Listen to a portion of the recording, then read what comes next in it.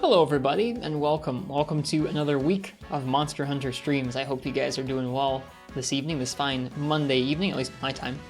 I hope you guys had a nice weekend. My name is Ristretto. If it's your first time here, then welcome by, and if you've been here before, then welcome back to the stream. Tonight we're going to be playing some Monster Hunter Rise for the PC. We were working on that last week. We began our village playthrough.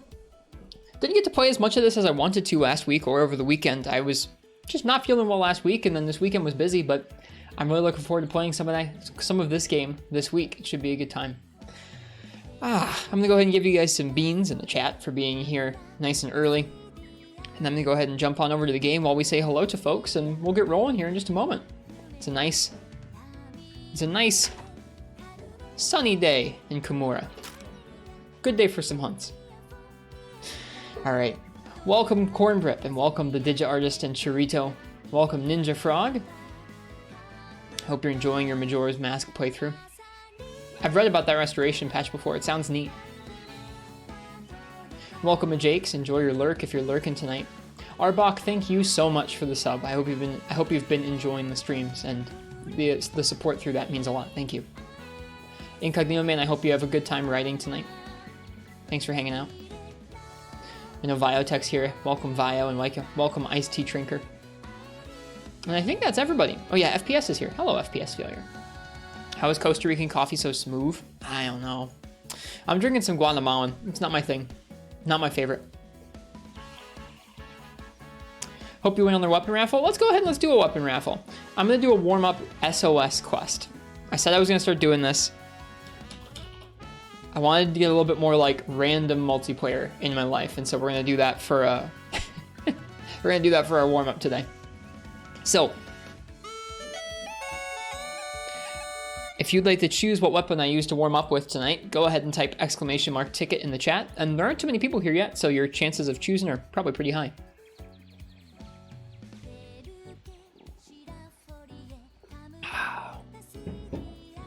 But yeah, last stream, we did a multiplayer stream, at least sort of a casual one. And so I did a little bit of village progression. Prior to that multiplayer stream, I finished up most of 3-star. I still have to do 2 gathering quests, and then we unlocked 4-star, and we did a few gathering quests there too. But I have a bunch of new monsters I get to fight, which I'm excited about. I get to fight Tobi Kadachi, Barioth, Rathian. Somnacanth is okay too. So is Basarios and Volvidon. But I'm excited about these. That's what we're going to be working on tonight, is just doing some of these quests. I like this game's art style for its menus. I was looking at a VOD because I was doing some editing today, and I really like how this game's menus look. Weapon raffle really seems fun. It is fun. I hope it's fun for you guys, and it's good fun for me too.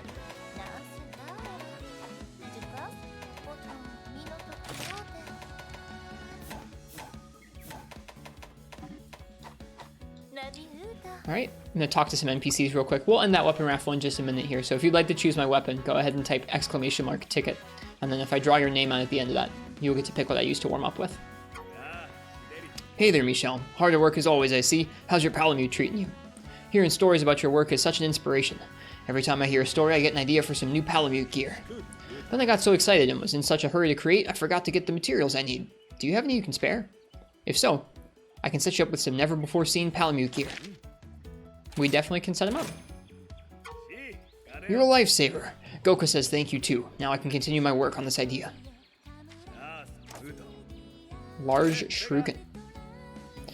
It's a unique idea that you thought about really well. I mean, I took inspiration from other people.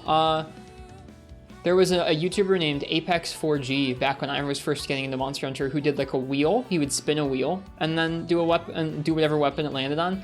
And then Kanta Per Me is a pretty well-known Monster Hunter streamer as well. And they've done, I don't know if they've done weapon raffles. I forget how they did theirs, but they did something similar as well. I'm definitely not the first person to ever do something like this. Hello, Uchi. How you doing tonight? How's the rest of your day been? I was really sorry to hear about your save getting yeeted. For those of you who are playing this game on PC, apparently there's some kind of save deletion bug. Try and back up your save data if you can. It's trucking.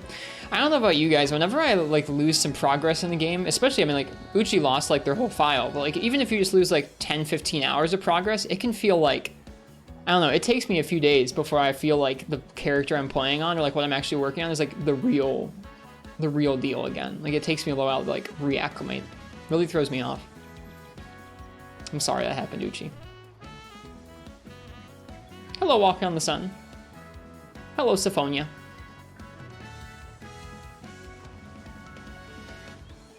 Uchi, rest assured you're still further ahead than I am.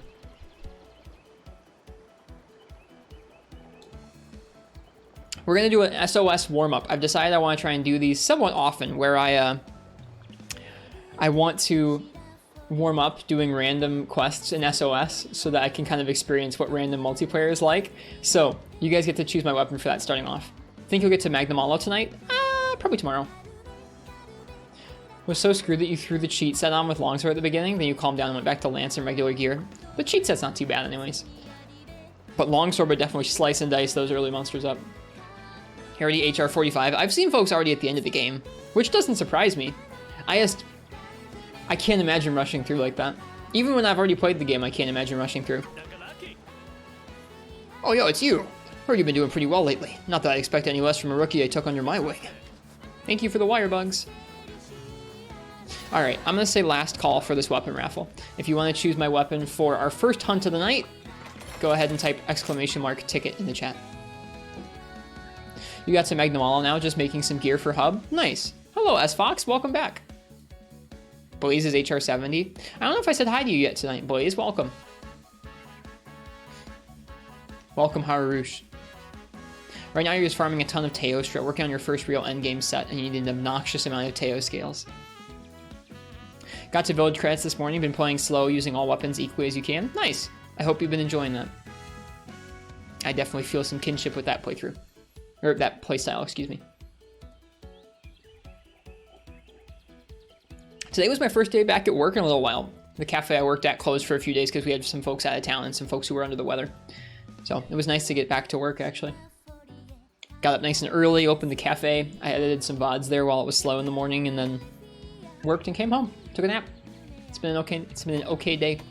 Annie and I made some tasty dinner. All right, let's see here. Let's see what I'm going to use for this first hunt. Churrito. Churrito, what would you like me to use for an SOS quest? What's it going to be? Halna. Nice to meet you. Welcome. Hope you're down to watch some Monster Hunter, and thanks for being here. Hello, Wizsora. How am I? I'm good. Rise is good, too. I hope you're doing well. We just started this game fresh this week on the PC. CB, says Churrito. CB it is. That's what I did for our last SOS, I think. Alright, let's see what there is to do. Michelle, I had this super weird thing happen to me the other day.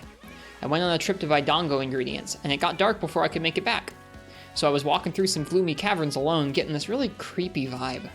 And suddenly I heard these screams like, "Yeah!" and "Rawr!" Really scared the life out of me. I panicked and ran home as quickly as I could, dropping all my stuff on the way. Please, can you go find my stuff for me? I know exactly where I left it, and I'll have Dongo ready when you're back. That should be easy. Oh hey, guess what? I've gotten so good at making Dongo, they're turning out more delicious than ever. Now when you eat those same Dongo, the effect you get from them is even more powerful. Thanks, Yamogi. Alright, SOS.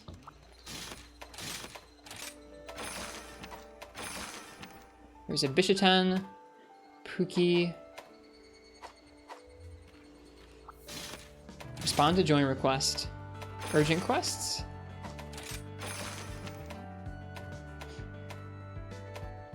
I'll help somebody with Kezu.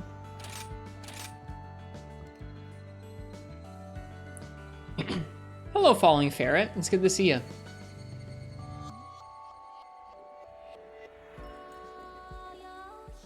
So is this just the whole quest list? It is. I couldn't tell if that was like a list of quests that people had SOS out for, or if that was just the whole quest list. It looked like that was just the whole quest list. So you can just kind of queue up and say, I want to do Kezu with somebody. We're already like 7 minutes in. Okay. I didn't eat. Whoops. I'm gonna be loads of help. All right, random multiplayer warm-up.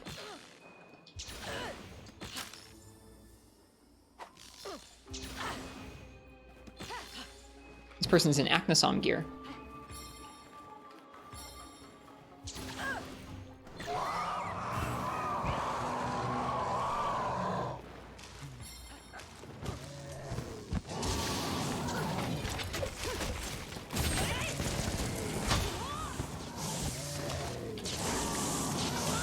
An already raged Kazu. Oof, that damage though. Let's see, who else is here? We have a longsword user. Oh, who needs to get helped out? Oh no, the other person fainted, and then I walked into the thunder. Good stuff. We have a greatsword user, a longsword user, and a bowgun user who's got melted. You're doing random SOS. I want to do like one of these quests per night, Uchi, because I want to have some experience of what random multiplayer is like under my belt. It's been a long time. Like the last game I did random multiplayer for was like Base World back in 2018 when it first came out. That was my second ever Monster Hunter game. Since then I've either just been playing solo or I've been doing hubs with all y'all, which is nice, but it's different.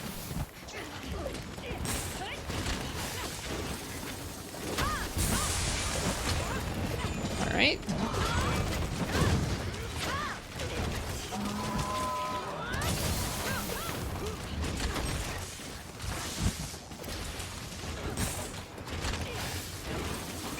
Aw, I missed. I missed big time.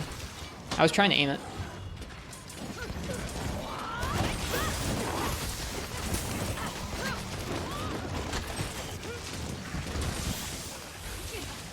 So wait until we're sure it's going to be standing in place like this. They go so far in this game. Oh, nice. Lunabi helped them out. The aiming's so different in this. The weird part is, Uchi, it wasn't even always like that on the Switch. Like, they changed it halfway through the title updates. They, like, updated it, and it changed the aiming to feel more like this. Before, it felt more like regular charge blade aiming, I think. All right, someone's gonna mount. I'm gonna go gather stuff because I don't need to sharpen or anything. They're gonna bang the Kazu against the wall. My brain just went, oh, you can get tracks from that corpse there. No, you can't. Oh, I did an aerial attack. I'm not supposed to do that. If it was solo, I would abandon, but it's multiplayer, so I'm not going to. Making myself do all of our aerial attacks off of actual walls in this playthrough. And I forgot there.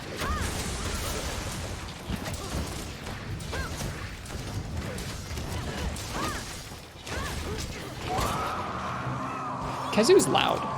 I'm like turning it down in my ears because it was too loud. The angle change was too small originally. It was pretty small, I remember that. And now it's like really crazy.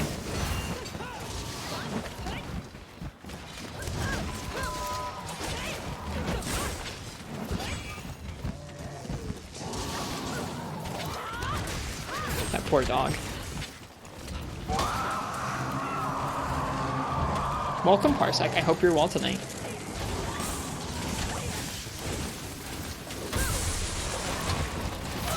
I have no idea how many of those hit.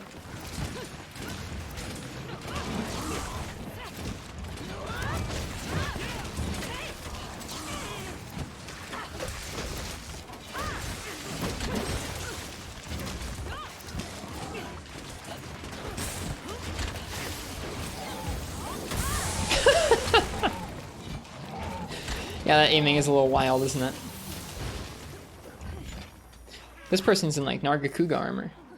And Zenogre. Oh, they're in Sushi armor is what it is.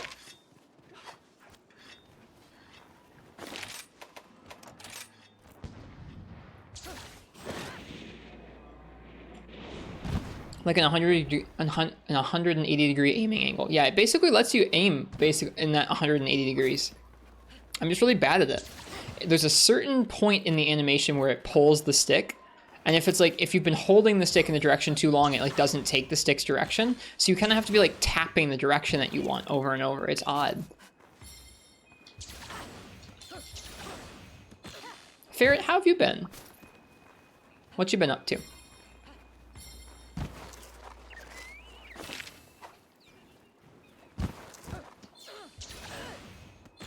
Commander Henkel. You've been playing Rise? What do you think of it? Did you play it last year? I forget.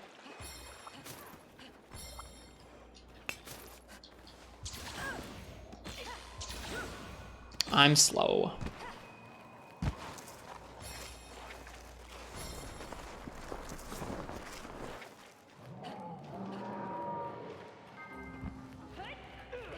Just beat up Narwhal PC? Nice. I hope you had fun. This is your first time you've been enjoying it more than World? Cool. I'm glad you're liking it.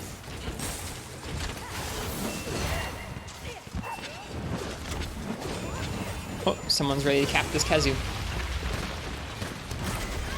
Chunk chunk. Well, we helped a little bit. We knocked a teammate out of stun once or twice. And that was a random SOS quest.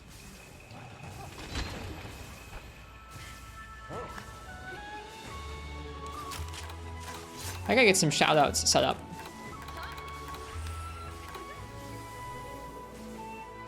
Shoutouts and stickers so I can say cheers. We helped somebody.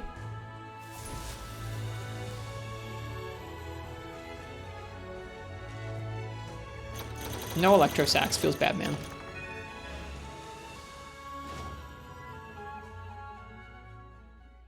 Okay. Well, that was that. Now we're gonna go ahead and get back to Village. I have a quick gathering quest I'm gonna do. We have a few gathering quests left in Village 3-star to do. Oops. And then we're gonna be doing Village 4-star and some new monsters today, which should be fun. But first I'm going to deliver 10 simple prisms.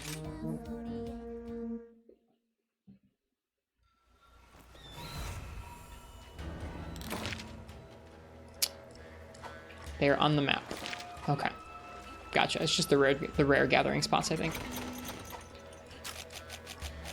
If I've been thinking about it, you know what? Let's just turn this into a quick ore gathering run in the flooded forest, and we'll bring our cats too. For this kind of thing, it's nice that I can select buddies once I'm already out here. Select Affogato and Lungo.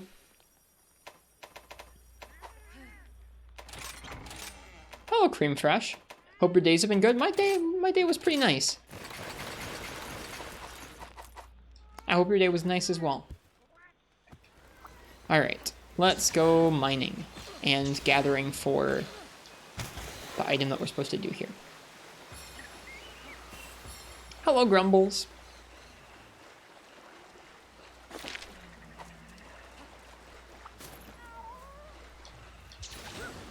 Yep, this is a playthrough where we're trying out what the combat would be like if we didn't use any of the damage from Silkvines, or from Wirebugs, rather. Still let myself move around the maps, though. Moving around the maps is too much fun. Okay, here we go. We're looking for these. Got it. Okay. We should do that after a mining run. So I'm going to do the mining run first.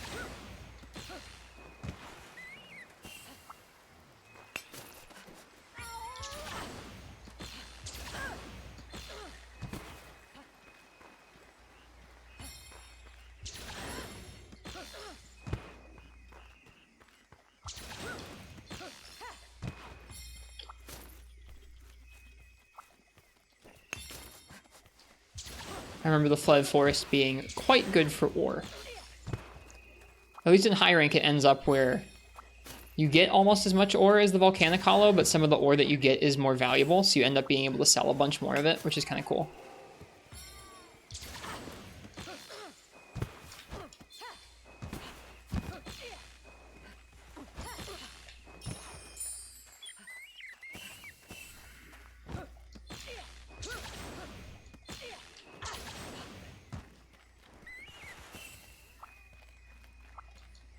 Alright.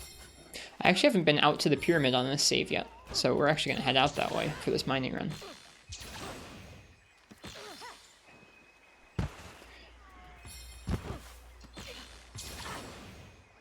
Should make an evade extender gathering set as soon as we can.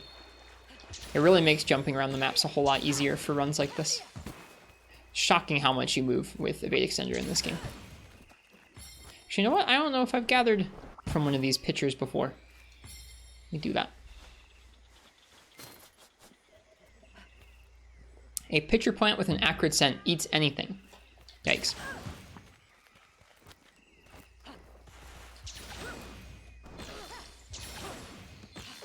I think I remember feeling a bit like this when the game came out on Switch as well, where it felt like everybody was rushing through the game real quickly and kind of playing through the game quickly because you can. If you're only maining one weapon, I feel like you can go through this game pretty smoothly. Definitely makes me feel some FOMO where I want to be at the end real fast doing all the cool stuff, but it's fun to take our time as well. You just backed up your save just in case. I have to look up how to do that. I'll probably do it after stream tonight.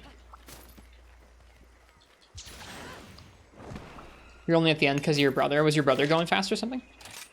Oh, we haven't unlocked the second camp yet. Oof. Okay, well, we'll just explore this way anyways. I'll have to unlock that camp sometime here. Having all the camps unlocked makes the gathering runs a lot more smooth because you can just kind of jump back and forth to wherever you need to go.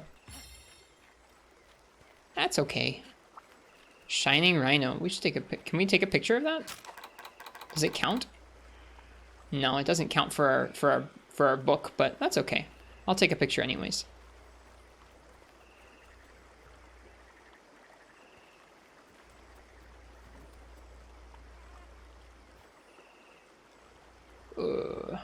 There.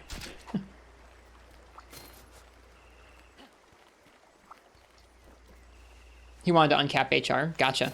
They would have been out of luck if they'd played the game at launch, wouldn't they? Or at launch on Switch. Yeah, I don't really blame folks for wanting to go on through. This game makes it super streamlined and easy to run on through, get to the tough stuff. Oops. Got some za along with the cozy Ristretto stream. Enjoy your pizza. Annie and I are going to make a big stir fry tomorrow. I'm looking forward to it. We bought a bunch of nice ingredients at the store. And by nice ingredients, I mean like nice fresh veggies and meat and stuff. You know, stir fry stuff. Almudron can put people in their place. I like Almudron. I think he's my favorite new design from this game. Hello, Roggy. Hi, Patty. I'm well today. I had a good day at work. And I'm happy to be on playing Monster Hunter. I did not get to play as much of this as I want. And like I was saying, with people rushing through, it really makes me wish I could just sit here and play all day. Like really badly. I wish I could just sit around and play it. I already get to play quite a bit every day, thanks to this stream, but man, I just want to play more. All right, we're gathering.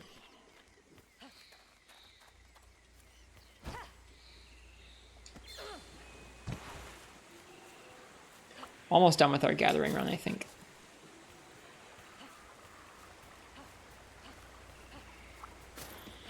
We just gotta hit the secret spot. Got it.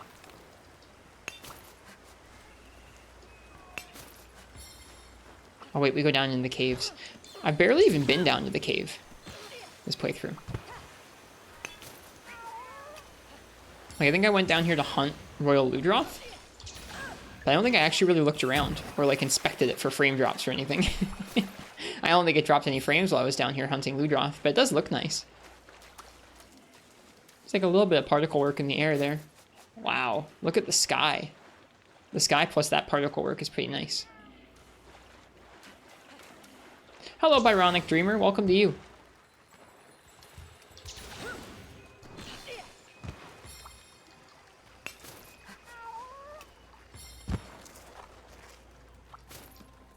Random multiplayer disconnection, since you're not on an SSD, not being able to interact with anything when the autosave thing is on sucks. When you say not being able to interact with anything, what do you mean? Like on your computer, in the game? I'm confused. Sorry, I'm not sure how it works. I want some Ludroth parts too. Can't interact with item box or talk to people when the autosave thing is on. When is the autosave thing on usually? Like right after a quest, at the beginning of a quest? When it's autosaving. Interesting. I apologize. Sorry to be so clueless. I just don't know when it does autosave. After any time you interact with something, you feel weird. That's too bad. How's the challenge run been so far? Haven't caught any of it so far? It's been just fine. A lot of the fights don't feel super duper different. I think a couple of the fights have felt special in that we haven't just been able to disregard some of the monster's options because we can't just Wirefall out of the way. I think the one that's the biggest example for me so far is Tetranadon. Tetranadon's a large monster, and when he knocks you on your butt, it's like, without a Wirefall to jump away really quickly, he can kind of follow up on you with another big move, so you have to be careful how you respond when he knocks you on your back. With Wirefall, I feel like I always just kind of jumped away before he could even touch me again. So, it's kind of neat seeing what that fight is like without the ability to just jump away from all of his threatening, like, moves, I guess. Outside of that, I feel like I'm still getting used to what some of the weapons play like when you're not also looking for openings to sneak in your big moves all the time. I don't mind it, though.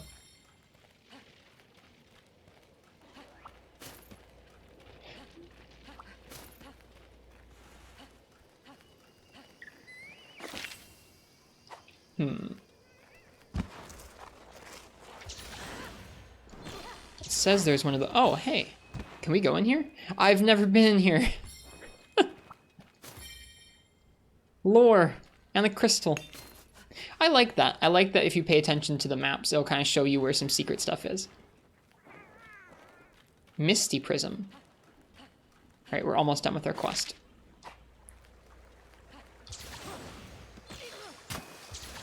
But yeah, I'm looking forward to getting to some of the tougher monsters. We're going to start getting into some tougher village monsters here tonight, I think. We're going to start hunting stuff like Barioth and Tobi Kadachi. And I'll be excited to see how some of the weapons deal with their movesets without any Wirebugs and without any Wirefall. I think it'll be cool.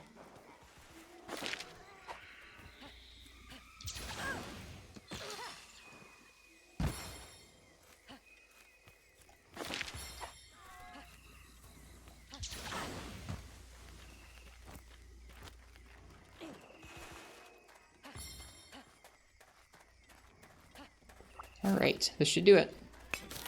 Yeah. Nice quest. Those skyboxes do look quite pretty. Cheers to you guys. Thanks for being here. We'll do a new monster next, having done this gathering quest.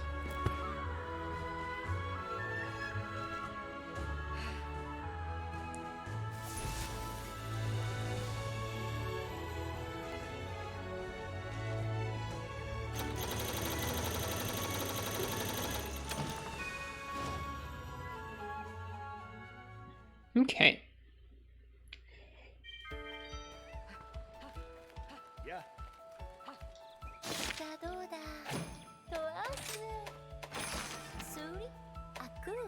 I think we're gonna do Barioth. I'm gonna let you guys pick my weapon for that. Give me just a moment here, and I'll let you guys get in on that. All right, Barioth. So, if you want to choose what I use for my first run-in with the White Knight in this game, go ahead and type !ticket in the chat.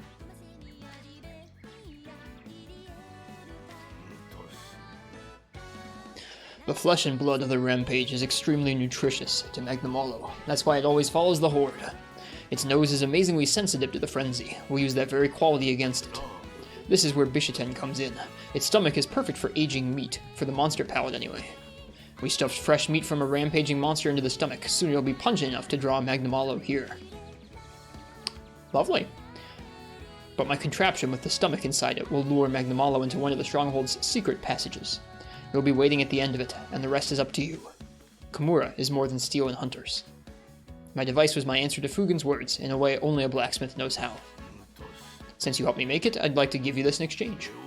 Armor spheres, thanks. We did hunt some monsters for the first time on stream last stream on the multiplayer session. We already hunted stuff like Volvidon and Rathian a bit, even though I haven't done those solo yet. That's okay though. What were your thoughts on Axe Hopper back on Switch Rise? I don't really like SAD playstyle in general. Like, I've never been somebody who does a lot of SAD on Chargeblade, so I didn't particularly like it, Churito. I think it's supposed to have better damage and better file spread than like regular SAD does.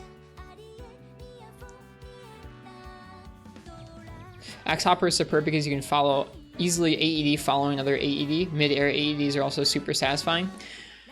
It didn't click with me, but I didn't play around with it very much, to be honest with you.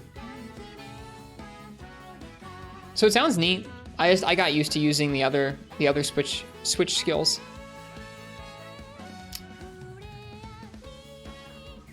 Yeah, if you don't like Savage Axe, it makes sense.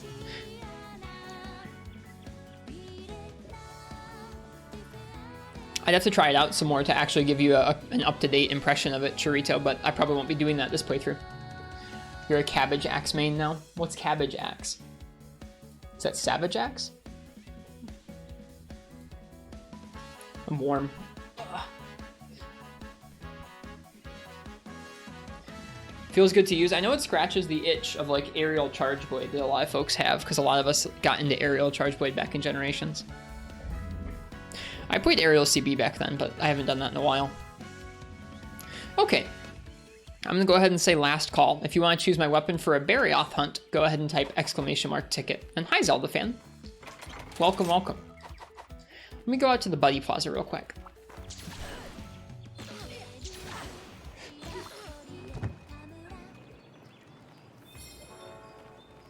The time has come, says Kagero. Or no, Kogarashi, excuse me. Michel, I have quite an important message for you. We have modified the Meowcenary's kites, so they're now able to survey farther off territories. This means they'll come across new, different materials to collect. If you have no qualms with it, I'd like to get started right away. Yeah, let's. I think I already had sent them away to some of those new locales, because I didn't have to do this dialogue in the hub.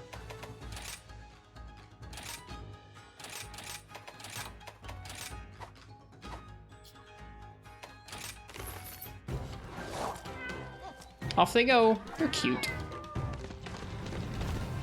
How far in are you? We're still in Village. We haven't done Village Magnamalo yet. I played 2 days and then I got... Well, I played 2 days and then we did a multiplayer night, and now this is kind of like my third solo day of playing. Like 3-star? We just got to 4-star. We're about to do our first Barioth.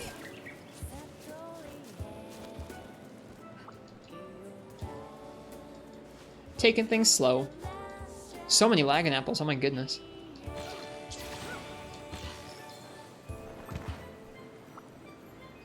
Hey, Game God Hunter.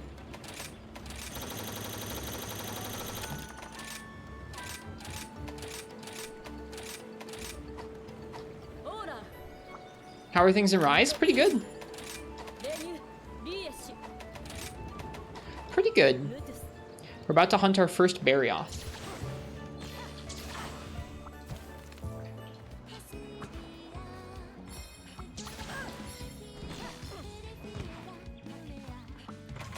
Alright, let's see what we're going to use here.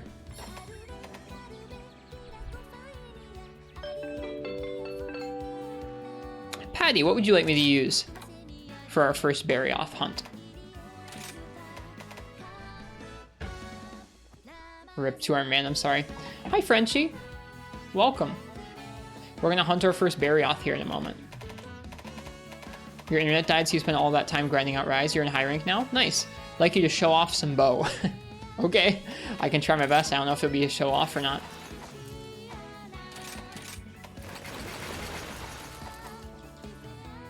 I might buy some stamina armor if I can. Let me see if I can here. Done currently all available village quests. Nice job. Today was my first day back at work in a little while, Frenchie. It was nice. Cafe had to close for a few days because there were a bunch of folks out of town and a couple people sick. I think Ludroth has some early... Okay, so what do we want here? Do we want Stamina Surge? Speeds up stamina recovery. Slows down stamina depletion for actions which continuously drain stamina. No, we want not Stamina Surge, not Marathon Runner. We want Constitution.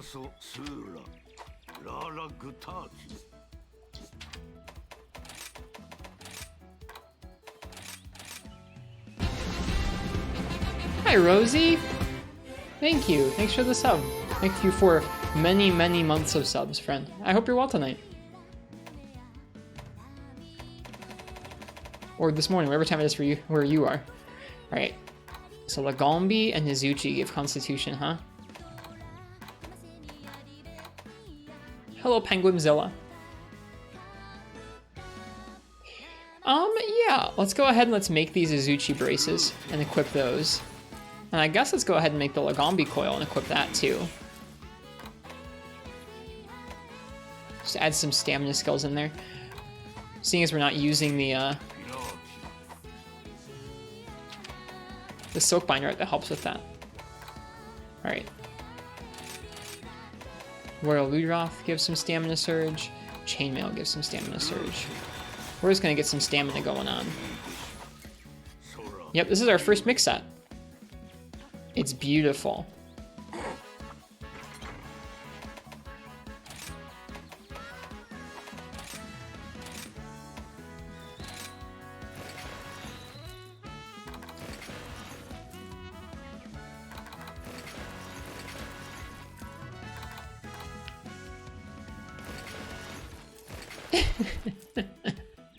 That's okay, we won't worry about it too badly. We're just gonna head out like this, with our Arzuros hat on. Okay.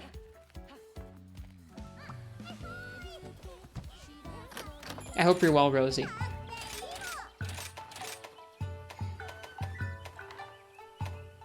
Okay, versus a Barioth, huh?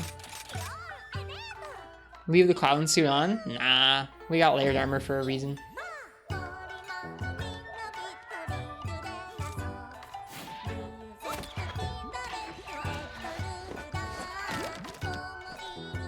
Doing good? Yeah. Yep. Feeling a hankering to play a bunch of Monster Hunter this week.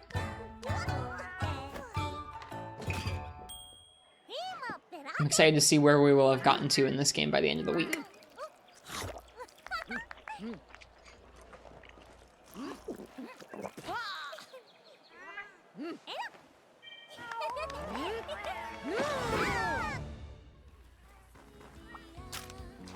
Oh yeah, I forgot you can do this. You can jump in here, equipment display, and you turn off the head. There we go. Okay, this bow can fire quite a bit of different coatings if I remember correctly. Whoops.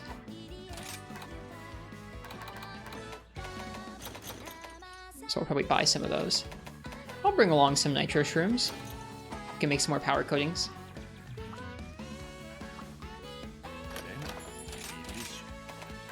Okay, I think this bow can fire poison and sleep. Yeah. So if you can fire sleep, we should bring some bombs along.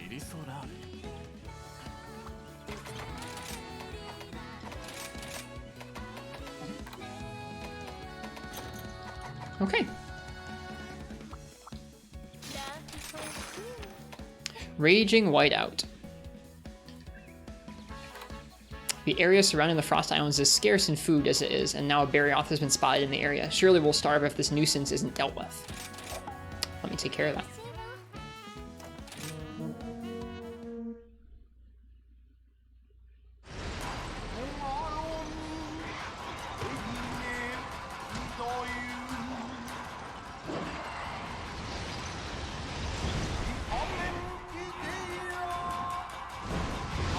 These cutscenes are pretty cool. We didn't bring any elements, so I think we'll probably try and bomb his arms. Seeing as they're definitely going to be the biggest inhibitor of the matchup, probably.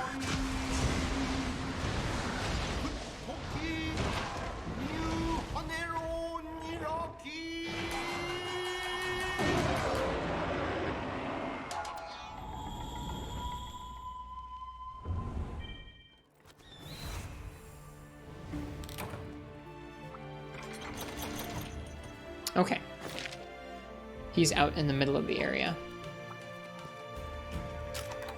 Whoops. Use the Fellvine. Forgot Barioth was in this game. It's easy to forget what monsters are in this game if you haven't played it in a while. I've seen folks saying that about a variety of different monsters in the game.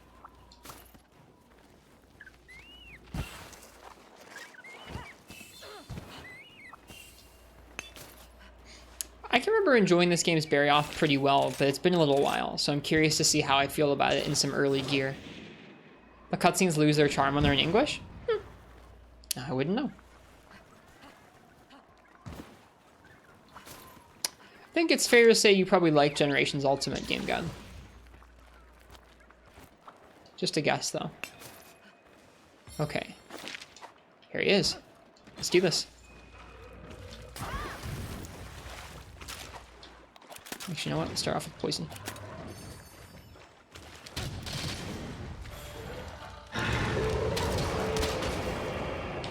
Whoops. I screwed that up. Ooh, wind, I remember. This guy's like one of the few fights that actually has wind pressure to deal with.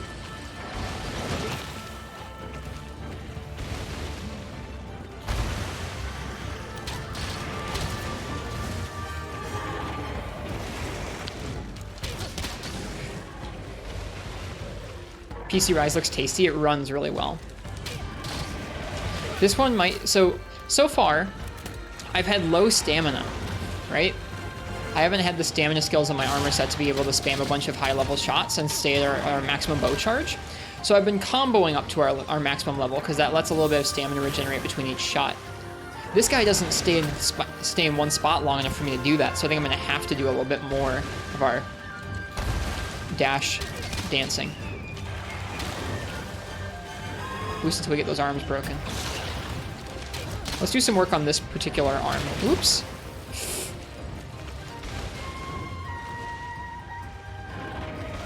That's up to you, Walk on the Sun. Depends on what you want to do.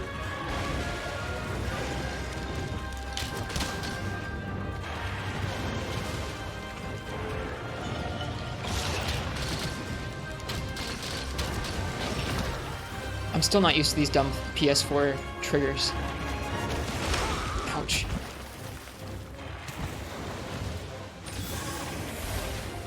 I've been there, Frenchie. Not recently, but I've been there. I hope something catches your fancy again sometime.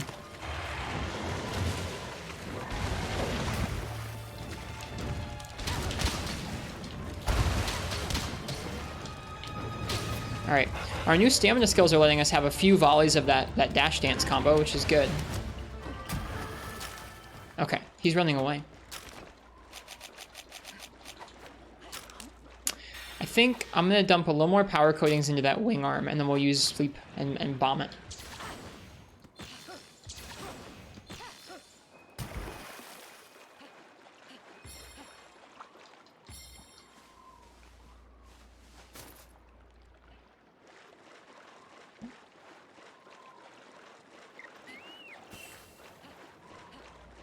Haven't played a Monster Hunter game really since 4U last year.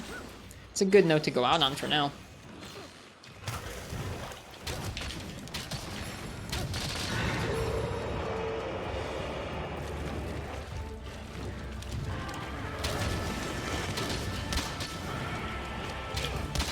Out of range. Alright, let's go for sleep.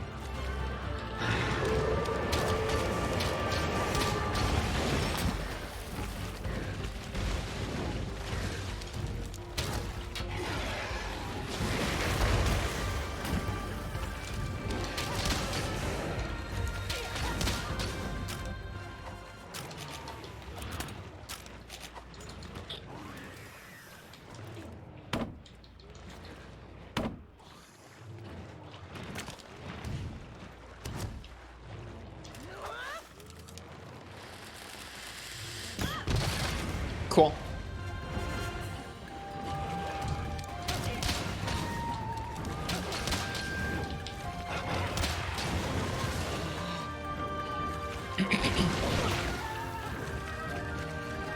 No, I understand, Frenchie. I've been there before. Even something you love, you can just get so tired in general. You can be so busy that it doesn't have the same appeal anymore. I understand.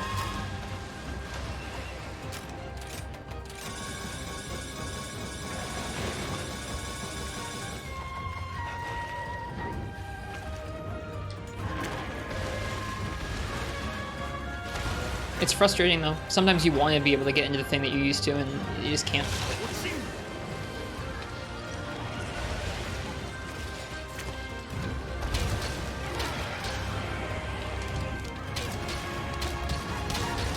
Whoop. There's Somnacanth. That's the first time I've seen one in a quest.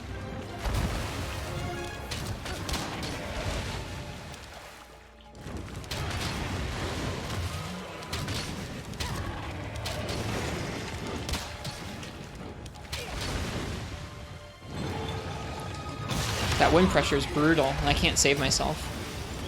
I'm just gonna stay down.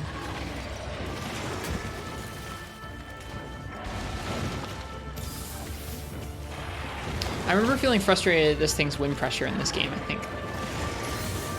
It's kind of neat, though.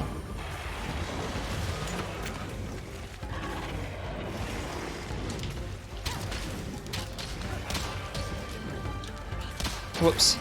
Okay. And that's that.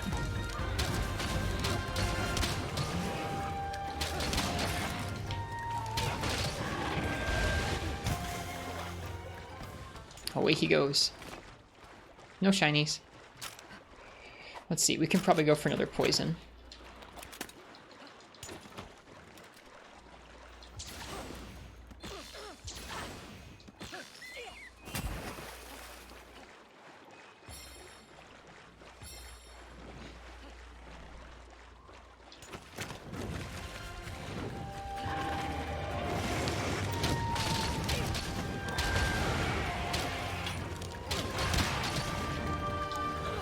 Whoops. Oh gosh. Oh no, please. Darn, I was hoping one of the Bonabras would like body block that somehow. No such luck. I feel very lucky because Ice Bite in this game doesn't actually affect stamina. Only Wirebugs. Alright, and that's poison coating taken care of.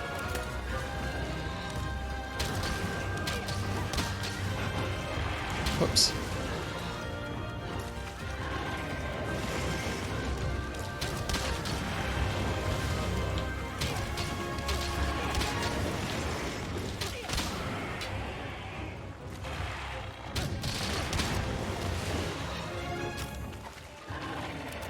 Shoutouts to 5th gen Switch Axe. Even though you're playing Bow right now, Rise got you fangirling the weapon all over again. Gonna peace out and get some sleep. Cheers, Rosie.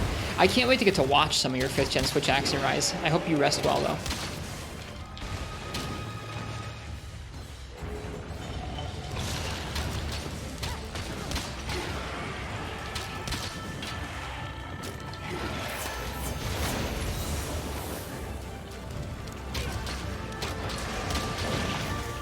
Man, he can move. He can really move.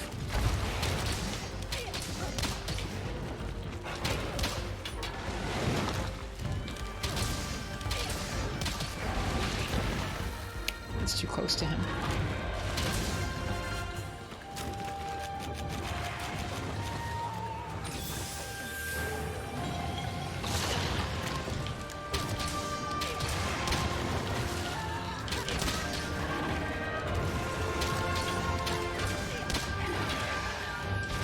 No stamina to dodge out of the way. Switch Axe has taken over just about anybody who you talk to on the regular who plays Rise. I mean, it's just a really good weapon. It doesn't feel cheesy. It feels like most of its kit is decently useful. It flows really well with 5th gen. It's just good. Hello, Danny boy. How's it going? It's going great tonight. I'm really looking forward to playing Monster Hunter this week.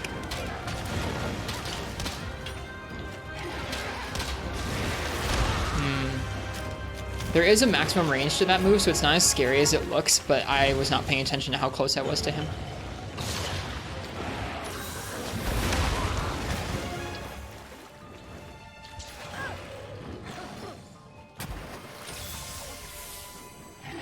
Like, this isn't gonna get us. Yeah.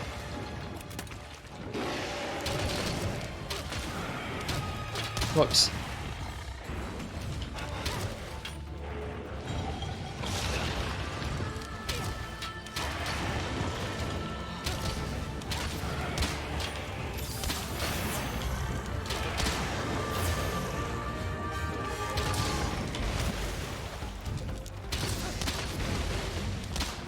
Hurt, yeah. Shouldn't have committed to that second one.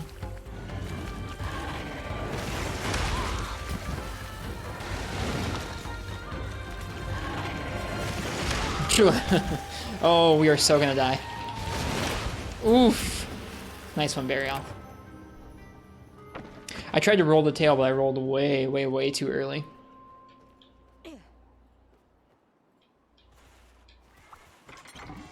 Hey, power coatings.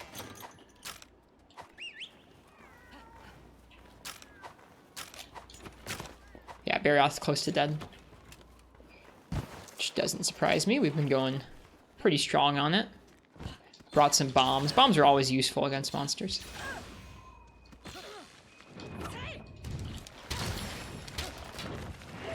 Now he leaves. Is that the Somnacanth bow? This is the Great Roggy bow. It's got rapid shot, it's got decent raw, it's got power coating, poison, and sleep. So it's a really nice weapon. It was really good in Portable Third as well.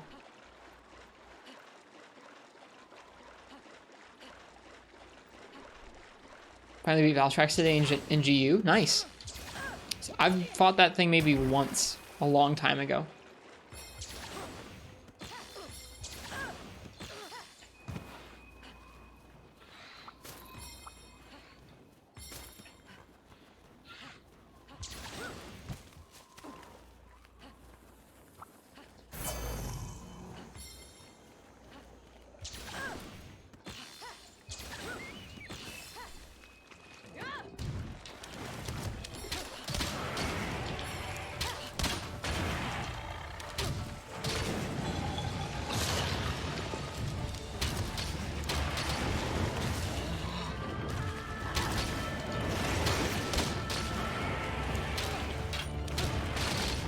Whoops. I'm still dropping some of these combos. I'll get used to it. I'm trying to think more about the different levels of shots that I'm charging through. When I like do this and move over one, I'm like still got one more charge level I can fire with a regular shot before going to power shots. I'm still getting used to that. I did so much just dash dancing without much thought on the Switch version of this game.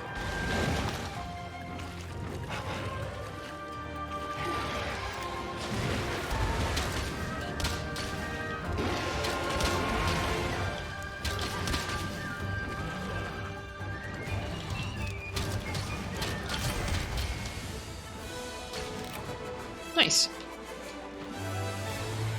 That was not so bad. I think if we hadn't had bombs to break the wings, that could have gotten a little more out of hand. It really felt like before we broke those wings, it was difficult to actually aim shots on him because he was moving around so quickly. I had to adapt my combos to him, which felt neat. Had to go for slightly more staccato bow combos instead of the longer ones we were doing recently to preserve stamina. Somnacanth dust. A glimmering blue powder shot from Somnacanth's neck.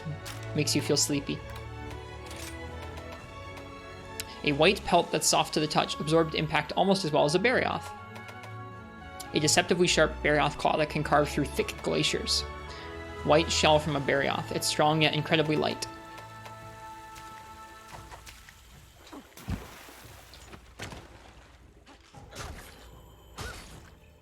Those scales look nice. Hello, Full Metal Dragon. How are the hunts so far tonight? This was our second hunt. It was pretty good. Thanks for asking.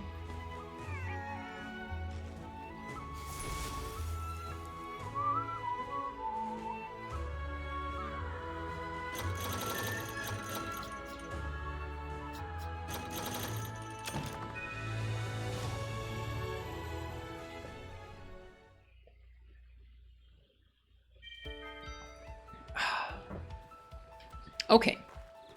So that was Barioth. It's sale day.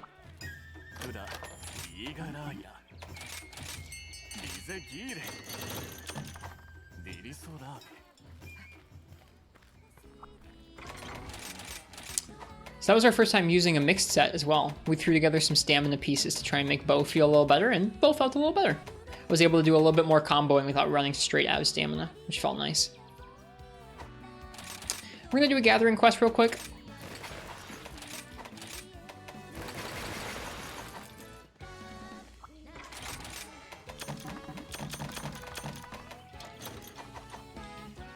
Bow movement in World and Rise is so mobile. It is.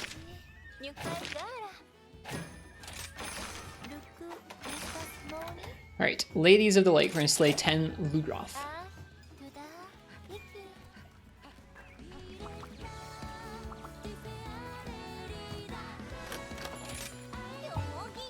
How's your IG journey in World Iceborne? It's done for now, friendship. We finished just about all the monsters in high rank, not including things like the ATs and Behemoth and Lushan. We finished the Teostra La Nostra special assignment. I think I enjoyed getting to revisit that game and realize that there were some things that I liked about it and some things that I still felt just as mixed about, so. It was good that I got the chance to do that. Ooh, look at all these new Dongo we unlocked.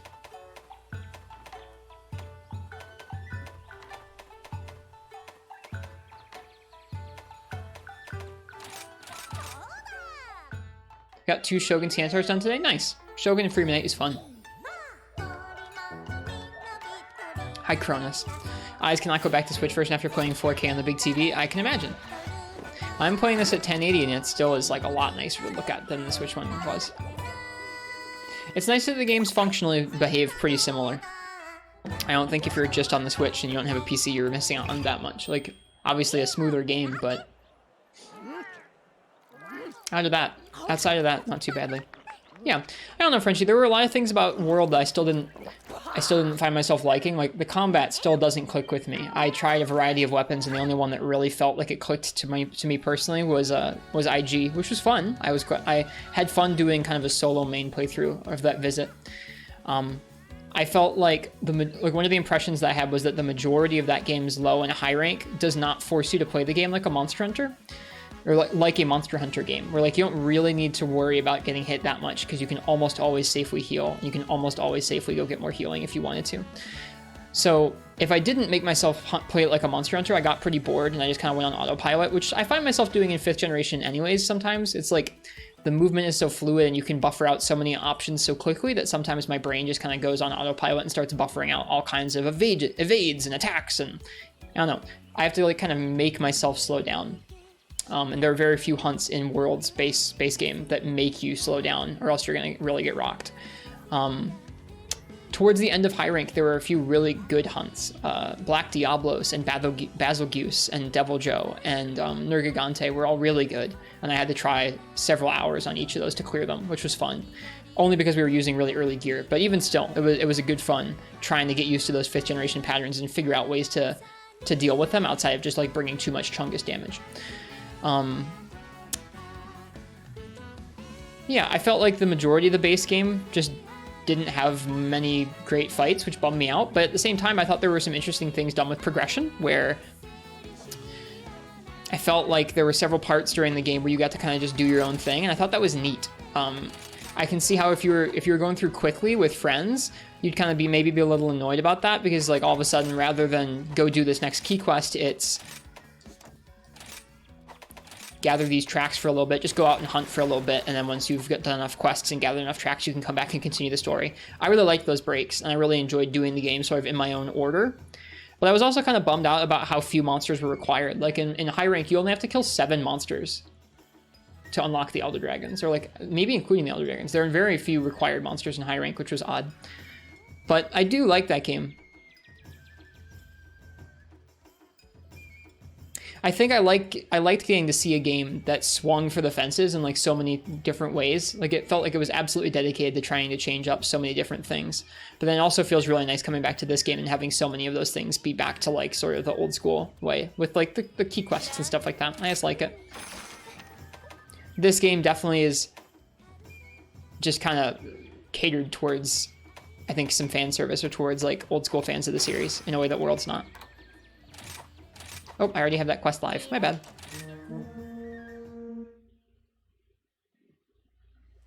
I'm glad I got the chance to go and visit it though, and I think Iceborne would probably alleviate a lot of the complaints that I have about the combat. Like I still might not agree with every like decision of how they balance to fight or how they balance to weapon, but I think there would be a lot more stuff that would make me actively pay attention and like I think there'd be a lot more actually good fight designs in Iceborne. Felt like you had to really wait until like the very back end of high rank to actually get to monsters that would be like decent fights. I think Iceborne would fix that. I'm not going to get to play Iceborne for a long time because I'm not going to be going back to that game for a while, I don't think. But I was glad I got to visit Base World and kind of form some fresh impressions on it. I feel like World in general is going to be a pretty important game for the series, so for me to have some up-to-date impressions of what I think works and doesn't work about it is good, I think.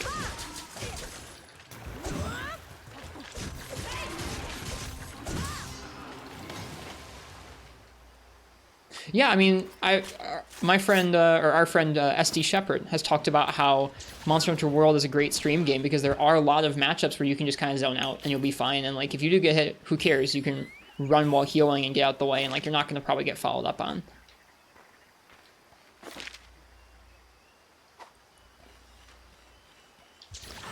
And for a lot of that game's low and high rank, I can't disagree. To me, it feels like they were really focused on the world of that game and the presentation of that game, and they succeeded really well. It looks beautiful, and the actual like visual design is amazing. I mean, like, obviously there's some issues with like the weapons, and that did really impact my enjoyment of the game. Like, I didn't feel like I wanted to collect anything because the weapons stayed looking so samey and boring through most of the game, most of the base game at least. Didn't feel any urge to collect stuff because stuff all just looked kind of boring there. But in general, the game looks really cool, and it's clear that they really wanted to try and focus on presentation. And this game lacks some of that stuff. Like, this game is very focused on systems and combat, but it isn't always super focused on presentation. I think it still has quite a bit of effort put into the presentation, especially for a game that was going to be on a freaking mobile tablet, but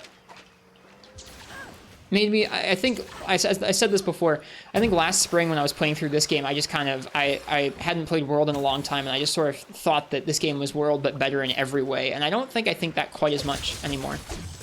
Like, this game definitely suits my tastes a lot more in general. I'd much rather play this game. But at the same time, I think I recognize a lot more now that I think a mixture between some of the things that they strove for in World and the mixture of the things that they're striving for in this game would be a really excellent damn game. So I hope the teams like they do take from one another and keep working towards whatever the refinement of 5th generation Monster Hunter looks like.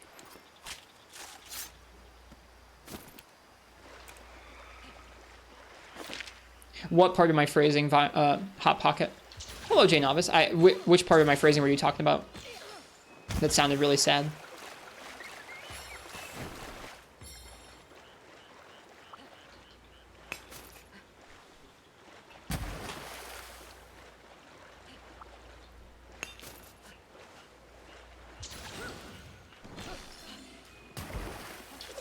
I hope you're well, J Novice.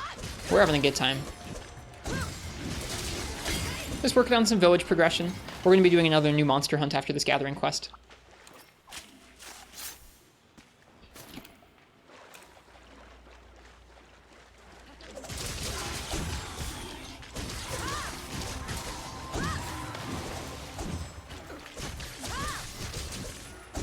I mean, legitimately, I mean, if it's your first Monster Hunter game, I don't think it's like that. Like, clearly, if it's your first time playing a Monster Hunter game, you're not going to be walking around and having such a breezy time. You're going to have a tougher time dealing with those monsters.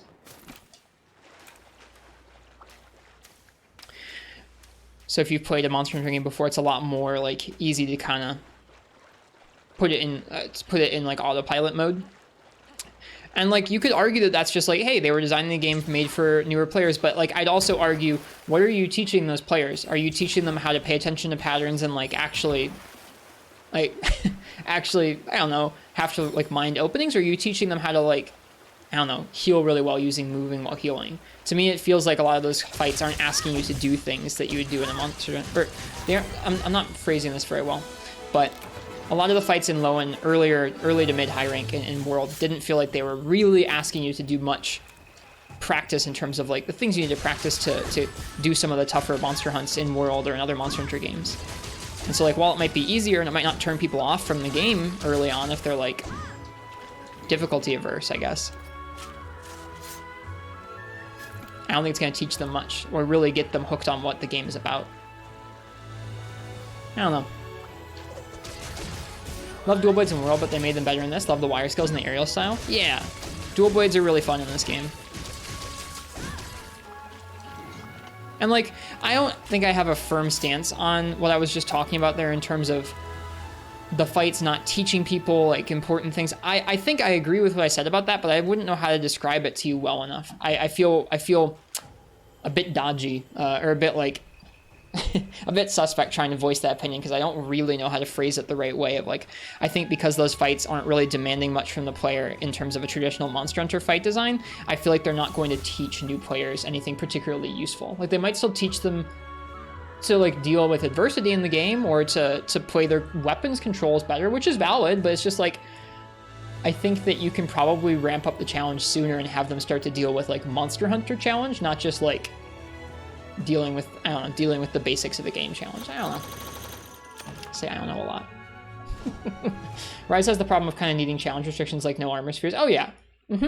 I mean, I'm doing that in most of the games at this point in Hot Pocket. Like, outside of like some late high rank, G rank stuff in some of the older games, I'm still doing no armor spheres, and it makes the games feel a lot more like what I'm looking for. But I think my tastes are kind of screwed, where like I kind of always want the game to feel like vaguely like late high rank, early G rank, which is obviously not how you're supposed to treat some of that stuff. But there's a difference between like I can treat Monster Hunter 3 Ultimate's low rank like that and still have a grand time, and Monster Hunter World's low rank and early high rank, where it's just like the monsters just aren't.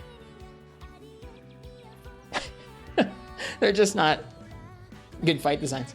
What do you mean by Monster Hunter challenges? I mean, like, there's very few monsters in the early to mid parts of base Monster Hunter World that really make you have to think about overcommitting to an opening, or think about when you need to heal, or think about just that kind of stuff.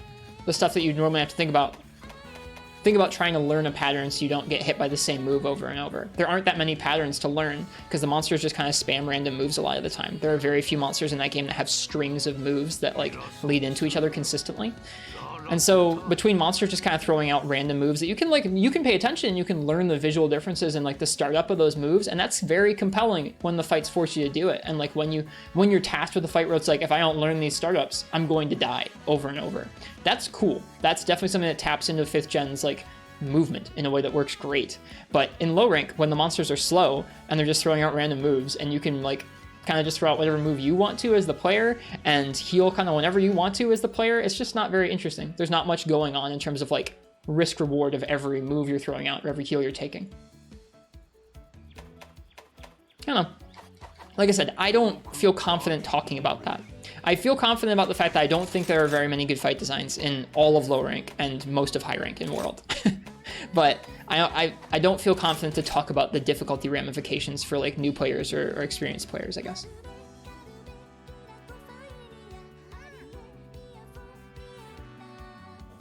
Okay, let's see. We're going to do another new monster. We're going to stop talking about Monster Hunter World, or at least I'm going to.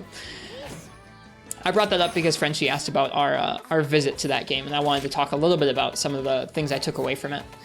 I know that sounds like a lot negative, but I came out of the experience more positive than I went in, if that makes any sense. I still don't think I like the combat in that game. I think in Iceborne I probably would enjoy it more and find more ways to enjoy it, but it is a damn shame if you have to wait until the very end of high rank in a Monster Hunter game to hit any fights that are like actually like challenging fight designs around the player moveset in that game. Like that's just a shame. I think that's how I would describe it.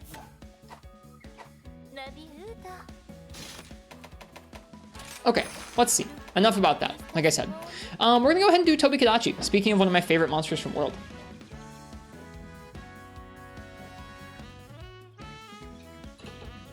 Tobi Kadachi. They gave him some master rank moves in this game. All right, if you want to choose my weapon for my first Tobi Kadachi in this game, go ahead and type !ticket in the chat. Different strokes for different folks. Yeah, absolutely. And like, I don't want to say, I'm definitely not trying to say that like you shouldn't enjoy Monster Hunter World. That is 100% not what I'm saying. And I think there are things where like, if you're into certain other things in Monster Hunter World, you probably don't get bothered by some of the little things in that game as much as I do. I know I said I was going to stop talking about this, but Action PK brings up a good point. If you're into just kind of like hanging out and grinding in multiplayer, you probably have a great time in that game. Like even in low and high rank, you're probably having a grand time just like hanging out with buddies. If you like collecting like photos of endemic life or like snagging the endemic life, like you're probably really enjoying that game because the world is so detailed and so alive. It's so cool.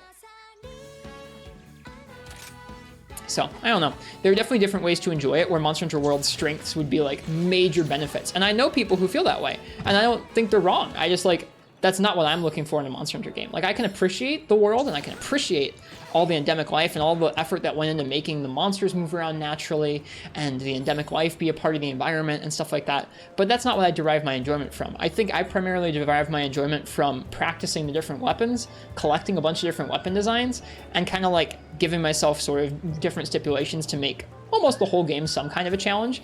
And dude, I was throwing every handicap I could at that game, and a lot of the game just didn't give much challenge back even still, and it was just like, this is rough. So that game, I think, is probably not ever going to be catered just to me, but I'm looking forward to going through it in full still someday, because I haven't yet. I still haven't gone through that game in full. It's also possible, like I said before, that going through it and actually using multiple weapon types and not just Insect Wave, I might find some matchups that give me more of a challenge even in the earlier game.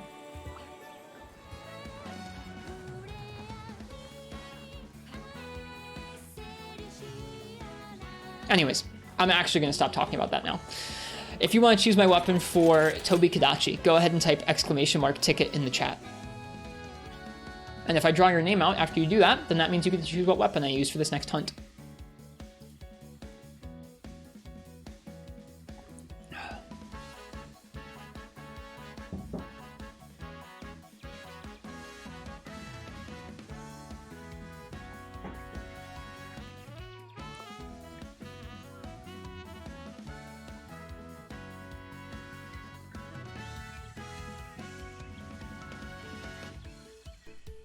I actually muted before opening this bottle because it's got carbonated water, and y'all got freaked out by that last stream.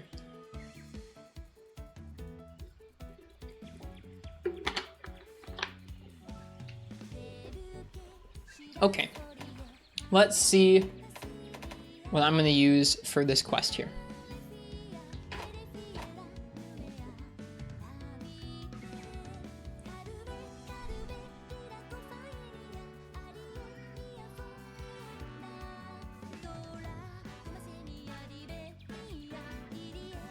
Talking more about the thing that you derive fun from, you vibe from it, or you vibe with it. Yeah, I mean, it's like I wanted to revisit that game so I could form some impressions of how I relate to it, and also how I think that I don't know, just I wanted to form some impressions of it. I'm glad I did. Excuse me. Different kinds of fun. Exactly, Vio. Hi, Ken. Welcome. How you doing? We're about to take on Tobi Kadachi.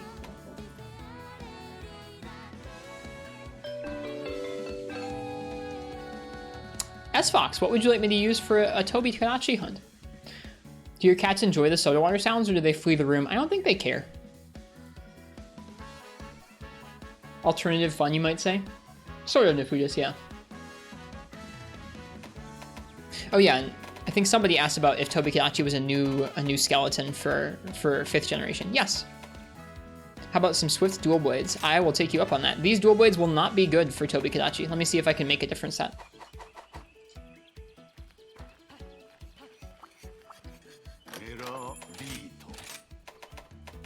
We could upgrade them to have even more raw and more green sharpness. That seems like a decent idea. We can also make the Acnesom ones. I think Tobi Kadachi is weak to water.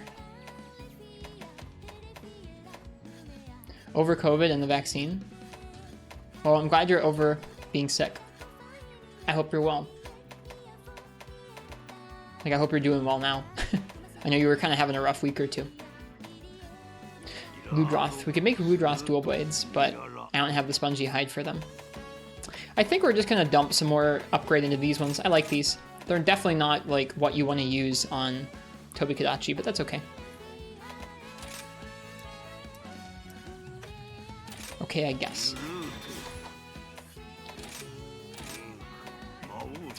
Can I ramp this up to a higher paralysis boost? Nope, doesn't look like it. Okay.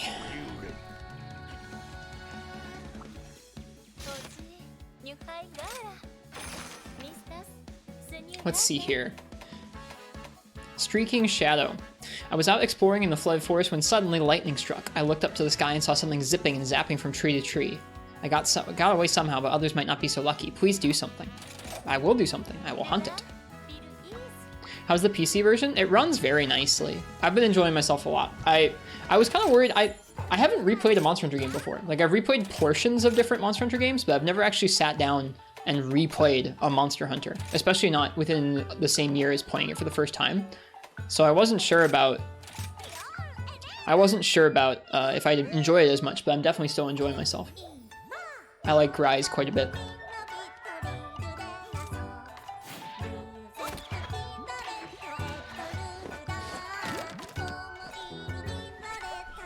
Yeah, Hot Pocket, I understand not wanting to engage with all the systems in the game, but I think it's important that the devs do add different kinds of systems. I think part of the game being fun is that it's not just a combat test.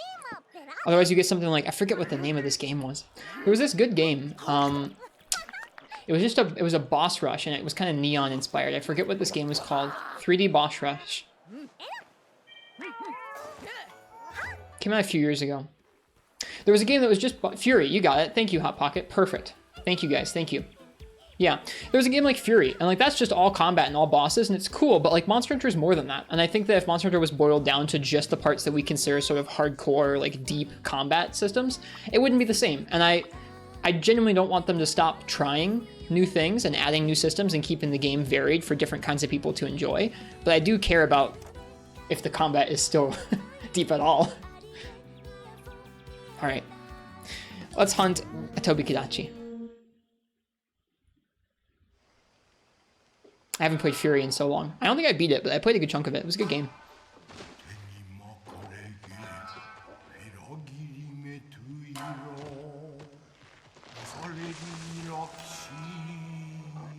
Tobi Kadachi.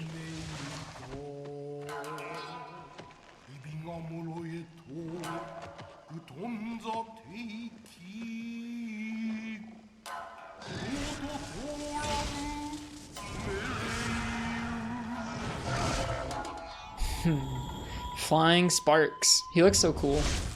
Let's get it. Whoops.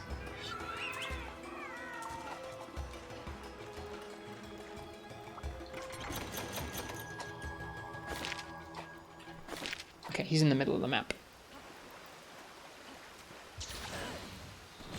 Yeah, again, these dual blades will definitely not be like amazing for him. We might get a para. We now have 12 para on one of the blades. With enough hits, we might get it.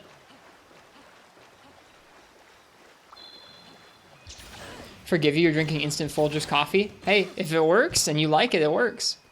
I'm not gonna be upset.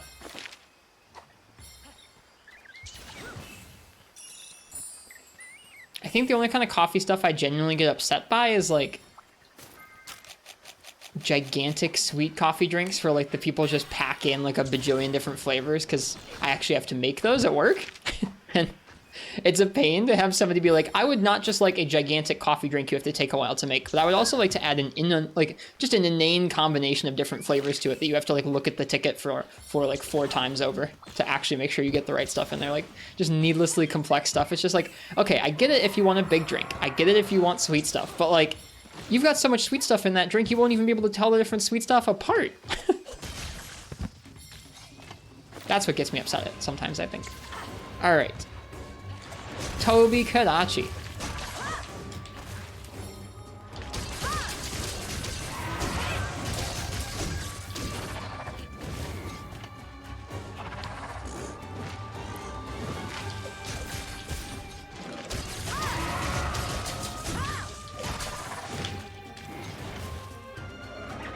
Spin! Love that move.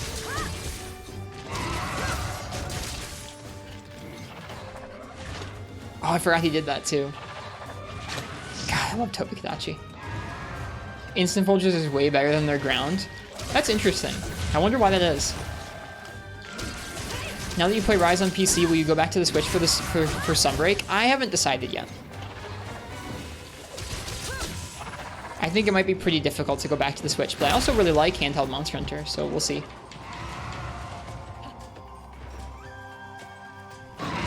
Oof. Away it goes. Oh, it's gonna go Turf War. Okay, well, that's fine. We'll nab some honey. Or not Turf War, but, you know, do the monster fight thing. Sharpen up.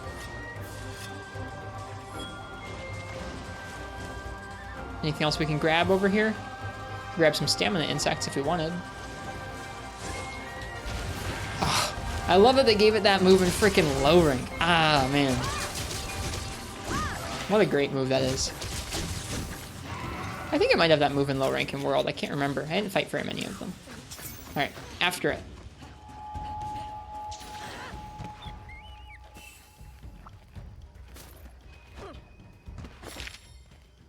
I think Tobi Kadachi might be one of my favorite 5th generation monsters, period. Only solution is buy Sunbreak for both. Yeah, but like, I mean, I probably will, to be honest. I probably will. No doggo? Nope. I like the way the monster's patterns work when there aren't other entities in the area with me. Oh gosh darn it. I say right before I fall off a freaking cliff. So I don't like bringing buddies with me. I also don't mind just moving around with the Wirebugs. I think just the Wirebugs to move is really fun.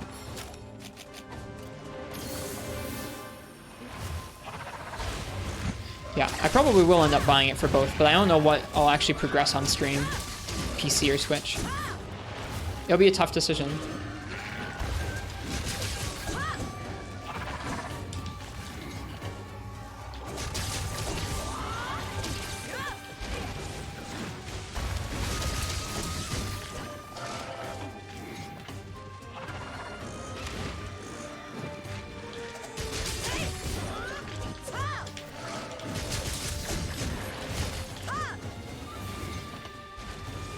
Combo to death by an Iodrome feels bad, man. Iodrome don't mess around. Hey, we did get a para. Sick.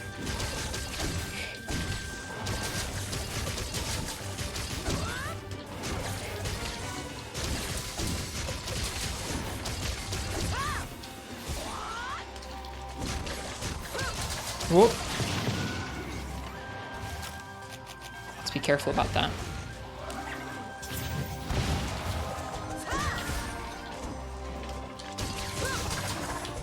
Oop, one too many buttons there.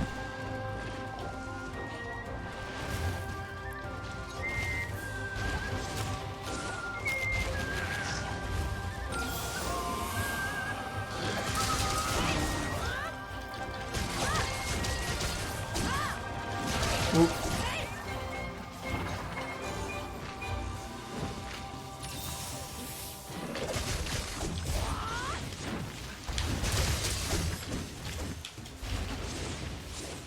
This move is so cool.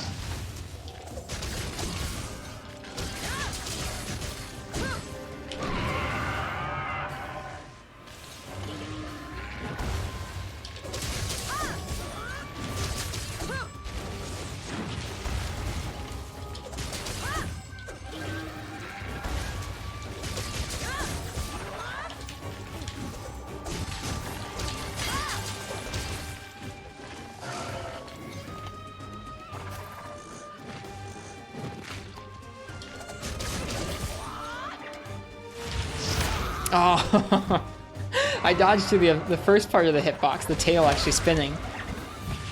But then I dodged directly into its body hitbox. It was still active. That's too bad. I was too close.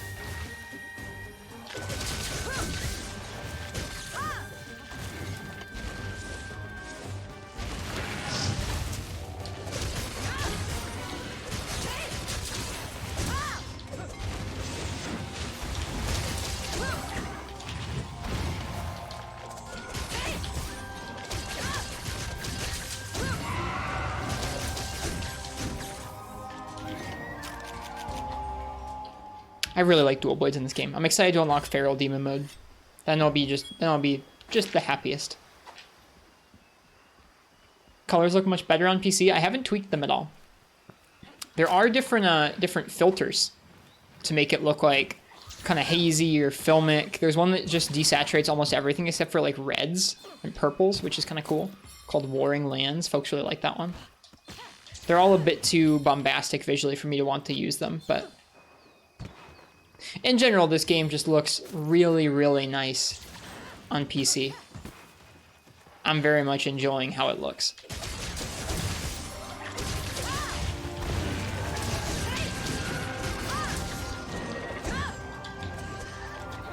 Whoops.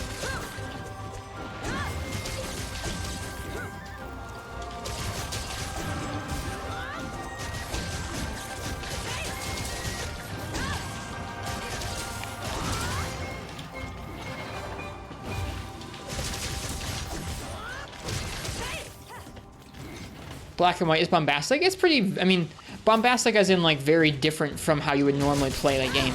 That's all. It's not like a subtle filter that's like, oh, it's a little bit more saturated, or like, oh, it's a little more warm or cool. Like, no, it's very different. It's quite drastically different is what I guess I meant by that.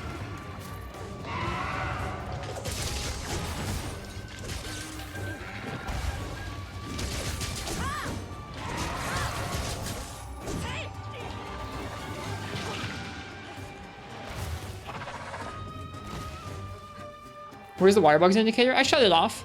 I'm not using them in combat, so I don't need to know how many I have.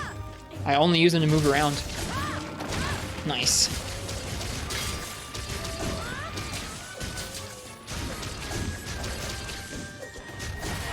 Nice, got the tail.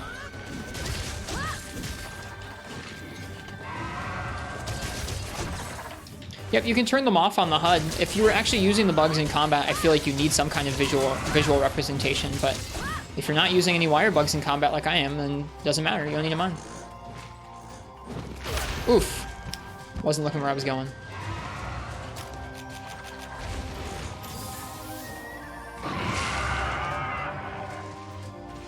As a challenge, just a personal style.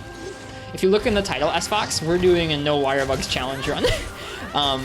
So I'm not using any Silkbind attacks. And I'm not using any Wirefall. You're blind, it's okay. We're also not getting any damage from Wyvern rides. So if we do accidentally get onto a Wyvern ride, it's our job to throw the monster into an area where it's not going to get hurt or anything like that. No, it's okay, you're good. I'm not upset. So far, it's been pretty fun. Most of the matchups haven't felt that different, but we're still in low rank. I think in high rank especially, there are going to be some matchups that feel pretty different without Wirebugs. Ouch. Is it leaving? I think it is. Feels very vanilla? Yeah. Part of it is, like, it's interesting. I said that my brain feels like it's kind of waiting to be able to do the big move, like, over and over. Like, it feels like I've conditioned myself through playing on the Switch to be, like, always looking for the next big opening to do a big flashy move, and just doing regular Monster Hunter combat feels a little different. Not allowed to wirefall? Yep, no wirefalling. You on PC this time? Yep. We're just playing the PC version nowadays, yep. This is PC Rise.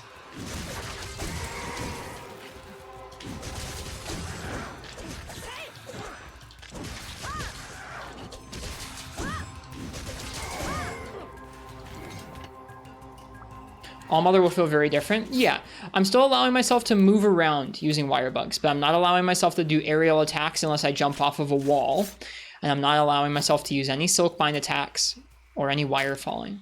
It should be interesting. We're gonna have to get very good at dodging in some matchups.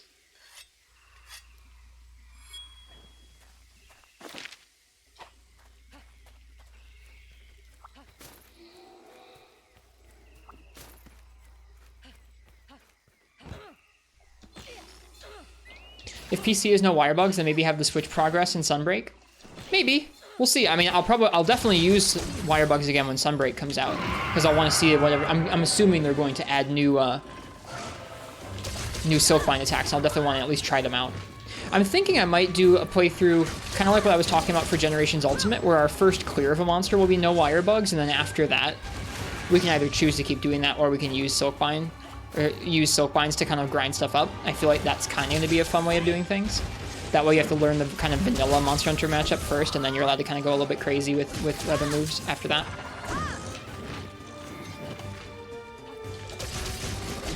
What are these Jaggers doing?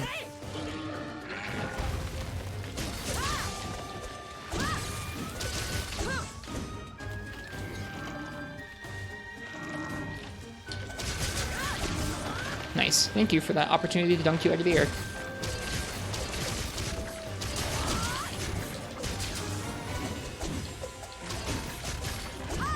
That was mostly missed.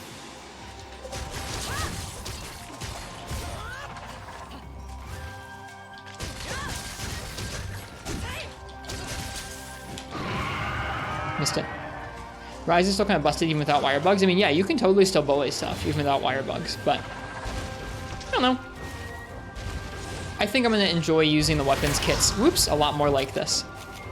There's just something about managing cooldowns that I think I think managing cooldowns cheapens almost any video game.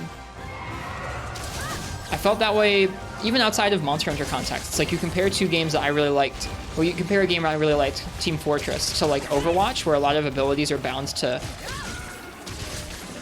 cooldowns, and it's just like, I just prefer when a game gives you a wide set of things you can do and says figure it out, rather than saying, here, this is objectively the best, so we're putting it on a cooldown, now spam it. Like, I don't know. I think cooldowns are bad game design for the most part, or like at least cheap game design.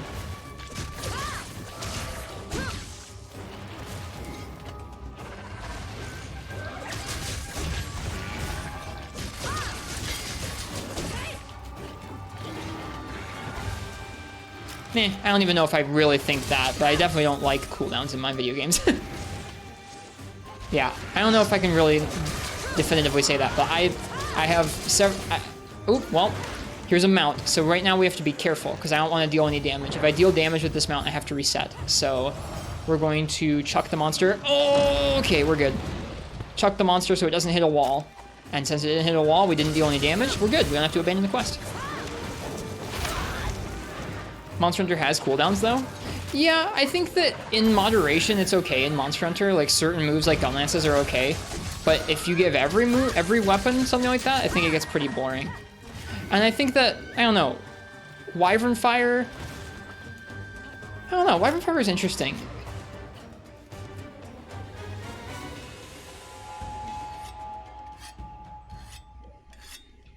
Where, like, I feel like Wyvern Fire almost doesn't outdamage the rest of Gunlance's kit. It does, but not by that much.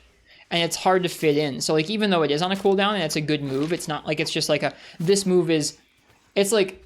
This move has a large amount of damage potential, so we're getting it behind the cooldown. It's not just like this move is better than every other move in your kit in every way, so we're putting it behind the cooldown. Which it... Sometimes the Silkbinds in this game feel like that. Is this a challenge, a personal one, or do some people do it? I'm just doing it. I have no idea. I have no idea if other people are doing it too. I just wanted to find a way to make the game feel sizably different than the first time we played through it on Switch, and this should make it feel pretty different.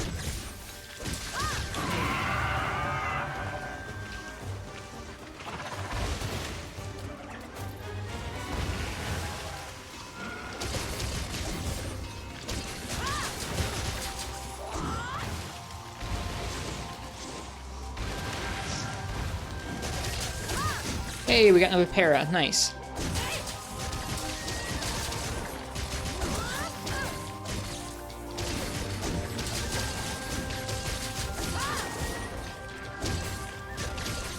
I guess I should say this. I don't think cooldowns across the board are bad game design, like I first said there. That was hasty to say that.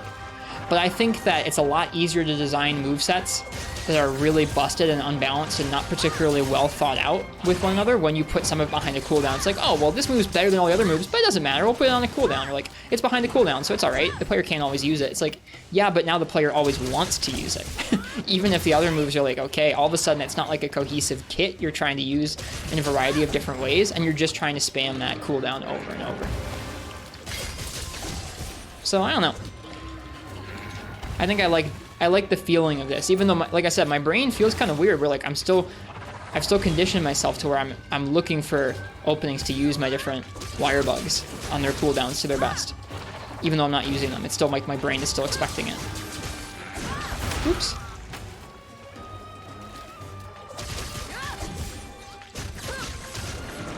How about build up? What do you mean? This poor Tobi Kadachi.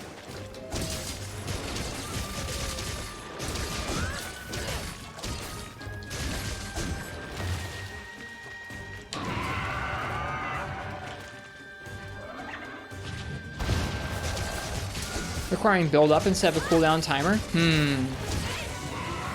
That's better. I mean, it can still be unbalanced, but that's better because you actually have to do something. Well, I guess cooldowns can be affected by other things, but I think by default, cooldowns are mostly affected by time, or at least they're guaranteed to be affected by time, yeah? Whereas build up is like it's kind of the impetus is with you to build up to it, however those conditions are. So that's like better than cooldowns. Where it's not just time.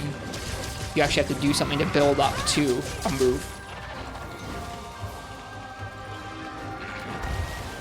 Especially when it's just time-based, I think that makes it really uninteresting. I don't know why I'm sharpening. I guess just cause. And I'm not, I think I should even frame this for like, this is just, I think, my preference for things. I don't really think I'm trying to speak definitively. I was probably phrasing it a bit too definitively there, especially in the beginning, so I apologize. I don't like speaking too definitively.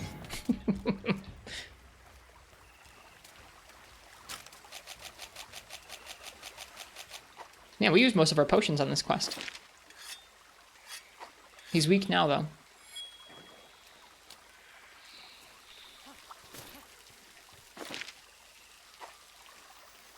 Just picking your brain. Cheers. It's nice talking with you guys about it. Especially when I'm still figuring out how I feel about something like that, I don't want people to take it as like I'm trying to assert what I think other people should feel or how I think things really are. It's like, no, that's rarely the case. I try my best not to really talk about stuff like that very often at all. I think it's reductive.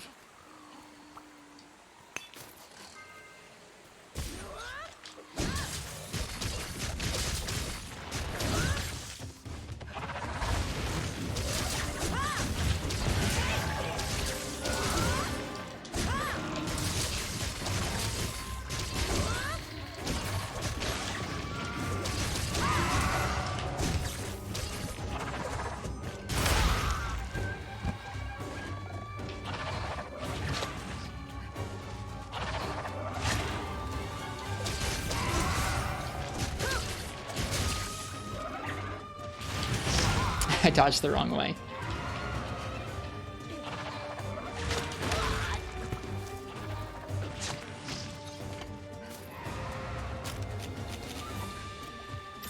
How is Sunbreak going to work as far as quest go? Is it going to be all hub? Do we get a second village quest line? This is the first time we've gotten a same game expansion that also has the old style hub and village separation. We don't know.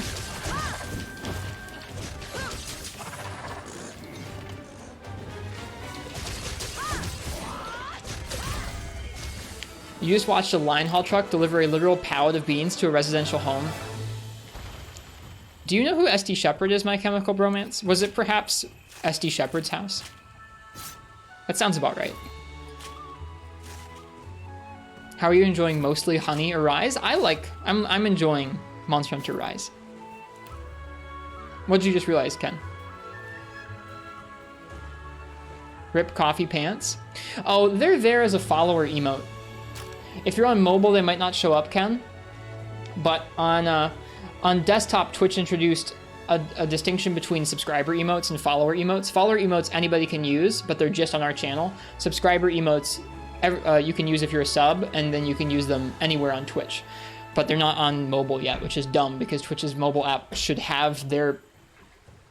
Twitch should update their mobile app with their own frickin' features. Funny you should ask. You shared that situation with him earlier today? Ah, okay.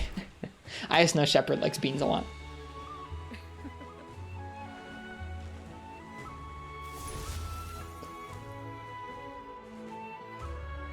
Follower emotes are only for followers? Yes, but they're free. Anybody can get them by following. I guess that's true, Ice-T. You do have to follow to get the follower emotes.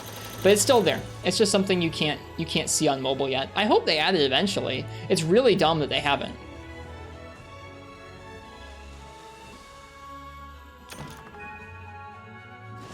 Wanted Garuga screaming at the butt? Here, let me help you out with that.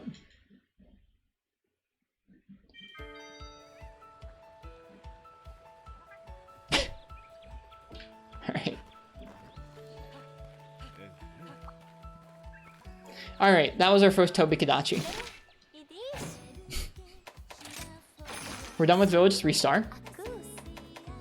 I think we're gonna do a Volvidon next.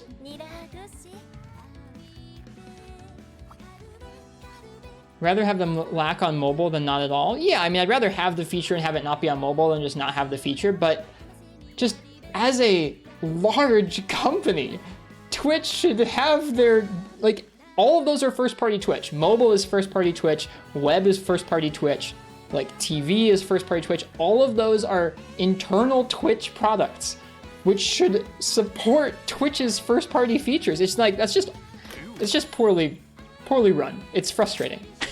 It's very frustrating. Did the lurk emote get dumped for good? It's also a follower emote. Okay, so I should say this. Even if you're on mobile, you can still send those emotes if you're following. You just can't see them from the emote picker, and it might not display when you type them, but if you type out Ristra Pants or Ristra Lurk, like if you type it on your phone, which I know is obnoxious, but like if you type those on your phone, we will see them in chat. On my mobile app, I can't see them in the emote picker, but I can type Ristra Pants and it won't display on my phone, but then I'll get back to my computer or I'll ask other people if they saw it in the chat and it displays just fine. It's super weird. Hey, Fallison. All right, Volvidon. That's what's next. We're talking about things tonight. So actual Twitch emotes are like BTTV emotes, just on mobile, just for follower emotes. On PS4 at the moment, but you believe you. I got you, Ken. Yeah, don't manually type down your PS4, even if it lets you. That sounds like pain.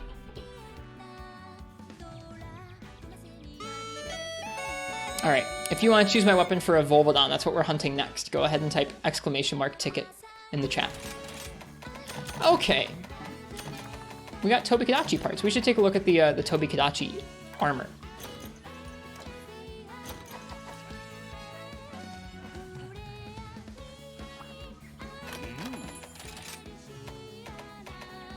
Okay, so it gives Jump Master, Crit Eye, Constitution, and Thunder Attack. Constitution 2. Nice. Those would be good for bow.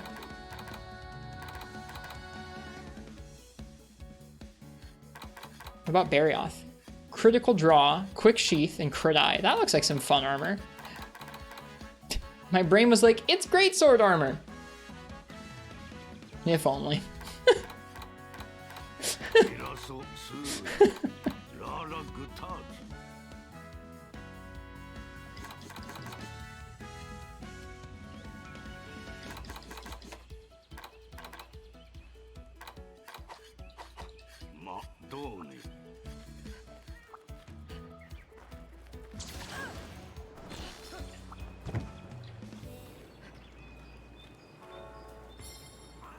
I know they changed crit draw, yeah. I'm aware. Michelle, thanks for always taking buddies with me. Thanks for the ticket. Or the Lagan apple, rather.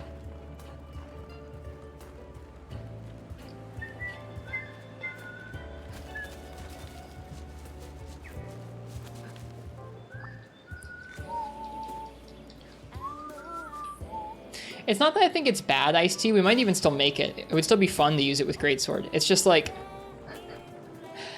My first thought was like my brain saw that armor and I was like, greatsword armor, cool. And then I thought about it. I was like, why have I seen a bunch of people with longsword running around with... Oh. And then I thought about it. I was like, oh yeah.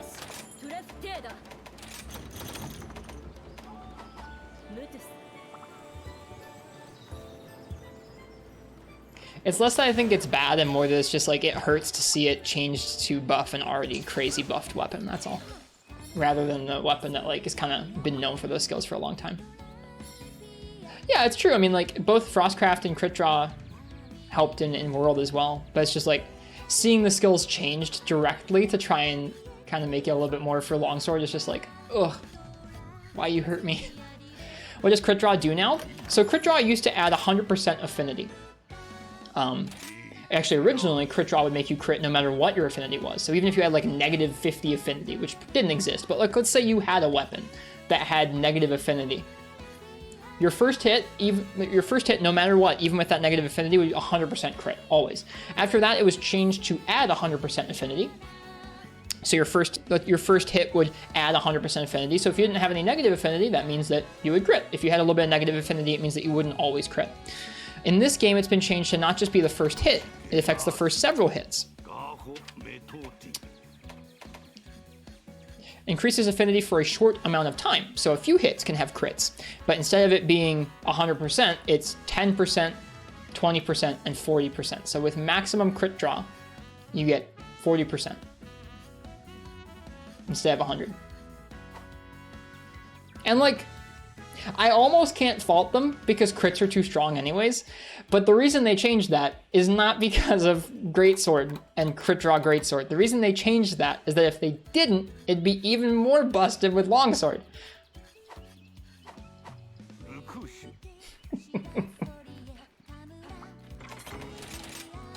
Alright, let's fight Volvidon. I'm gonna say last call. If you want to choose my weapon for Volvidon, go ahead and type !ticket in the chat.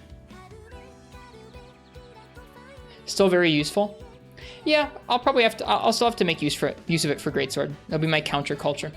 It'll be a counterculture Greatsword set. I know that sounds silly. 40% for 3 points? Yeah. 40% for 3 points, but you probably have to gem it in with 2-slot decos. which are in short supply, or at least the space for them is in short supply. Wex is also 3 points and gets you more than 40. And you don't have to just sheath for it.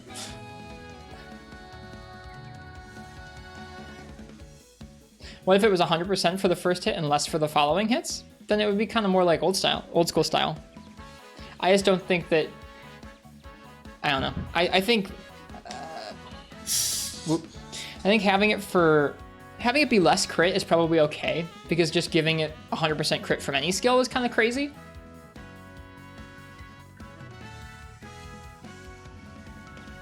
I don't know.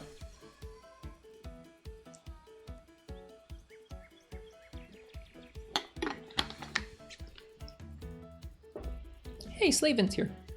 Hello, Slaven. I don't want to talk about balancing anymore today. Or at least you guys can feel free to talk about it.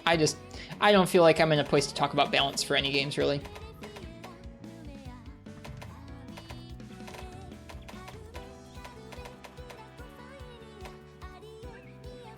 I need to try more stuff before I have opinions. All right, let's see what we're going to use here.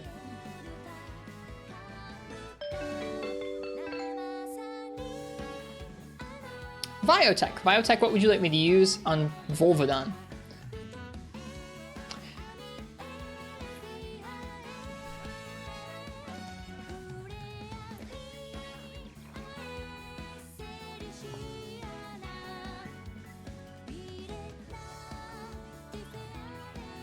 Insect Glaive? All right.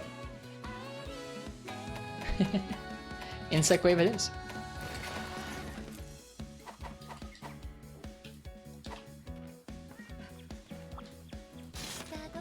Okay, let's see here. A song of red and fire. Can you hear that? The perfect melody of flowing lava, smoldering ash, and the bassy rumblings of the volcano, all accompanied by the sound of Volvidon rolling around. Bravo! Bravo! And Slaven, thank you for the sub. Cheers. Thank you. That's very generous. I hope you're enjoying the stream, and it's nice to see your name in chat again. I hope you've been okay. And if you're just lurking, continue lurking. I apologize for calling you out. This is my first actual quest in the volcano. I did a mining quest the other day to the volcano, and we unlocked some camps and stuff, but it was my first actual hunt in the volcano. I'm excited about it. Hello, Hopco.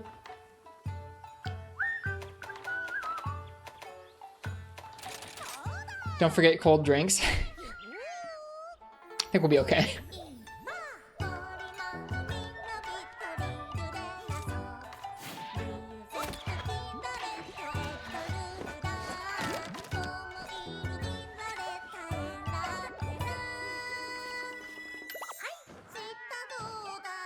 We should try and make a different Kinsect. So far we've done a speed Kinsect, but I want to go ahead and try out one of the other kinds. Let's try a powder Kinsect.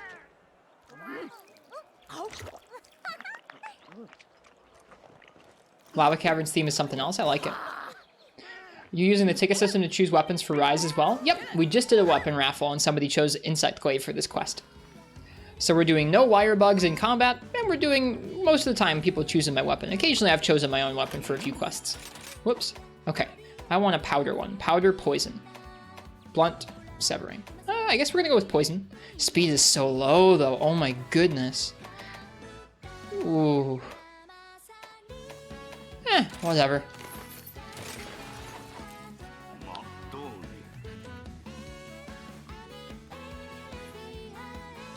Let's see here. I think that's it. Volvidon. Yeah.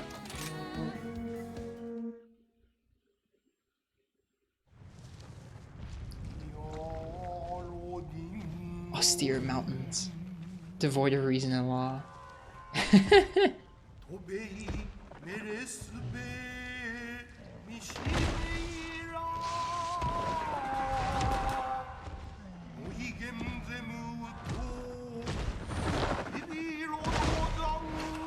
Can Kinsect crit? I don't think so.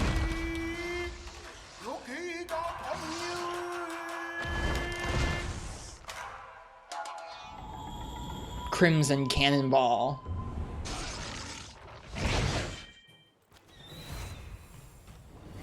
All right.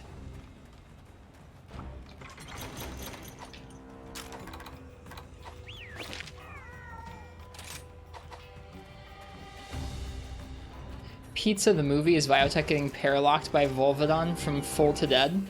Sounds crazy.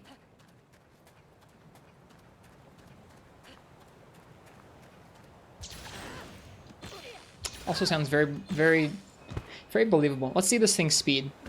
Oh, whoops, wrong button. That's pretty slow. It could be worse. Yeah, it could be worse.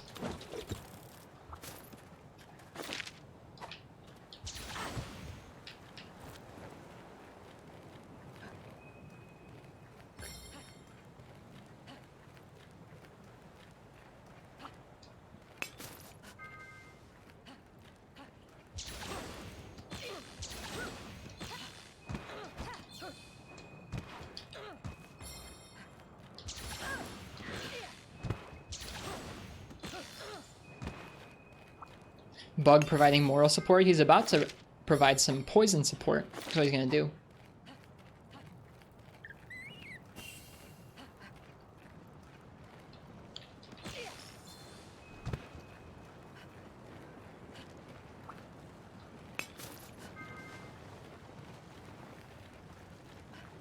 Just kind of looking around, seeing what this map looks like. I like how, with depth of field on, those faraway mountains look kind of hazy. In general, I like how the depth of field looks in this game.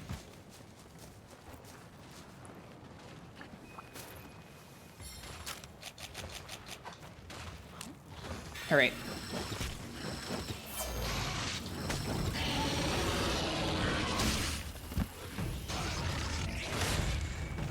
All right, so like World, you mark the monster and then you get these clouds. Let me see if I can get him back over here.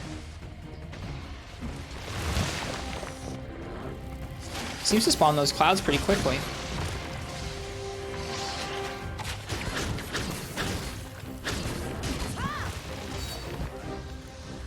What's the most annoying fight in this game?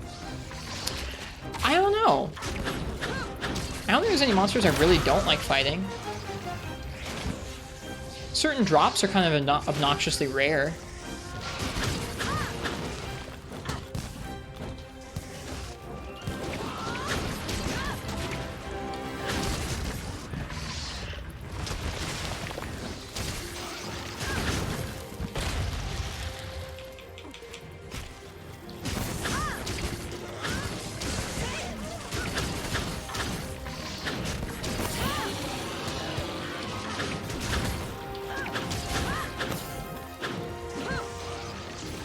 Oh, shoot.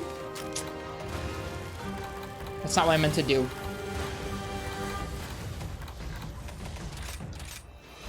I meant to recall my Kinsect back. Not like the Silkbind art recall Kinsect, but like R in circle, and I pressed L2 in circle because that's the keybind it's on in World. Do we get to choose the weapon again? No, we're going to stick with Insect Glaive.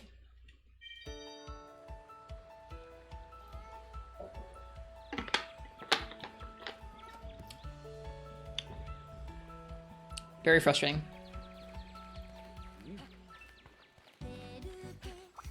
Can't you change that keybind in the settings?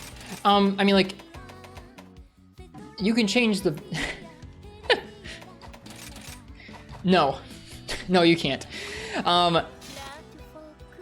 In this game specifically, because most weapons have their silk binds on L2 plus another move, to aim your Kinsect has been changed to right trigger instead of left trigger. I could swap those or turn off left trigger, but I use left trigger when I'm not playing Insect Glaive or when I'm not fighting with Insect Glaive. So no, you can't just change off the binds. Also, they don't even give you controller keybinds in this freaking game. They expect you to do it through Steam. They give you key bindings for the controller, or for mouse and keyboard, but they don't give you controller keybinds at all. Which I think they should do. So sorry, long answer, but no. No, you can't. Not in a good way. I just need to get used to how Insect Glaive's controls have changed in this game. If I sound frustrated, it's not the person who asked that, it's just the game. There's definitely an option to change what trigger does what. Yes, there are options for that. You can change between the bumpers and the triggers, and you can swap them, but then you swap them for all the weapons. There's no option to like just change for Insect Glaive what trigger Insect Glaive is on. Unfortunately. You can swap all the Blade Master weapons, but I don't want to do that either. Like, there are options, but no good ones.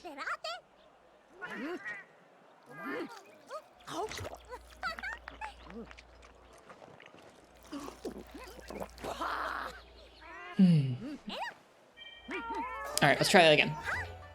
Again, not irritated at that person. Irritated at Insect Glaive and irritated at the game for lack of options.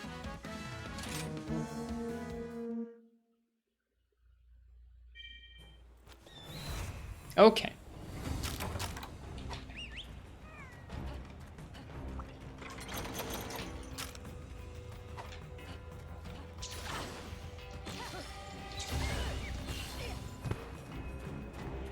I knew that was going to happen at some point. This is the only weapon where I have any sort of muscle memory that's going to get me in trouble, because I've been playing so much World Insect Glaive. And in World, you aim the Kinsect with L2 and recall it with L2 in circle instead of R2 in circle.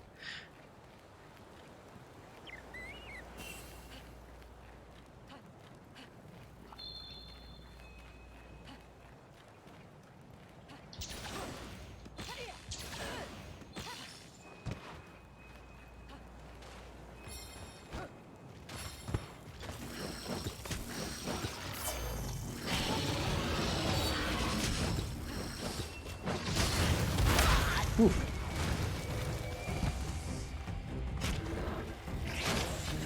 All right, let's try this again.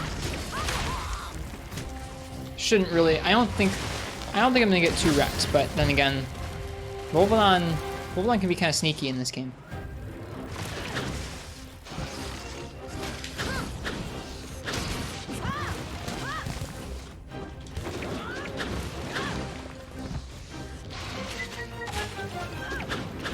Whoops.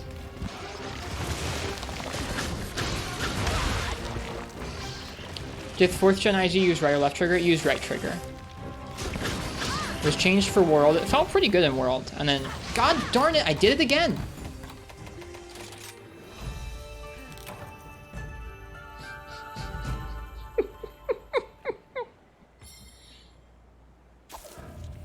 I'm gonna start giving you guys beans when that happens too.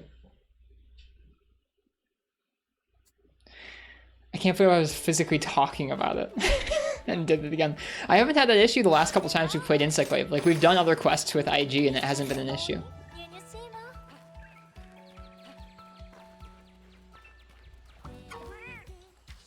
Excuse me, Ikari.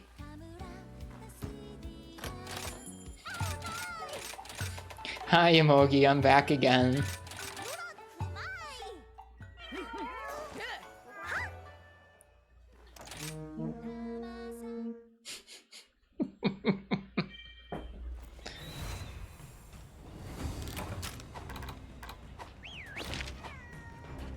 Let's try this a 3rd time.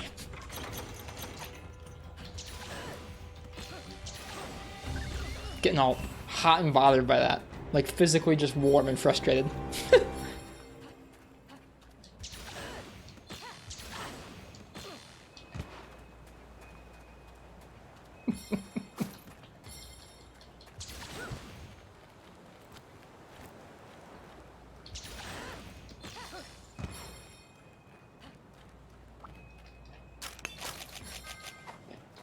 Okay.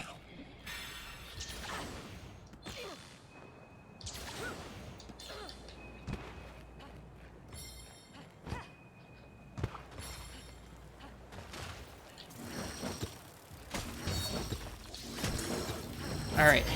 I'm thinking about it. I'm thinking about what buttons I press to send in and out the Kinsect.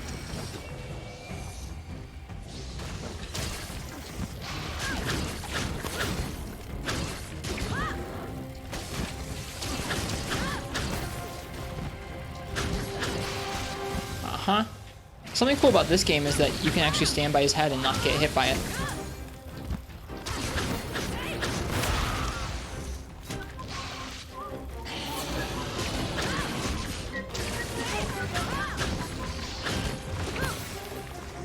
Should probably update that stream moments message. What, to stop saying recently for the Discord cafe? I like that it still says recently. I don't know why.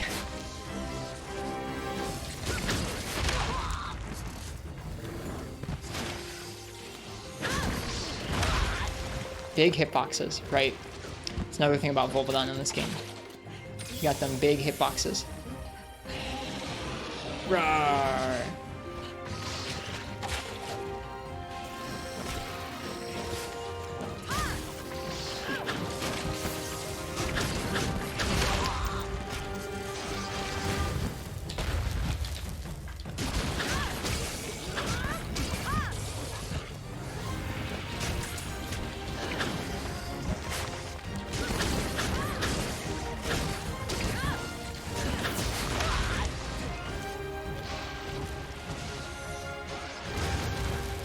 Oof.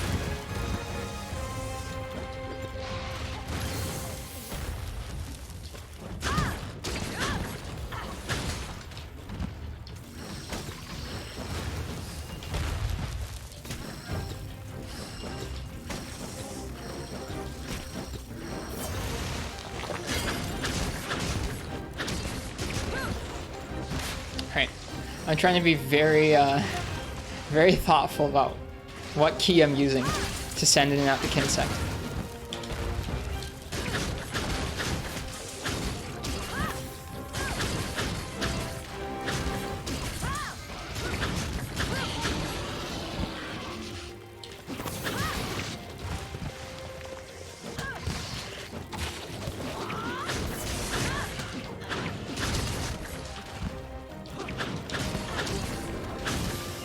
Oh, that was very lucky.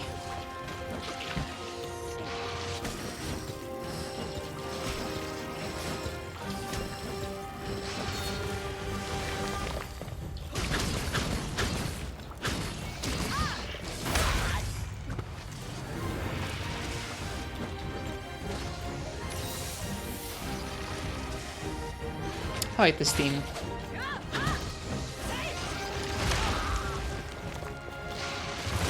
Oh. No. Oh. Volvidon needs a deviant? Agreed. Apex Volvidon when?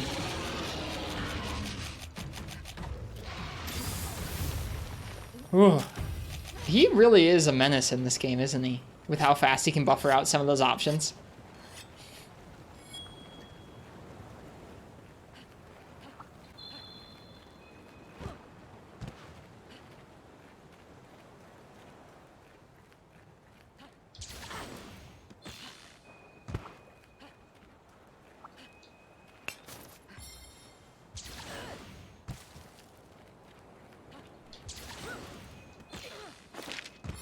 Okay, he just went up here. Cool, cool.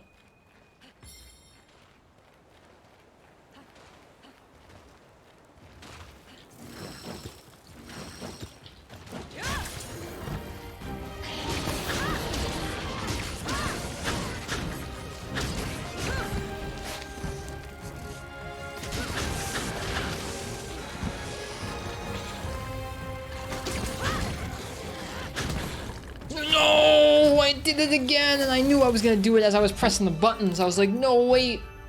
That's the wrong button. Oh, it's so frustrating. Like, as I was pressing, I was like, that's the wrong button combo. Man, this is the most trouble I've had with this. I haven't had any issues with this up until just now.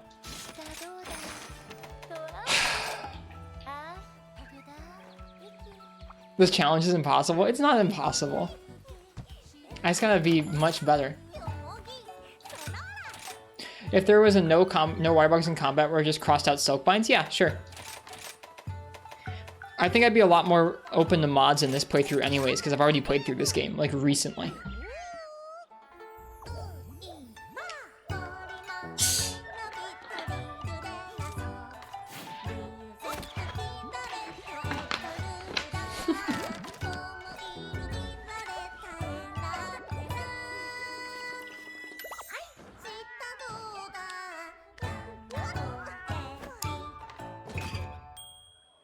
That sounds nice, iced tea. And that sounds awful if it is. Base IG moveset playthrough. 0 essence glaive. Yuck. Yuck. No thanks. Alright.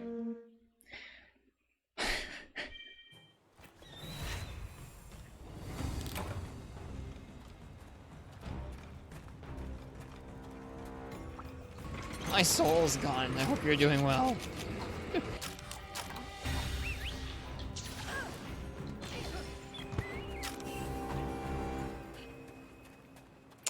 Let's try that. Is this a third time or a fourth time now? I've lost count. Let's try that again, however many attempts this is. I haven't noticed if we've gotten the poison yet from our Kinsect. I'm going to try and keep good uptime on it this time.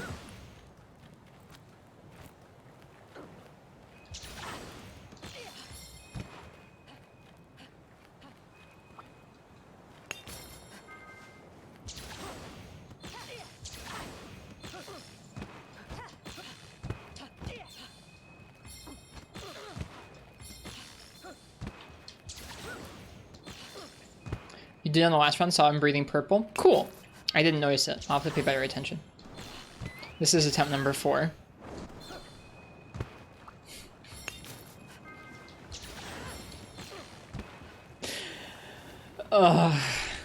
It's okay. We're gonna get over this key binding eventually, and we don't have to play World again for years, so I'm set. I don't need to learn that key binding again for a good long while.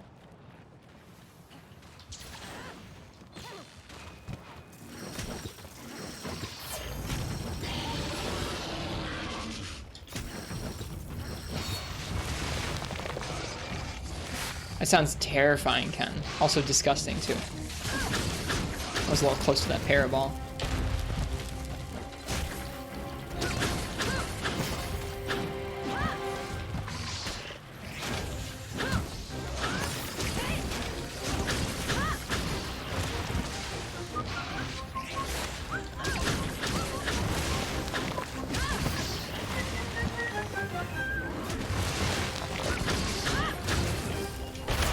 I was too close. I should have rolled early.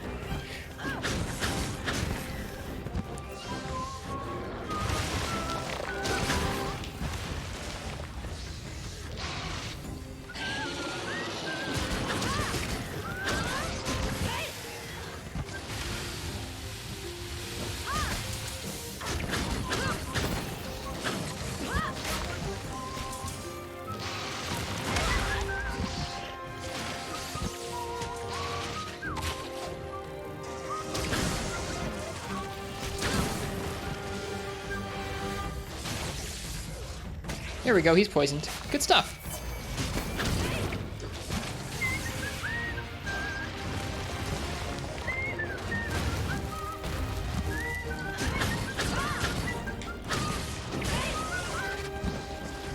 Oop, that's gonna get us hit, yeah.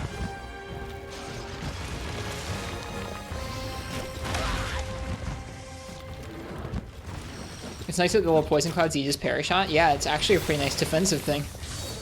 Seeing as how big and well tracked that poison shot can be in this game.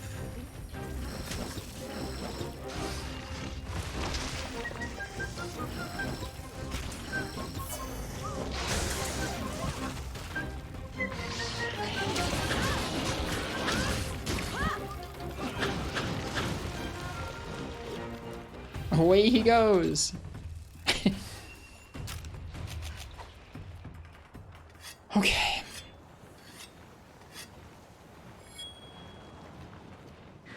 I'm looking forward to playing through GU.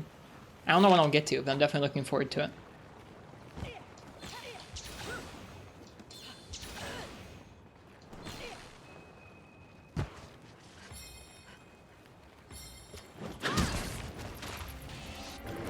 Oh no! Okay, we're good. I was scared.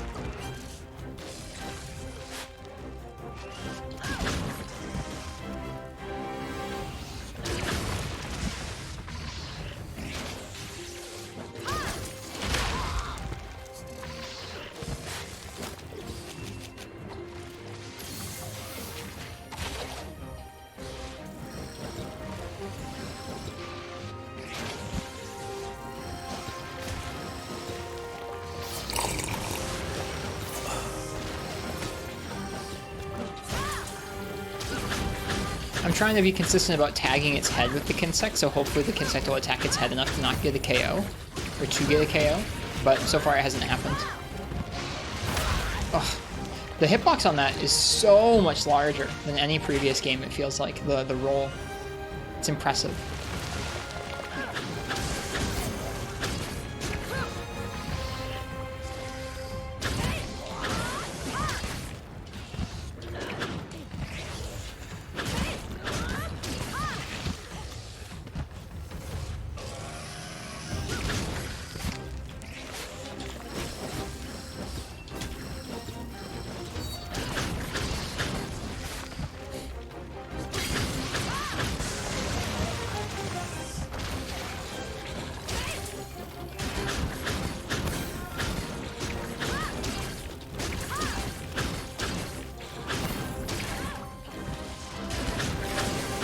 Yep, there it is. Cool. So this one Kinsect is able to bring several statuses to the table if you're consistent enough about marking. That's pretty cool. I like that this option is still in the game. I really got used to using this in World with Blast. It felt like using it and being sure to place your Kinsects like consistently really added up to helping you in the fight, and I kind of like that.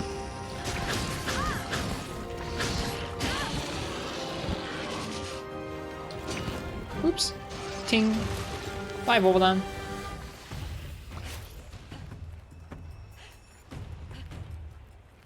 Good job, Kinsect. You might be slow, but you're helping us quite a bit.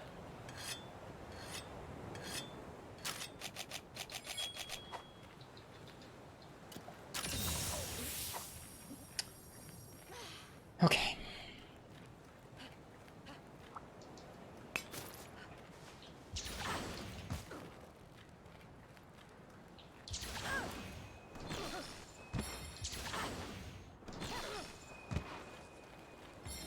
Alright, let's not screw this up. We don't need another reset.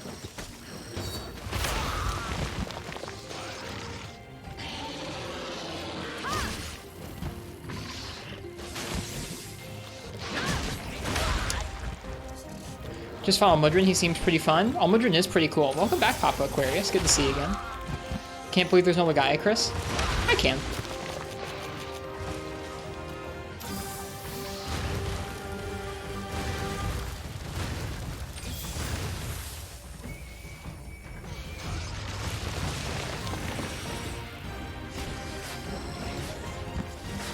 What weapon for Almudron? We'll choose when we get there. Probably get to Almudron tomorrow or the day after. Ouch.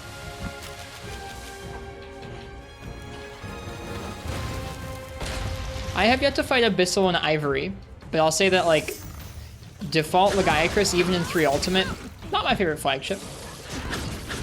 It's okay. I remember thinking it was pretty unremarkable in Generations, but that's been like 5 years ago now, so I need to refresh my memory on that.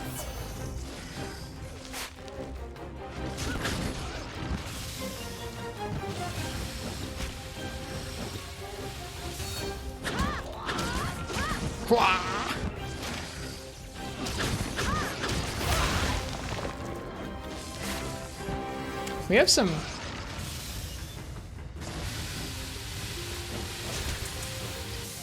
very opinionated takes in chat today.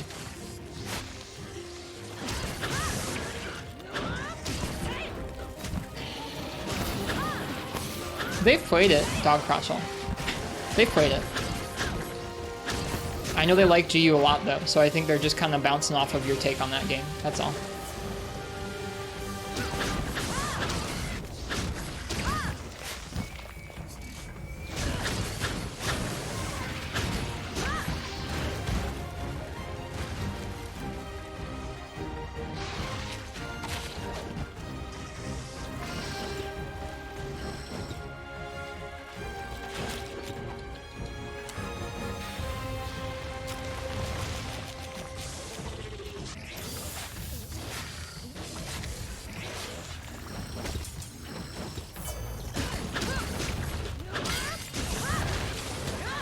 Man, I missed the dive.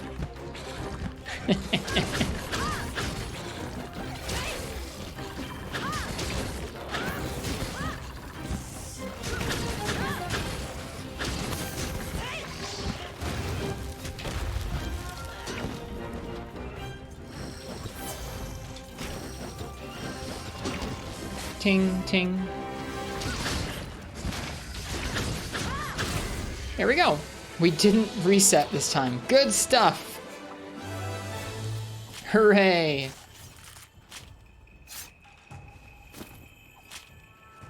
It only took 5 tries? Yeah, dude. Got walled by Volvidon.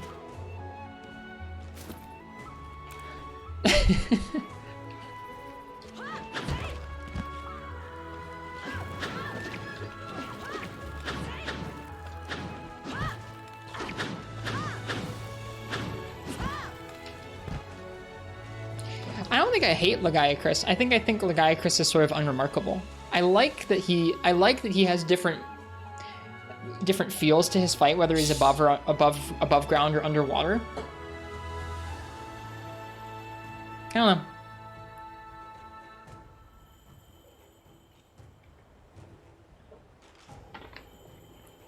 I think there are really few monsters in general I actually dislike and would prefer they weren't in the game. There aren't really any, probably, to be honest with you. More monsters is better.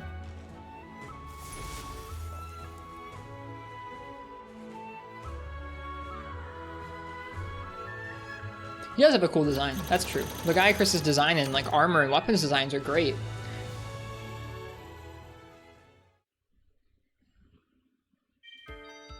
Alright, so that was Volvidon, finally. Only took us several tries. Let's see here. Let's take a look at the Volvidon gear. Ooh, Rapid Morph. Para attack, Rapid Morph, Evade Extender too. We could use a lot of those pieces. We could use Evade Extender for a Gathering set. And man, I love Rapid Morph with Switch Axe. Oh, Rapid Morph is so good. Yeah, I think the kind of like apathy I have towards the Lagiacrus, Ken, I think is a very subjective one. Like, everybody's got flagships, just kind of vibe with them. Like for me, I love Nargacuga and Tigrex and Zinogre, which are not particularly original, but like whatever, who cares? And I think like other people, it's dependent on like just kind of like your personal tastes. It's dependent on like when you got in the series. It's dependent on like what kind of fights you like. Real subjective, like just, I don't know, Lagiacrus. I like him. He's all right. He's not my favorite flagship. That's all. So I understand how some people are like, yeah, you know what, Sergios doesn't do it for me. Or like, you know, Gore, Gore's just okay. Like, I can understand that.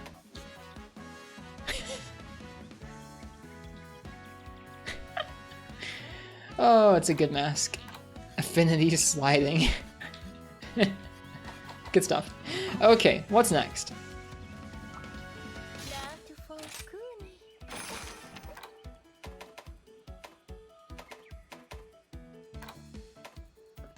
I'm gonna go ahead and deliver 6 secret Dango ingredients.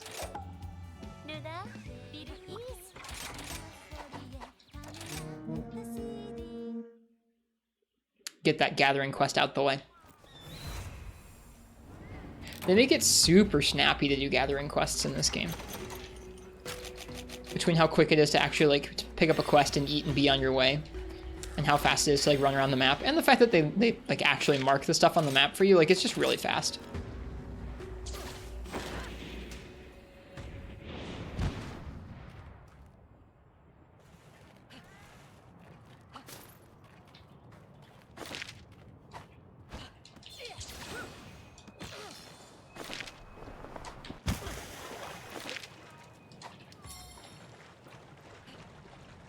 What are we getting here? Legendary herbs. What do they look like? They're gonna be like little parcels? It must be up top. I must have missed it. They're little white boxes? Okay, I must have missed it. I jumped off and I should have stayed up there.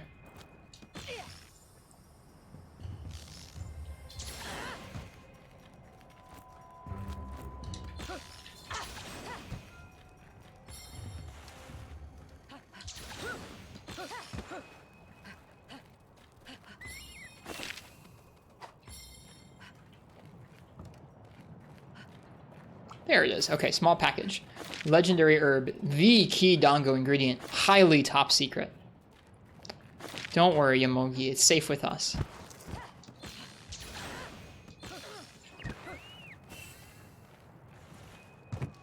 Never noticed this tree before.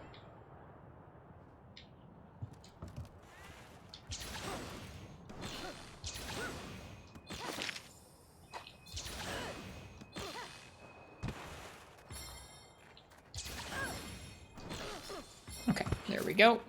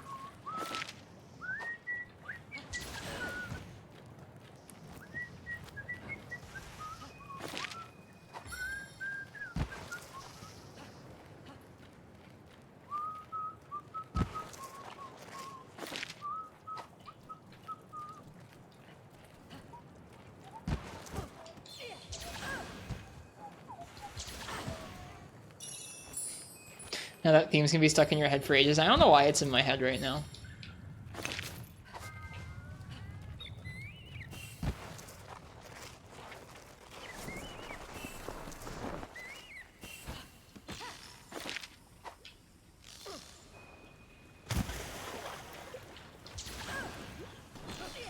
It's a lot harder to track these down without the minimap turned on.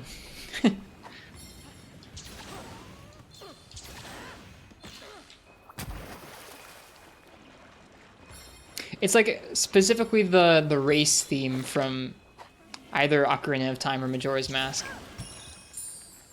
It's bad luck. Interesting, Doc Crutchell. What culture or country is that? If you don't mind my asking, I'm curious.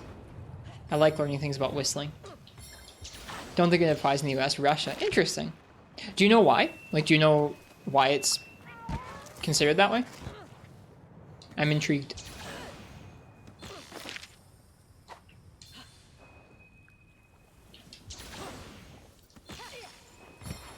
There's one. Don't know where it comes from, but if you do it, you lose money. You have to pay up to somebody, or you will lose money. It doesn't matter. Like it'll happen to you. Gotcha. Very old superstition. Understood. That's interesting. Thanks for sharing that. Is Rapid Morph only good for Charge Blade and Switch Axe? Yep, those are the two weapons that have forms that change back and forth.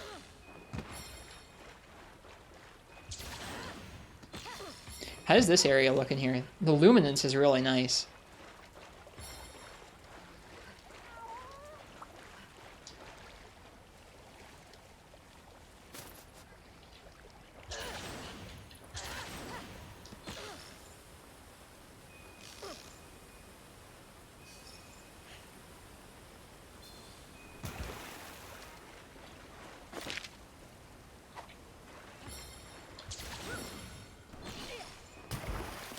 Alright, that's that quest done.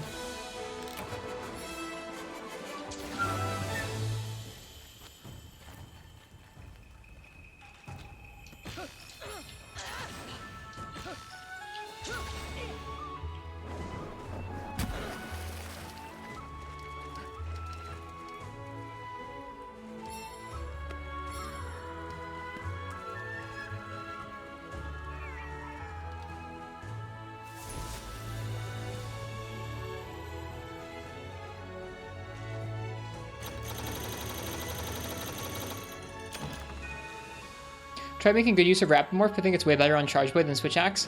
I disagree. I think it's okay on Charge Blade. Switch Axe is like once you get your amped files up and you can just combo back and forth between the double hit and sword mode into the double hit and axe mode and get just like so much file and raw damage going on. It's just like so good.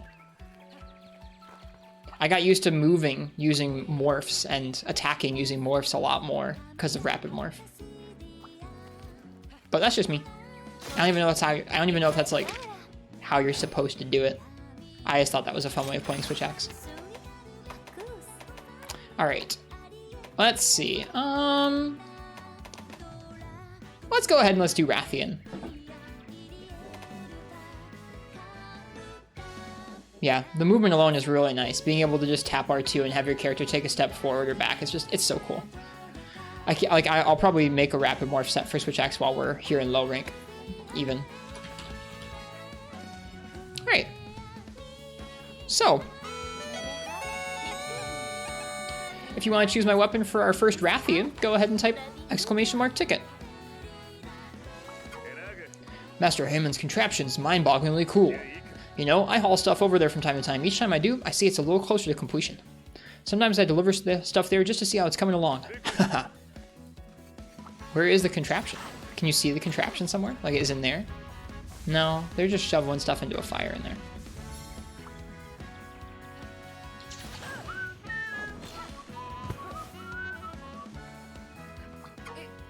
Mr. Hayman designed some kind of machine to help us fight Magnamalo, and now it's set up in the stronghold. He explained how it works, but I couldn't understand any of it. All I got was blah blah blah, Bishop 10 parts, blah blah blah. When everyone was moving to the stronghold, I heard that Kamitsu helped out too. He told her she did a really good job at helping, and after that she had the sweetest smile. I mean, not like I care. She can be happy, she can be sad, it's all the same to me. I certainly don't think about what it would be like to put that kind of smile on her face. Nope, not one bit. Okay, buddy.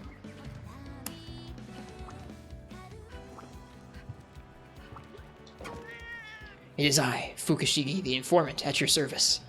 Very well, I'll impart to you the 5th dirty secret of Komura. Minoto the Hub Maiden's drawing skills. Well, to be blunt, they suck. One day I snuck into the Gathering Hub, and I saw Minoto sketching. She giggled and said she was trying to draw Master Hojo, but it didn't look like Hojo at all. It looked exactly like a Tetranadon. Some people have artistic sense, but I don't think Minoto is one of them. By my whiskers, wasn't that juicy? I'll update you again once you've completed the urgent quest for Manoa.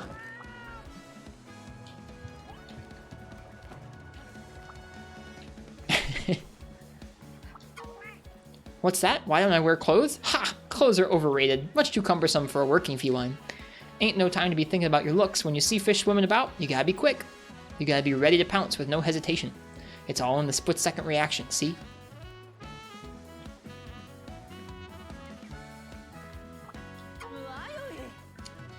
You know the tea dealers who make bunny dango? They actually buy their ingredients from us. Oh, you didn't know that? Yes, that fine dining experience is powered by these very veggies. Don't overdo it on the dango. It's very important to balance your diet with plenty of fresh fruit and veggies. Thank you, Wakana, the greengrocer.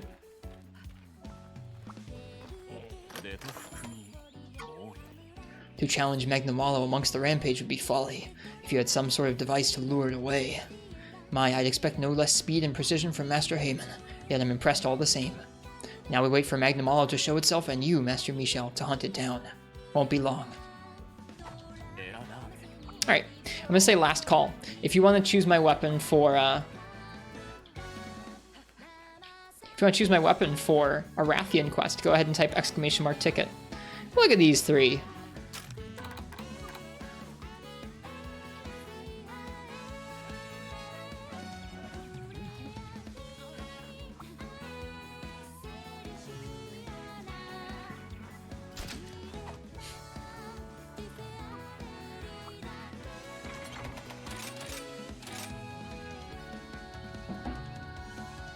Alright, let's see here.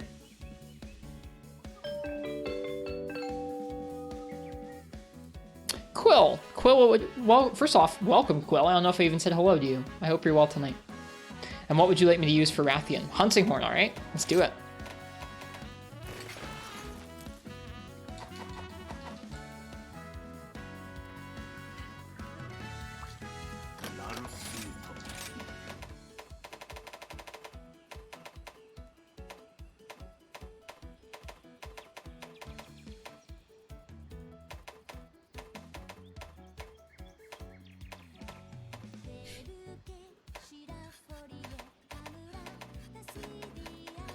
Is there a weapon with Kappa in its name? I don't think so. Dude, the poison fungus axe? That's cool.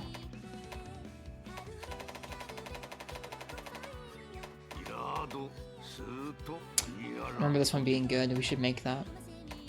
Can we? We can.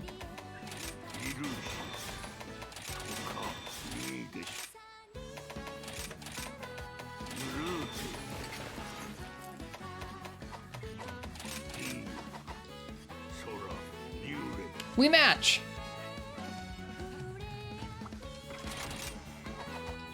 Okay.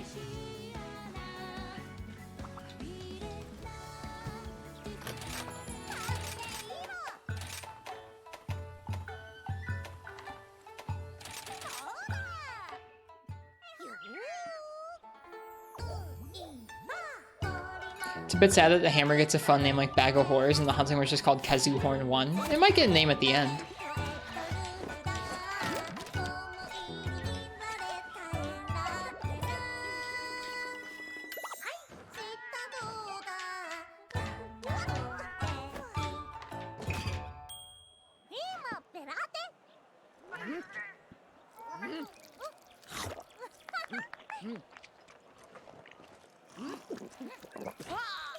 Wah!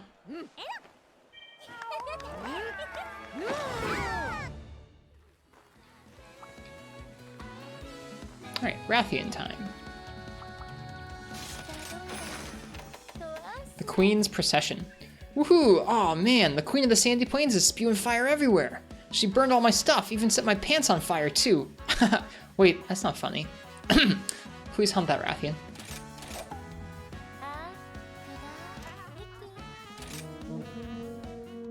Next Kazoo hunt, break its hips for you. I think we broke the last Kazoo.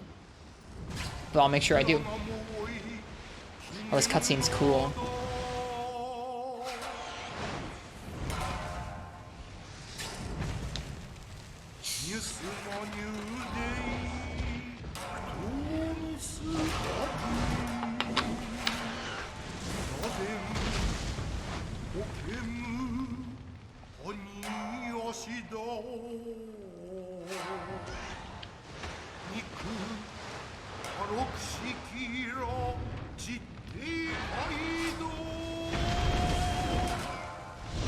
This should be a good hunt. Oh, that's a nice picture.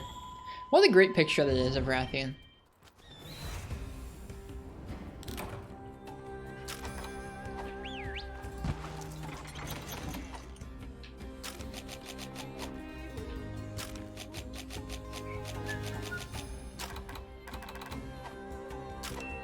Whoops.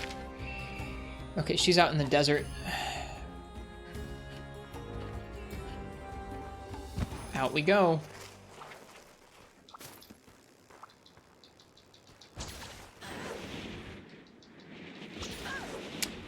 I haven't done that many quests out here in the Sandy Plains either. We did a good chunk of farming when we first started the game in the Shrine Ruins to get kind of a baseline set of weapons. But since then, we haven't stopped to like hang out in any of the locales a whole lot yet. We got plenty of time though. I feel like I really rarely come out to the desert from this direction. I guess because you have that other camp so close. But whatever, this works. Alright, there she is.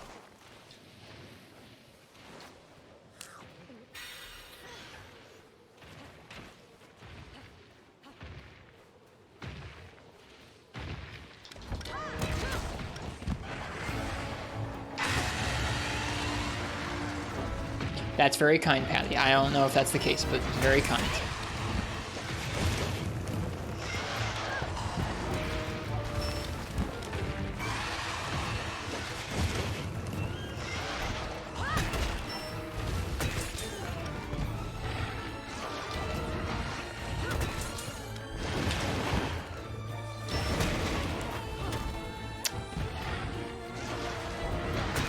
Whoops.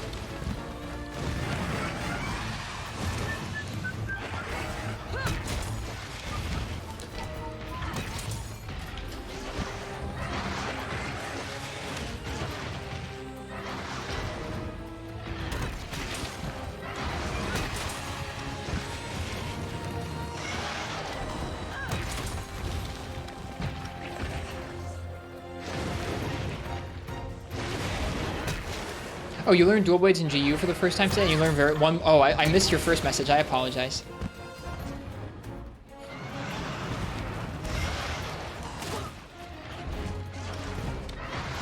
Streaming at 864p. Twitch will let you send just about whatever resolution you'd like, Ken.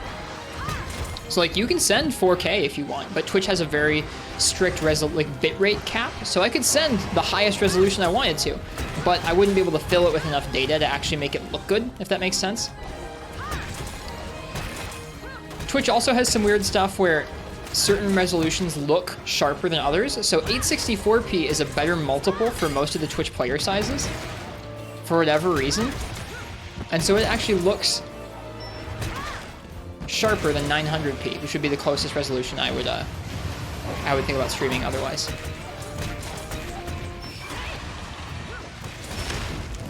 Oh god. Super armor on Hunting Horn though. So it's like a little higher than, it's a decent chunk more pixels than 720p. But it's gonna be a little sharper than 900p for whatever reason. The multiple of pixels in that resolution has been tested out by various streamers and found to be sharper than 900. Looks as good as 1080 to you? Good. I'm glad it looks good. 1080, it's like 1080 you can't really 1080 at 30 you can make look good on Twitch because of there's enough data in Twitch's bitrate cap, which is around 6,000 kilobits per second, like 6 megabits per second, essentially. You can make 1080 30 look okay like that. 1080 60 gets really blurry. It breaks down because there's not enough data in 6 megabits per second to really fill up a 1080p 60 frame. Or, I should say, there's not enough data per second to fill up 60 1080p frames, if that makes sense. Alright, I have to remember I have to play songs like this way, which is so weird. 1 song, 2 song. There we go. Remember, performance has iframes. I need to get used to that.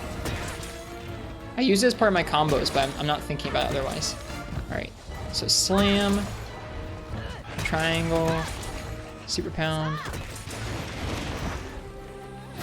Ugh.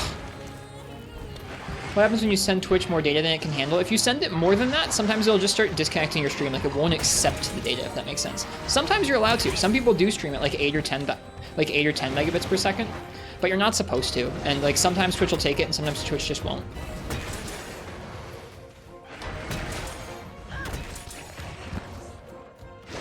So it'll start essentially, I don't know, it'll just start not taking your data at a certain point, which is weird.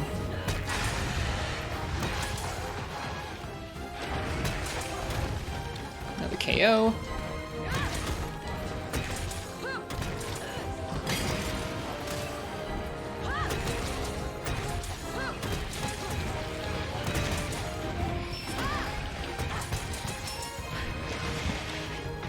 Pretty sure Twitch is fine with 8K now. Maybe I should check it out. I definitely have the overhead to do that, both internet and CPU wise now. Wonder if Twitch will be able to do 4K one day. Yes, so I think eventually they'll probably raise the bitrate, but part of it is also they're going to support other codecs. Some video codecs are more space efficient than others. Right now we're streaming on what's called H.264 or MP4. And eventually we're going to be moving over to a codec called AV1, which is a lot more space efficient. It's a much more modern video codec. And that will allow you to send higher resolutions and frame rates at some of the same bit rates without issue. And it'll look crisper, which is going to be cool. I don't know when that's going to happen, but Twitch has been talking about it for several years now, so. Doesn't Maximilian stream 4K 60? I would be surprised. Twitch might have like specific deals with partners as well to allow them to go over the bitrate caps. I don't know what the deal is with that, but for most people you can't go over the bitrate caps to the point where you could stream at 4K 60. Know about kunaiing the rock lizards? I do, yes. Hey, it's a Basarios. Oh, I went the wrong way.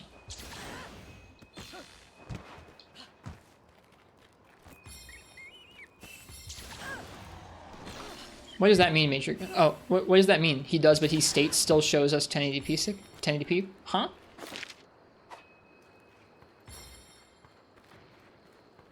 Oh, you can't see it on your end? Oh, weird.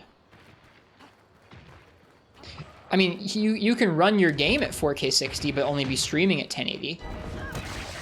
Are you sure he's streaming to Twitch at 4K? Okay. So we need to get our attack up song up. Okay, let's get our defense song up. Ow.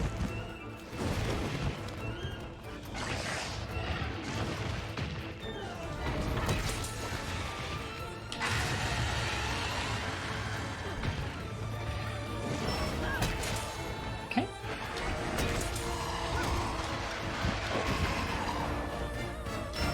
Yeah, he plays the 4K build and streams just at 1080. Yeah, that's different. Twitch doesn't care what resolution you're running the game at natively on your computer. It only cares about what resolution you're targeting to send to them and how much bitrate you're sending to them. Whoops. Man, the super armor on Hunting Horn is insane in this game. All I was doing was a super pound, and I was able to eat a tail whip, or a tail flip. Uh-oh, Basarios is coming in.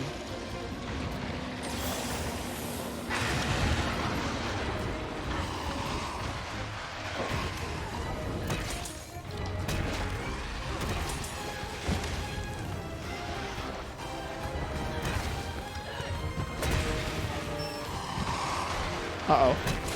Whew.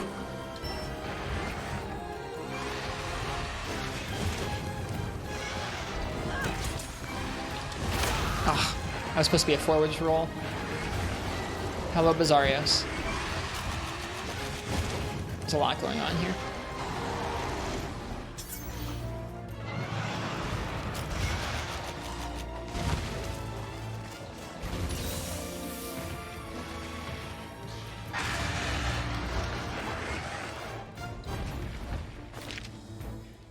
Okay, off we go. Messy area, that.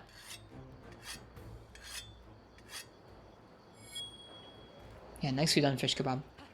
Basarios is so good in this game. I'm curious if I feel differently about it this time around. I felt it was pretty forgettable the first time around. I'll be interested to see what I think this time.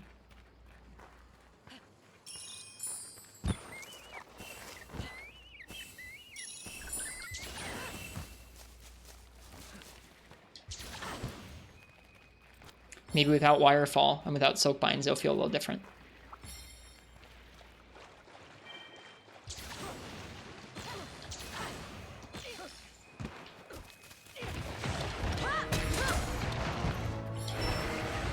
Whoops, I don't know how I ended up facing that way.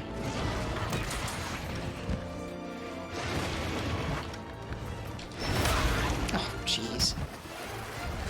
Yeah, just get down here. I don't want to fight you on that ledge. Is she leaving again? Oh no, she's gonna go fight this Kuyaku.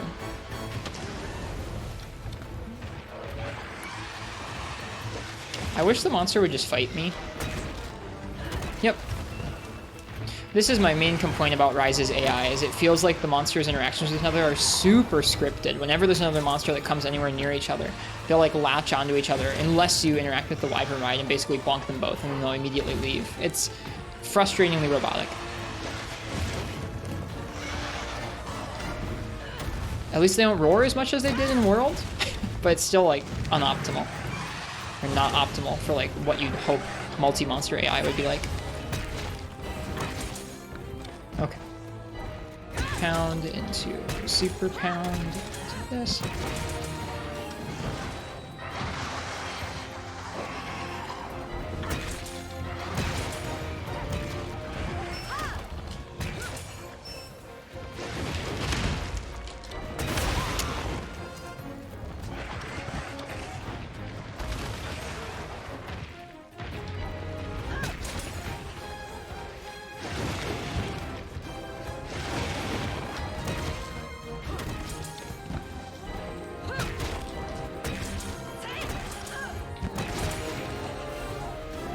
I need to start using performance as iframes. I never do. I'm so used to the other mode, the echo mode performances, that I really haven't gotten used to using performance in this game. I'm like trying to think about playing Hunting Horn. You can, especially at this point in the game, you can kind of unga bunga. Excuse me. You can kind of unga bunga Hunting Horn, and you're going to be in good shape. So I'm trying to think about it thoughtfully as I'm going through. And I'm forgetting to use performance like that. Yeah, we should try iframing her tail flips with performance. And they're in the same area again. Yeah, this fight's been frustrating. So much monster overlap. Purported Genie. Welcome. I hope you're well tonight. Hope you're enjoying the Monster Hunter here so far.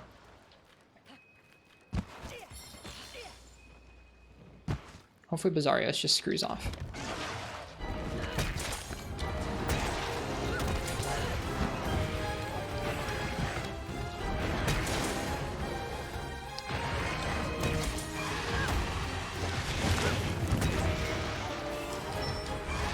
Oop, I forgot about that move. I thought I was going to do a back slam. Yeah, seriously, so much super armor on Hunting Horn in this game. That's insane.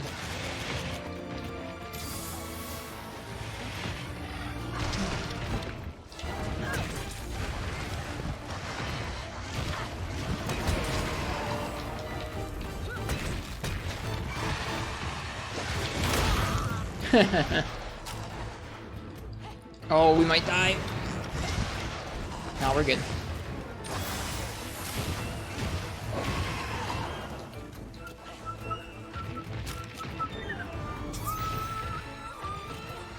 Made it to HR80 and Rise. Since you never had a Switch, it's been your first time with this entry. What did you think of it? I played it on Switch last year. Playing it on PC now. We're still in Village. I haven't gotten to play as much as I'd like to in the last few days.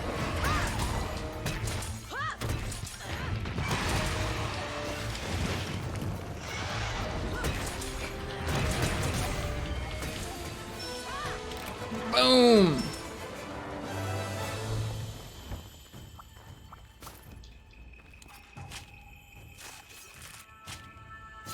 I wish that fight had been more me fighting the Rathian and less her running around the map fighting other monsters. It felt like it took up a lot of the time, but still enjoyed myself. Surprised with how much trouble you've had with some of the high rank hunts with all the comments on how easy it was. So many close calls. Yeah, I think it depends on what tools you're using. Purported Genie, like it depends on how often you're using Wyvern Rides to maximize damage, or what weapon you're using to deal with the different monsters. And some of the monsters in this game just have wicked mean patterns to learn, like really fast moves that come at you in different ways. So I think while the Village is certainly quite easy, and I think low rank isn't too tough, the game picks up. I like it. That'd be pretty cool, Ken. I'm looking forward to fighting Shogun Sanitar and Sunbreak. I can't wait. Oh, I'm so happy they're bringing him back. I love Shogun so much. When people say it's easy, they mean you can make use of your unlimited healing. I think it's more than just unlimited healing, but that plays into it. Like, yeah, if you're spamming healing and you're playing with cats that heal you, and you're going back and like healing from the tent over and over, and like grabbing materials from the tent over and over, you can make it pretty easy and low stress. And there's nothing really wrong with that. But if you want it to be tougher and more like a little bit more practice based, then you can. All right, so that was Rathian. Hello, Schmeg. Greetings from Rampage farming. How was Rampage farming? Speaking of which, we could do a solo Rampage here if we wanted to. Why don't we do it? Yeah, we'll do a Rathian Rampage here. I haven't done a solo Rampage much yet in this playthrough, so we'll do that. Should be a nice change of pace real quick. Rathian Rampage.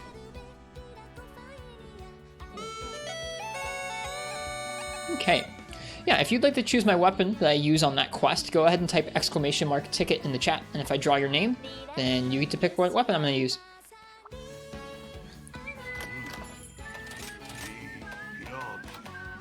So Rathian armor has Blight Res, Recovery Up, Wide Range, and Free Meal. That's a cool armor set. I'm trying to decide. I think I'm going to make another full set. I'm going to try and make some kind of a full set after the Arzuros one. I'm feeling tempted to make mixed sets, but I don't know. We'll see. I haven't decided what I'm going to do after Arzuros. So far, we've just made basically Arzuros armor, save for that bow armor earlier. Let's see. Who else can I talk to? I want to chit-chat with some more folks. Let's chit-chat with Hinoa. Hey, Michelle, ready to give Magnamalo a big welcome, Kimura style? I know the whole village is raring to go. Elder Fugen and Masters Heyman and Hojo are especially pumped. I guess you remind them of themselves. They were talking about hunting again. They even came to Minoto and me with their plan. Cool. I actually beat the game with that low rank mix set you saw. So when you say beat the game, do you mean you went to the final boss in high rank hub, or you mean the low rank village?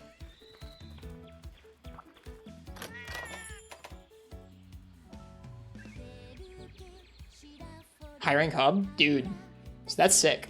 Using low rank armor at the end of high rank is spooky.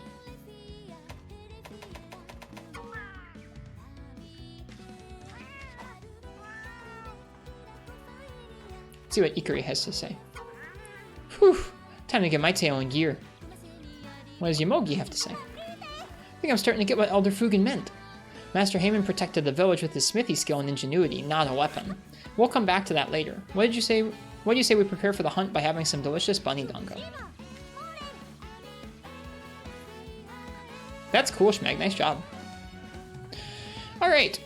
I'm gonna go ahead and say last call. If you want to choose my weapon for a rampage, we're doing a Rathian rampage here solo.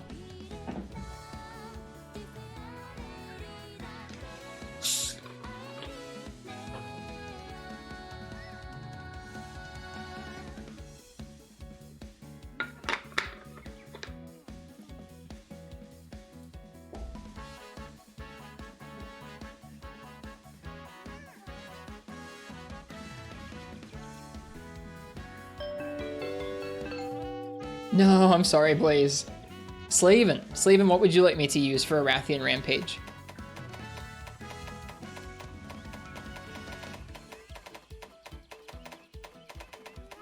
I think it's only our second solo rampage of the playthrough, and the first one was the tutorial, so this is really our first solo rampage.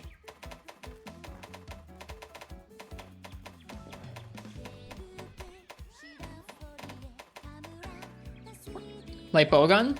I'm assuming that's what LB stands for. Let's do it.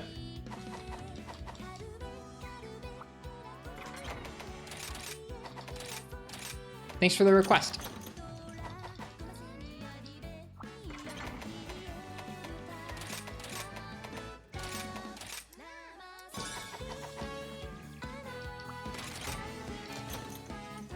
All right.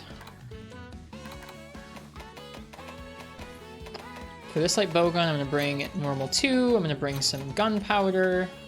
We can bring some pierce. Some spread. I think shrapnel's supposed to be good for rampages. Poison, para.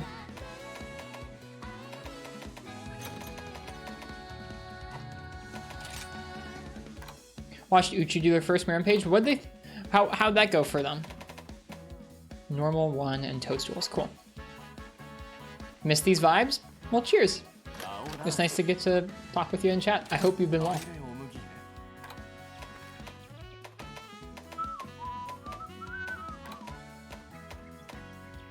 Water and thunder. It's probably fine. I'm gonna need to bring that. Okay. That should be good. Felt very overwhelmed. That's how I felt when I was just getting used to rampages. It's very overwhelming at first, for sure. All right, let's see. Quest info. Repel using cannon, gather drop materials. Oh, I didn't realize village rampages are scaled for solo. That's neat. So in the hub, once you start doing like high rank hub rampages, if there was a gather drop materials, it would be like gather 12 drop materials. And that's kind of tough to do solo because it's like it's hard to bully enough monsters with your weapon in a way that like drops that many shiny drops. When you do multiplayer, everybody gets to pick up the same shiny drops 4 times, so it's a lot easier to, it's like almost 4 times as easy. I guess it's 3 times as easy to get the gather drop materials done. But in the village, it scales down. That's cool. Repel using a weapon. Village defender repels a monster, inflicting elemental blight. Cool. So we didn't need to bring status ammunition, but that's fine. We should be okay. Did I eat? I don't know if I did.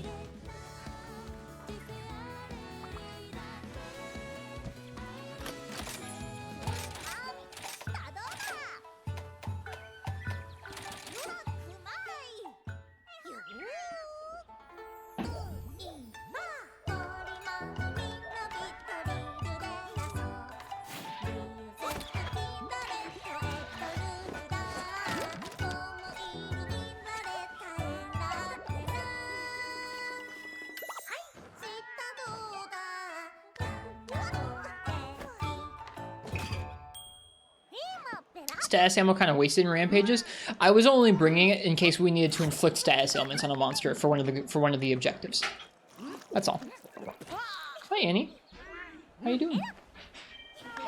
You brought a cat to visit us? We have a cat visitor. It's Lungo. Hi. How you doing? I did some work on my server.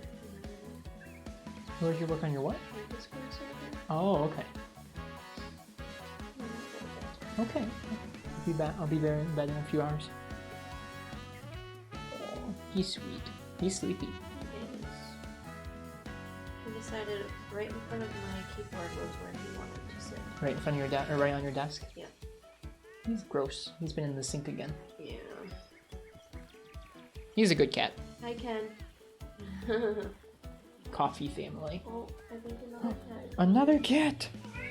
Hi, Affogato. You gonna come up here? Maybe not. Here's the other cat. Hello. Hello, other cat. Hi, Crystal. Yeah, the other night cat was saying they hope you felt better. Thank you. I am feeling better. You should definitely get a cat, Ken. They're sweet. They're very furry, and they make lots of messes. Yeah. They're sweet. Oh, she's happy. It's warm in here. Yep, they make lots of messes. Don't you make lots of messes. Ken, what stops you from getting a cat? Maybe money or time, or just where they live, I don't know. Yeah. We were barely able to find a place that allowed cats. Yeah. Okay.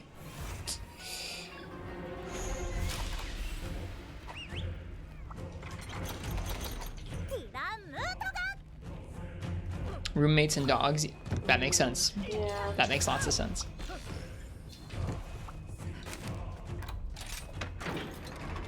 Well, enjoy your dose of cat.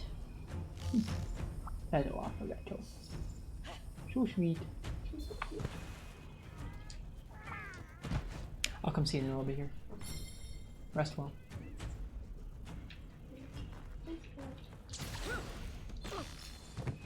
I think some cats don't like dogs, and some dogs probably don't like cats' iced tea. I don't think that's too crazy to think.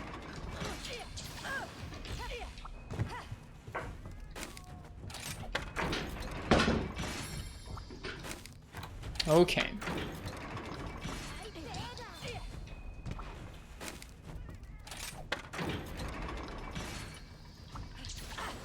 Mr. Little Furball, living with your brother while you're helping take care of your mom. Yeah, if you're allergic, it makes it really rough to have them around. Some cats also don't like cats. Our cats didn't like each other until they'd had a long time being around one another. So, that's true too.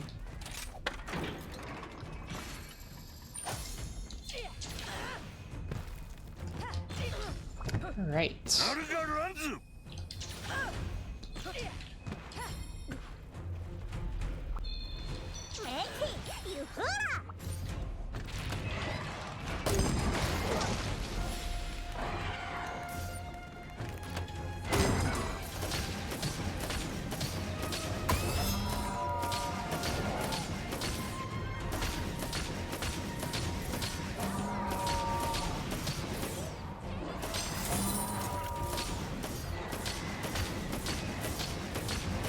I wonder if they scale the waves for solo and village too. It seems like they might. Doesn't seem like quite as much is going on as the hub rampages. Whoops, I went too early with those crag shots. That's okay.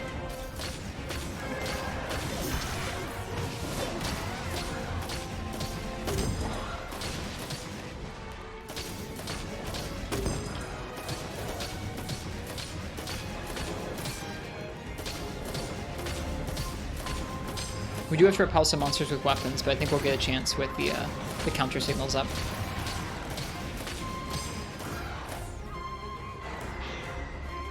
Right now, I guess we're just trying to... I guess, you know what? We should probably try and repel with a weapon, because right now, a lot of our stuff is waiting for us to get a cannon repel. And I can't actually do that. I can't really contribute to any of the goals actively with the the ballista right now, besides crowd control. So let's try and get some stuff killed. You gotten a lot better at these? Yeah, I practiced them a lot in high rank. It was fun. I genuinely like them.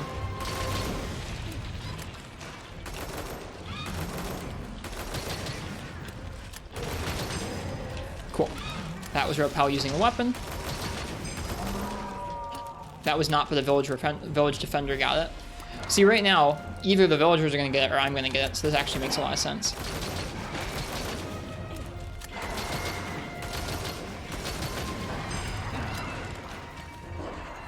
That didn't count as either because it was a freaking bomb. That's obnoxious. I guess I could have inflicted an elemental blight with that Acna Samurai. I probably should have. Or your cats. Yeah, I guess the cats could do it too.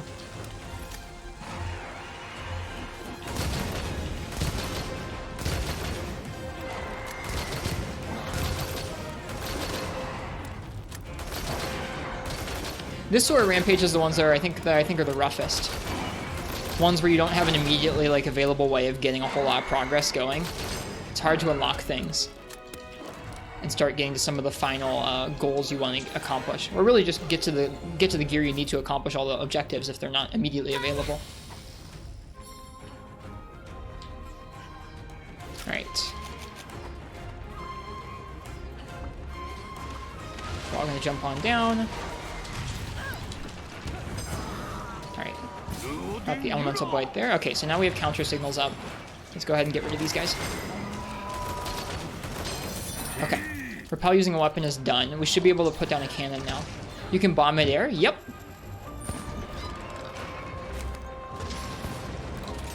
Shoot. That was the wrong thing. Oh, and I wire fell. I'm not going to be super strict on myself in rampages. I feel badly for doing that, but... It is a solo rampage, though.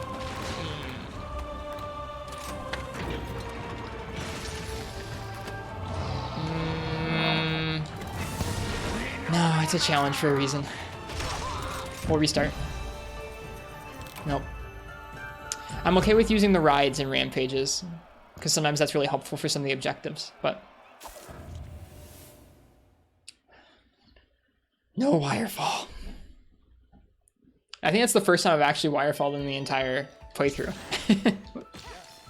First time I've accidentally done that. Let's try it again.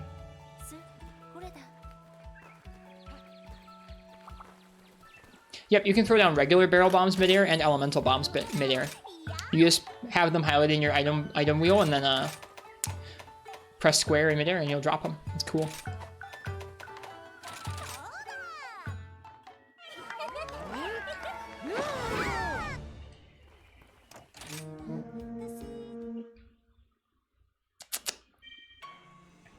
At least it wasn't all the way through the rampage. I think it's the same objectives. Yeah, it's the same objectives. Okay.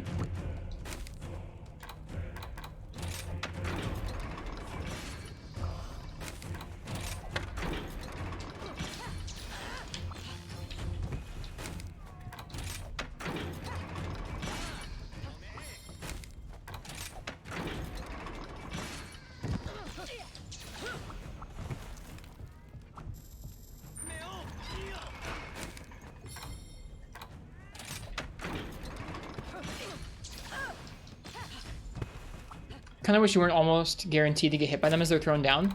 You can jump out of the way in time, but it's not particularly easy to do so.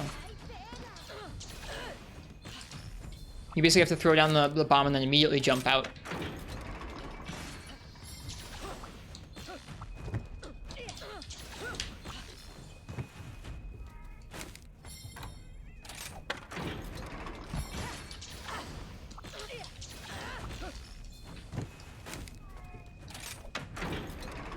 Jump in midair?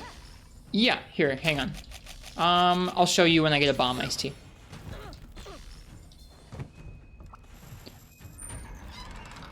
Yeah, like, this jump. You can do that jump. This one.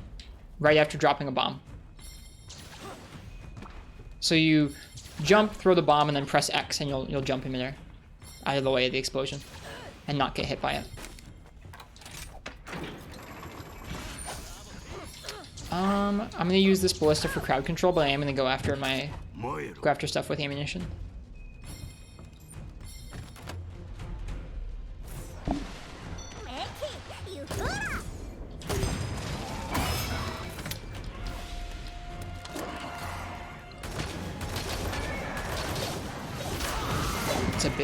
That's a big Great Azuchi.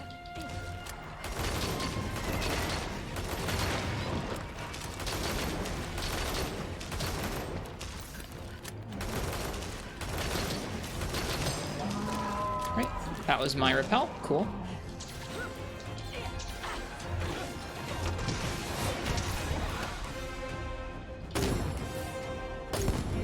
Wow, really? Does Light Bowgun not have crit range anymore? It does. You can see it, Patty, by the reticle. Right now I'm in critical distance. If I go far enough away, it'll drop to a different color. That color, that yellow, I'm out of critical distance there. So if I'm too close or too far away, it gets yellow. The orange is proper crit distance. It's pretty wide in this game, especially for normal 2. Certain other ammunitions, you have to be much further away or much closer.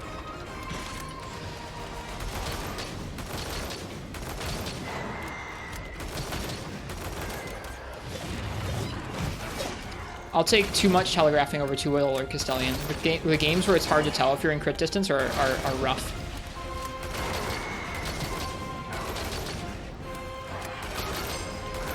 Okay. Yeah, this is an unconventional start to a Rampage. Most of them you're able to like kind of start off with stuns or placing down installments or that kind of thing to get the objectives rolling. It's rare for me to have to sit there and actually use a weapon.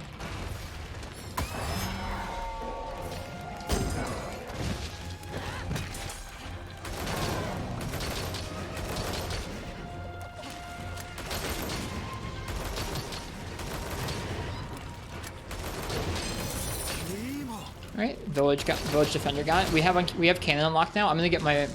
Actually, you know what? I'm gonna drop down a Cannon here and start doing Cannon repels. We can do weapon repels when the counter signal fires. Actually, you know what? Screw that. Hang on. Oh, I screwed it up. I was gonna go for Elemental Blights with the Acnosong, with his fireballs.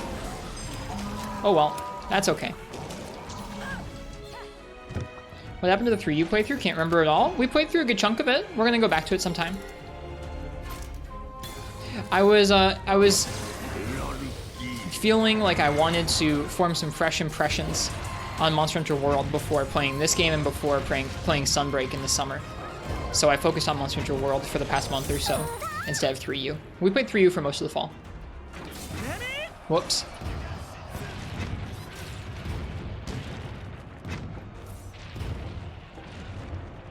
I wonder if there are going to be other monsters that come in with Tetranadon.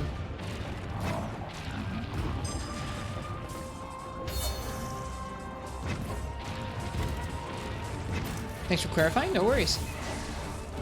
Oh, I should have saved that for the other monsters. They'd be easier to inflict with Thunderblight.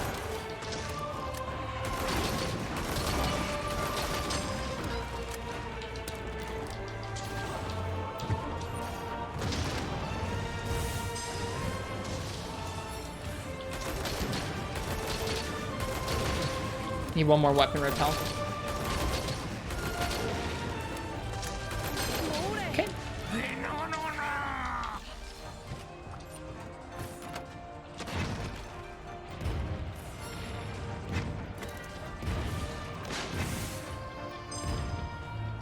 Got a cannon and repel there.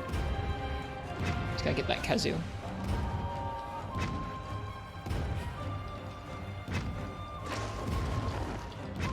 Them jamming on the gate is not the best. There we go. Alright. Alright, we got double cannons now. Okay, we got the cannon repels. I can go ahead just fine and use my bowgun now. Now all we need to worry about is dealing elemental blights and gathering materials, then we should be set to get all the objectives done.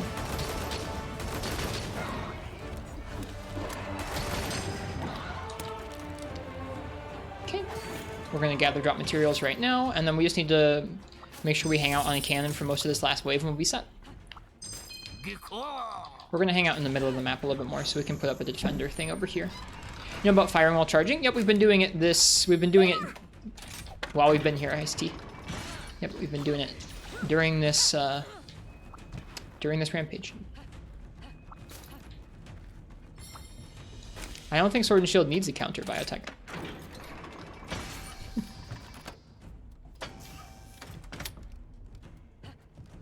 Haven't noticed? I was doing it.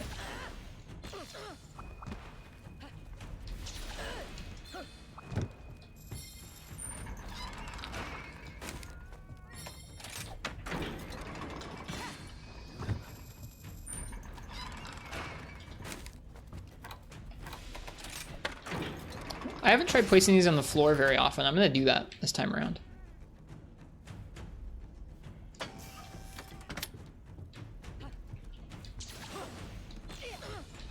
Okay, so we've got our cannon here. We should probably break it down and put it back up because it's low on health. All right, cannon for us. I'm going to go ahead and drop a...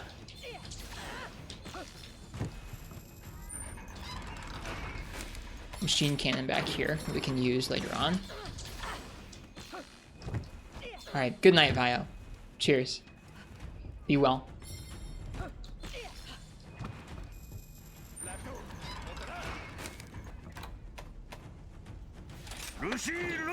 Alright, so we have one regular ballista here, one cannon there, one machine cannon in the back. I think that's all we need.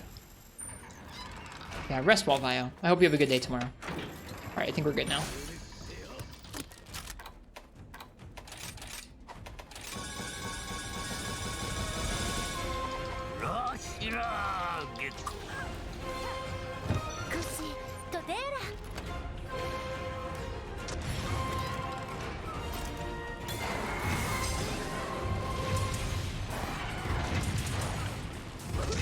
I suppose I could have multiple cannons, so I could be firing multiple thunder shots. In fact, that would probably be more intelligent than having just one.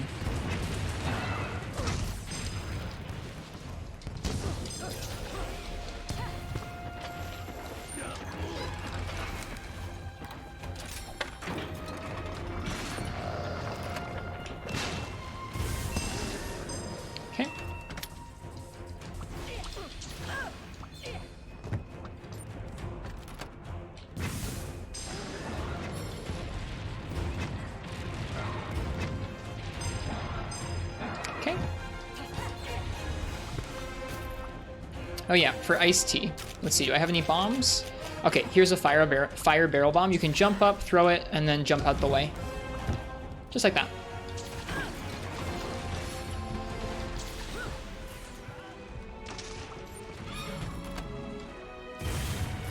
Shoot. Missed with my cannon. It's a combo? Yeah, it is. I almost just wire fell again. I would have been so mad if I had to abandon.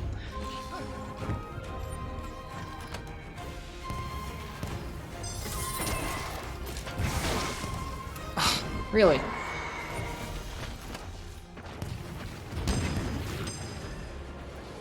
Alright, yeah, get that fire.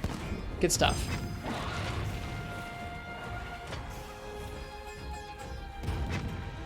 Almost time to go home? Nice, Danny boy. I hope you're having a good day.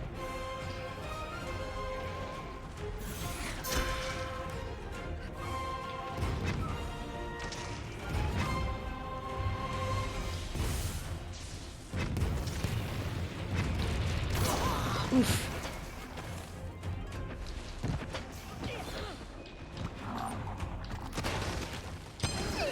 There we go. All right, let's jam out.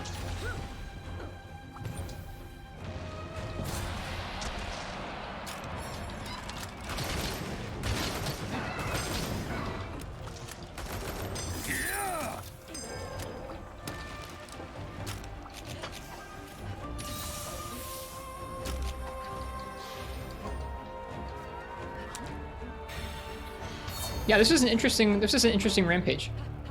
Like I said, it's not often that you have to sit there and use a different tact to get the objectives going. Usually there's at least one gimme. This one didn't really have a gimme, aside just letting the villagers repel things. Enjoy your lurk and play something, Ken. I hope you have a good time. Ah, Rathian's here.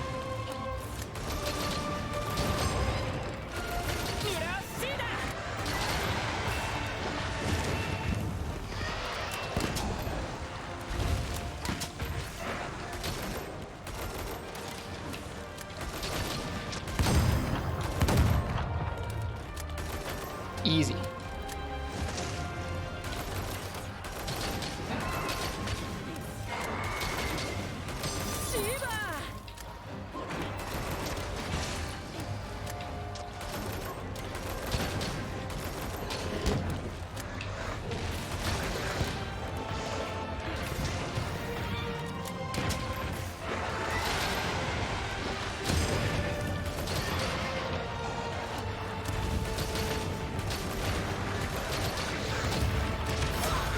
Oof.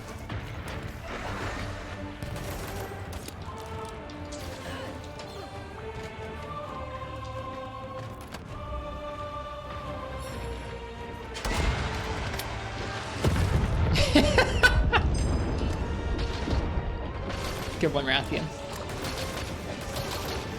Do hit zones still matter in Rampages? Yes.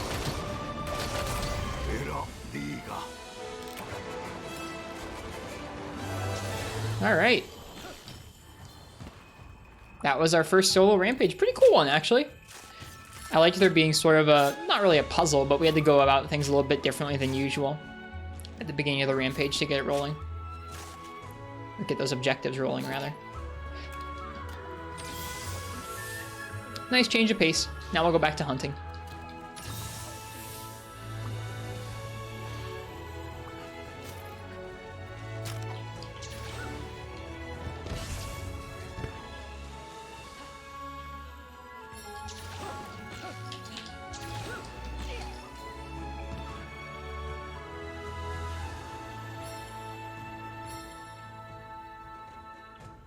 We saved Kimura from the Rampage.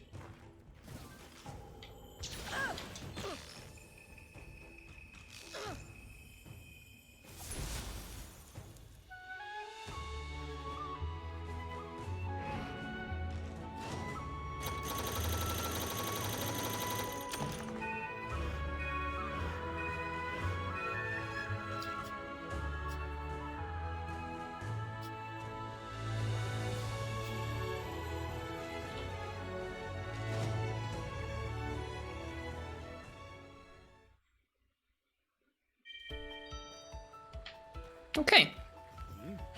Hey, it's sale day.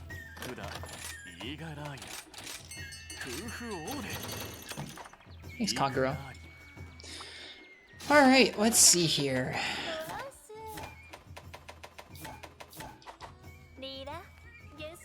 What's next? We have yet to do a Basarios, so I think that's what we're going to do next. I'll let you guys pick my weapon for that.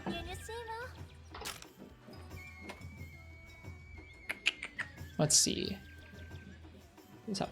Did you ever get all the dolls in the Switch version? No, I was super unlucky for the dolls pretty much all the time. Alright.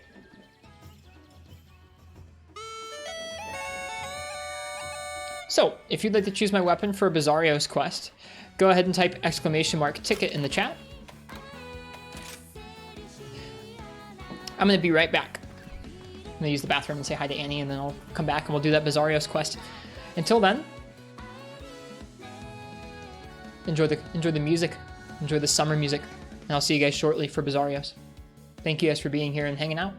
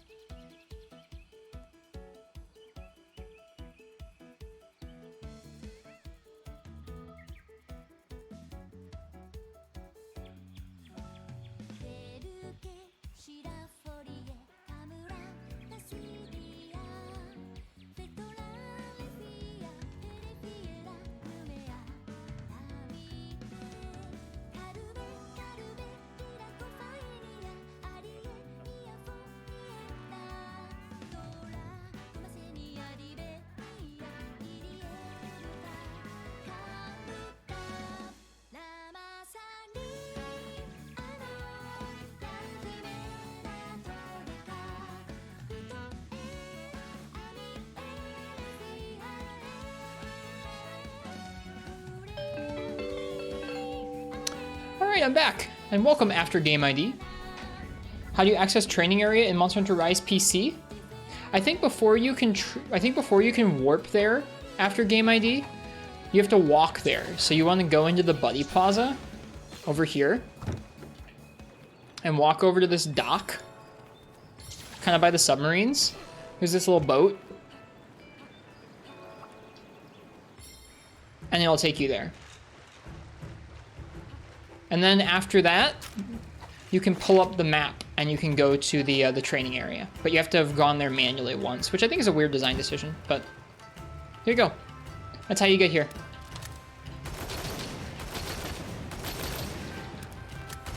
How do you break Gosarog's back? I don't know. Thank you, man. No worries. I hope you're enjoying Rise.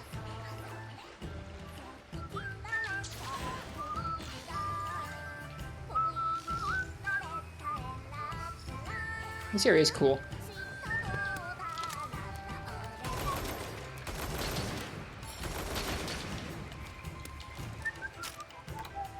Alright, I'm gonna say last call. If you want to choose my weapon for Basarios, what weapon I use on it, go ahead and type !ticket in the chat.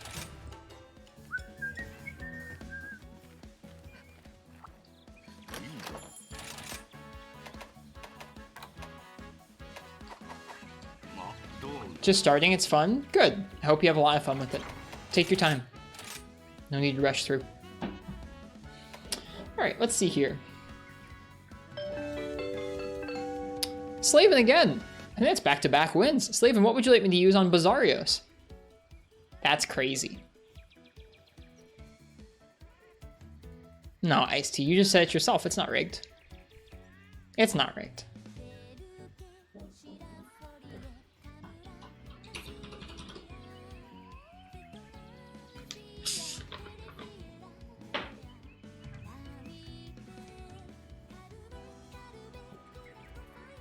Bo, please. So how this works after game ID is you have to enter your name into the ticket there. It doesn't cost anything, but you just have to put your name in the chat, and then if I draw your name, then you get to pick what I use. So I drew Slaven Art's name. So I'm gonna go ahead and @ them in the chat here and say weapon for Basarios. And if they don't pick one, then we'll draw somebody else's name. Hammer. Okay. So they picked Hammer, and we're gonna use Hammer.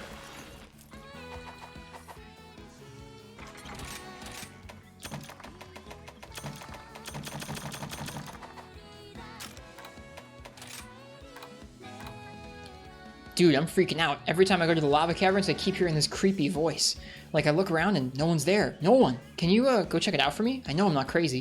What does that have to do with Basarios? Oh, Basarios is making a noise maybe and looks like a rock. Maybe that's it. I was gonna say, what does that have to do with anything?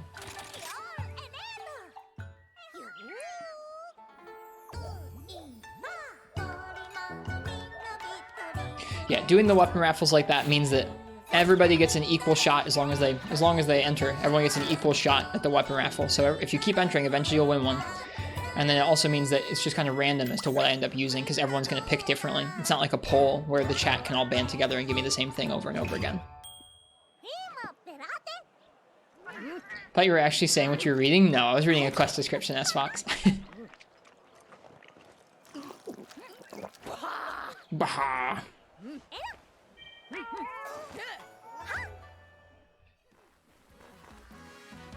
All right, off we go. Basarios.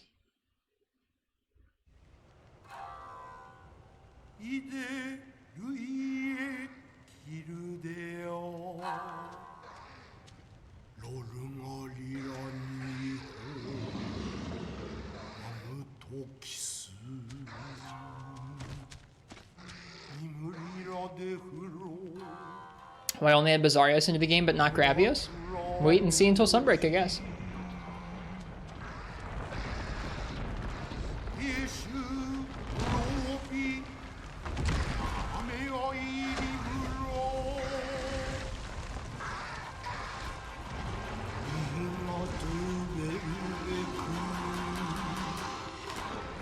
He does look really cool in this game, doesn't he? Wow. Alright. This is a monster I felt like was super forgettable in Rise on the Switch, so I'm interested to see how I feel about it this time.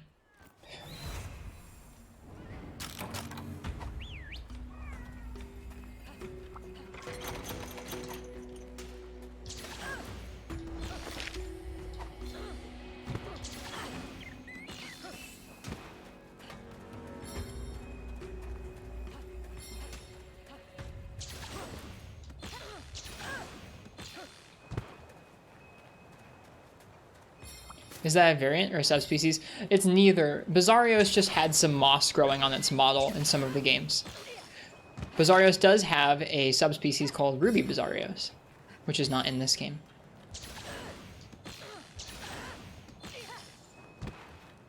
Ruby Basarios is cool. So is Basarios in general. It's nice to see him in this game. Ting. Roar. Alright. Brawl down by the seaside.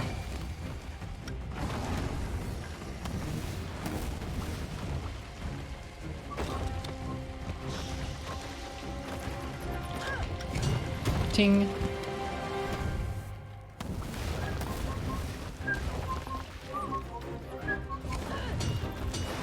Ting, ting, ting. Alright, we back up. He warms himself up for this fire AoE. Alright, we were able to hit his body there. Let's take care of these Rhinopolos.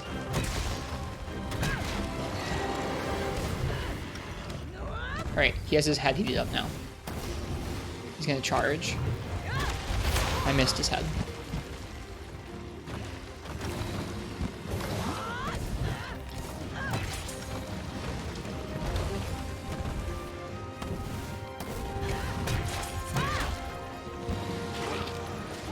Got us with a little second gen Wyvern Bite.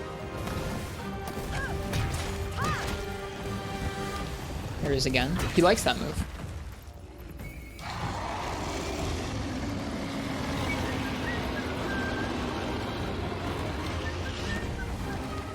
He's gonna roll. No, he's gonna charge into a roll.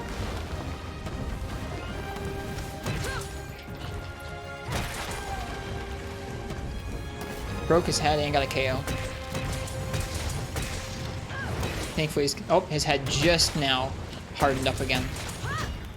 We're still hitting it for decent damage, though, which is surprising. Whoops.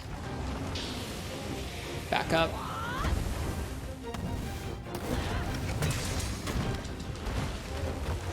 This is a perfect area for hammer. Oh my god.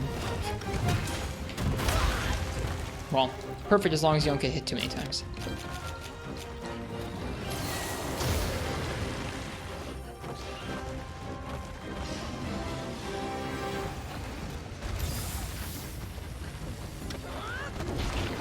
Ooh, that...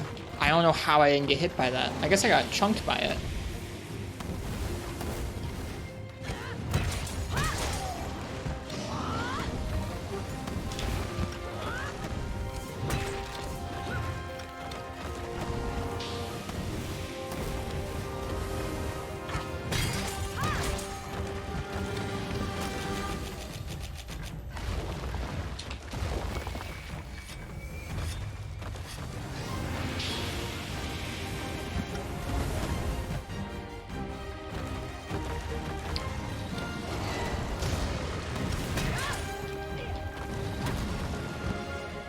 He really likes the poison. Seems that way, doesn't it? He seems smaller in this game. Maybe he was always small and I'm thinking of Gravios. But he seems smaller in this game too. Alright, that's second KO. I don't know how I'm going to break any other part of his body, but his head is pretty doable in this game, to be honest with you. Oh, I screwed that up.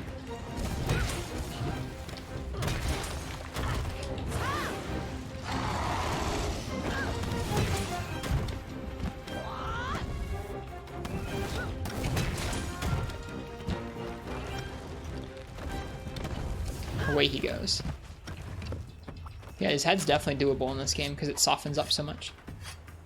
This is the only game where his head can be broken? Yeah, I believe that's the case.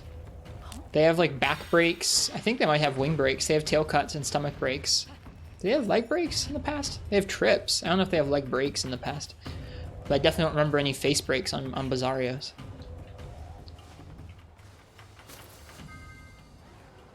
I might also be confusing some of those for Gravios.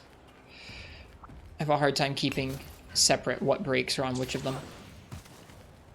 They had back, stomach, and tail. Gotcha. On Basarios, yeah. I feel like, does Gravios get leg breaks too?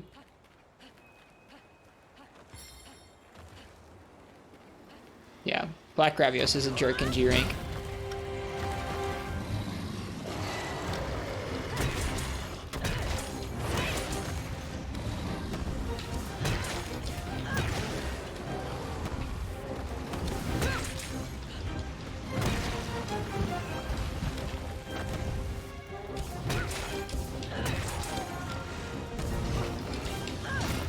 Ting.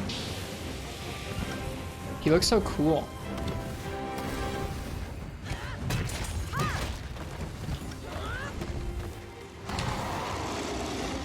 Legs, wings, tails, back, stomach, twice face. Yeah, geez, that is pretty much everything, isn't it?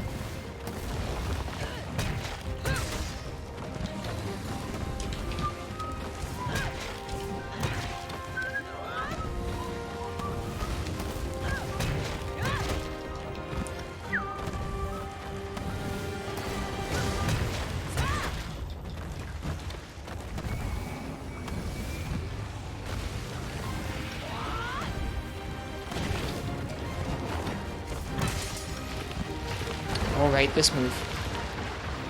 Forgot he had this move. I wish it tracked much harder. Oh, well. Guess I got my wish. The end kind of does track kind of hard.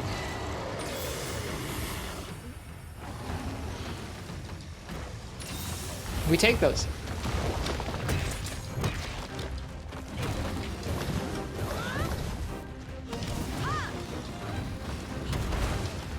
We both missed.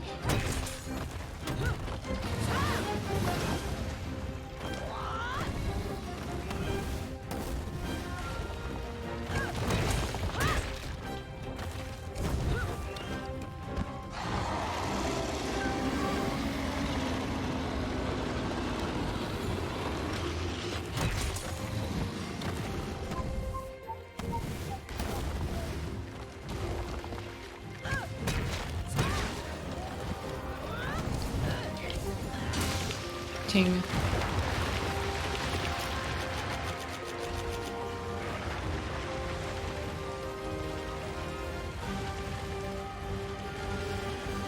Oh, so he doesn't have to do the dig after that. Interesting.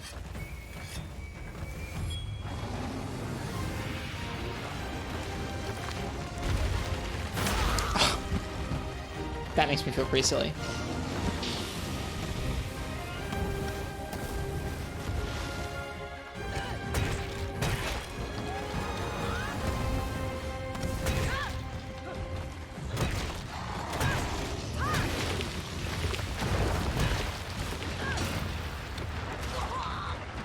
Oh, thanks for not blows.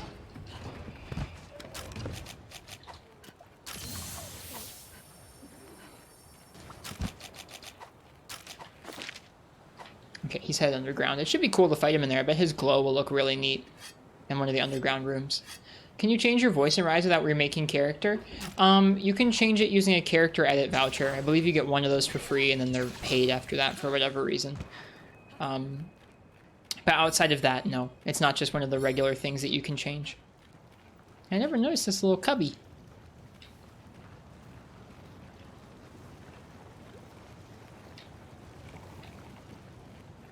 I think you might also be able to switch to the DLC voices for free. No idea. I haven't tried one of the DLC voices.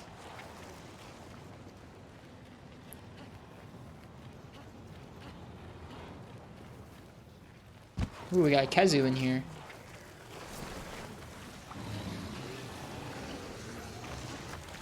Staying the heck away from there.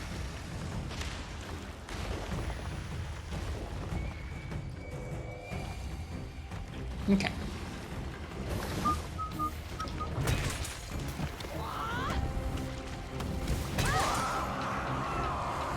Seems weird they would sell DLC.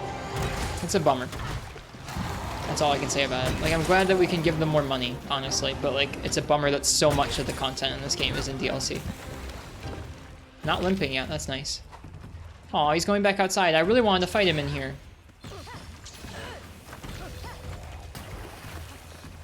Oh, you mean just for the character edit voucher? It is kind of weird, isn't it?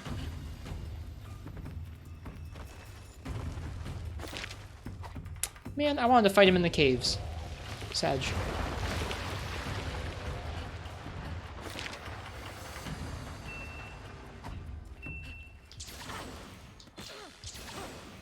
Where does this even go? I don't know if I've ever been down this corridor.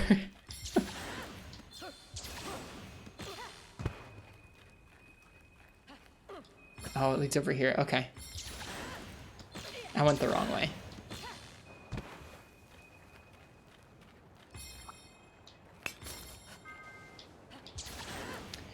Then maybe they do let you apply the DLC voice for free. I don't know. I haven't tried it.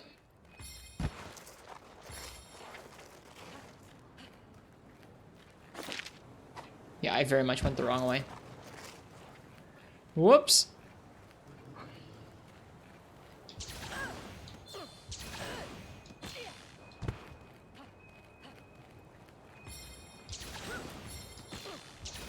You can do that without a voucher at the very least? Oh, okay. I wasn't sure about that. So I'm glad somebody can, or I hope somebody can confirm that if you bought like a DLC voice. There's a voice option in the character edit from the box. Oh, is there really? Interesting. I bet that's not something that used to be. That is not a part of your character you could edit freely in older games. I bet that you can edit that freely because of the DLC. I still went the wrong way. I am lost. Can you go in there? No. That looks like you should be able to go in there. Arachnoids must go in there.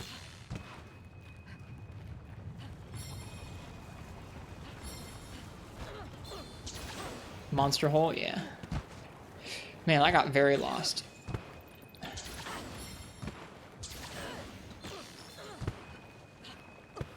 You thought they finally let you edit your voice after creation? Oh, wait, it's just for DLC voice? Oh, okay. That's that's quite pointed, isn't it?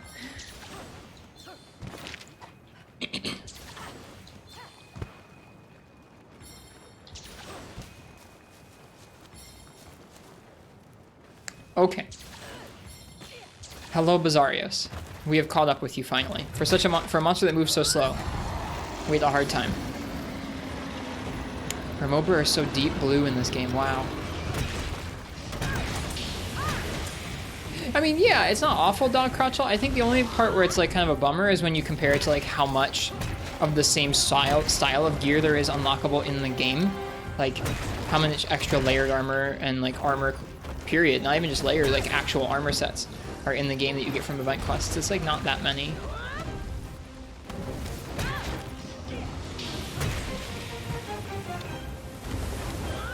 But yeah, it's better than pay to win. It's better than loot boxes. It's better than a lot of stuff. It's better than a freaking battle pass.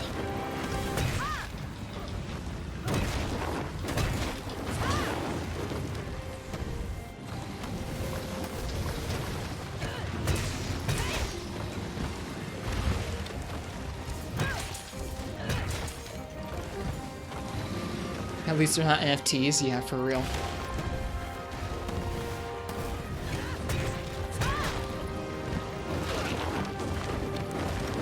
Yeah, it's not the worst. It's just kind of a bummer. Especially when there's, like, I think if there wasn't quite so much of it, it wouldn't bother me quite as much, but there's just so much of it in comparison to how much you get from event quests.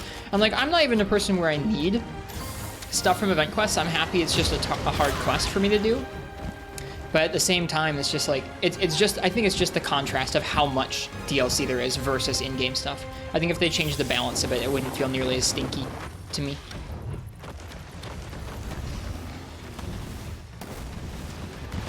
Oof. There's no defender armor in Rise. The expansion is now done.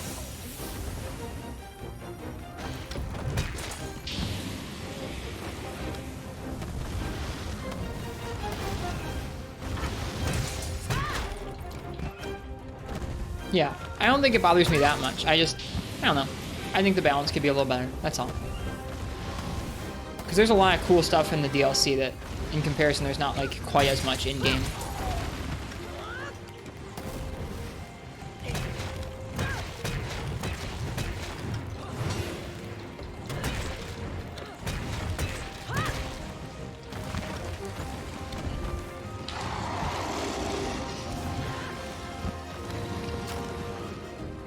Don't see how that is the case.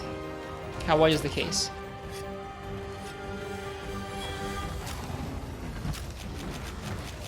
There's only a couple layered armors. I mean, you can make layered armor almost every monster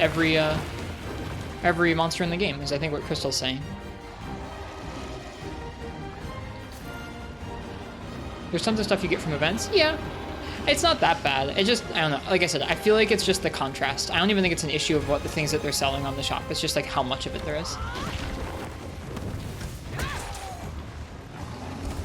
And even then, it's not that big a deal.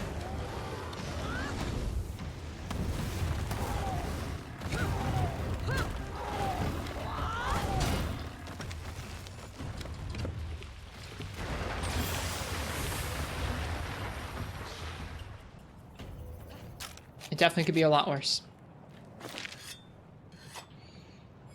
Alright, we got him limping. We spent a lot of time just tracking him down. At least we get to finish it off out here in the... or down here in the caves.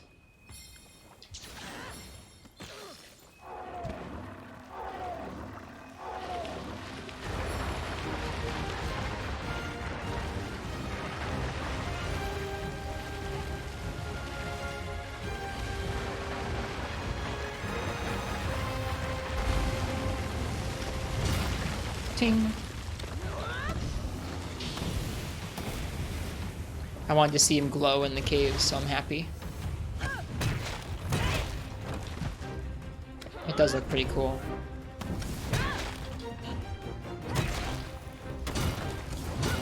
Ting, ting.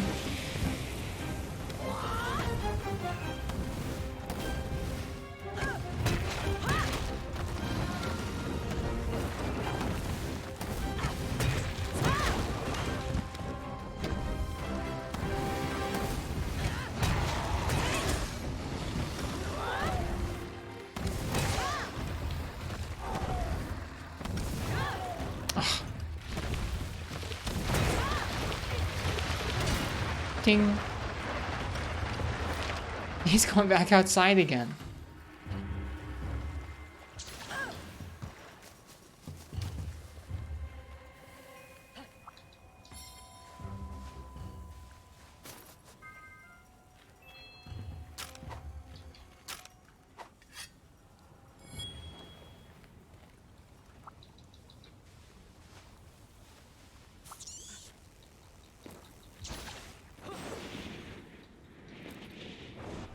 Dog Cratchel, the World one was pretty similar. The World one also just gave defensive skills.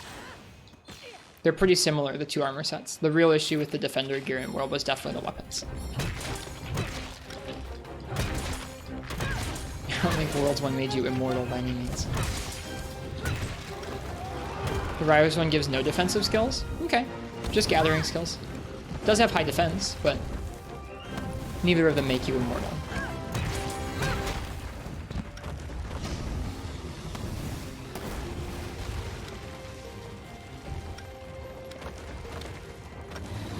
Uh-oh.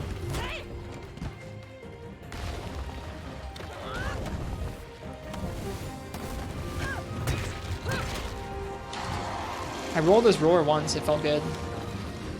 Roar rolls in this game feel pretty random to me, I gotta practice them.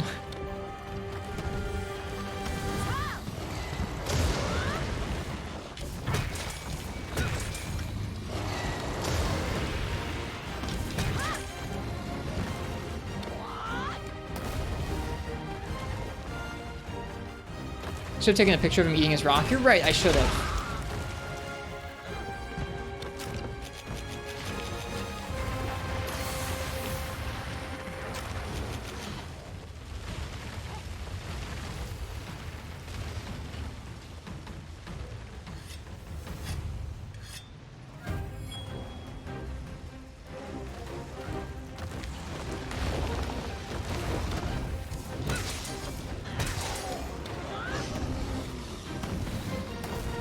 Forgetting all about Monster Hunter Snap today? Yeah, I did forget.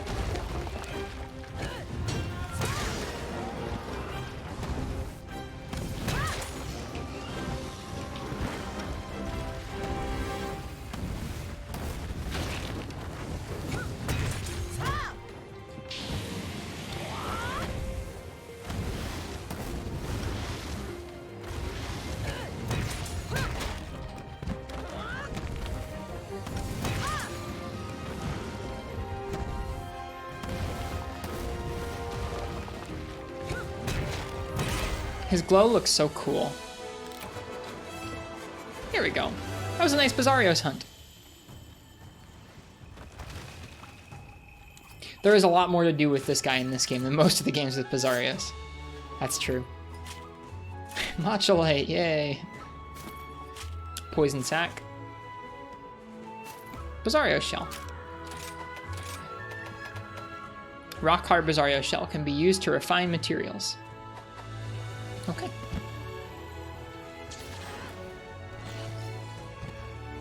That was our first one of those guys.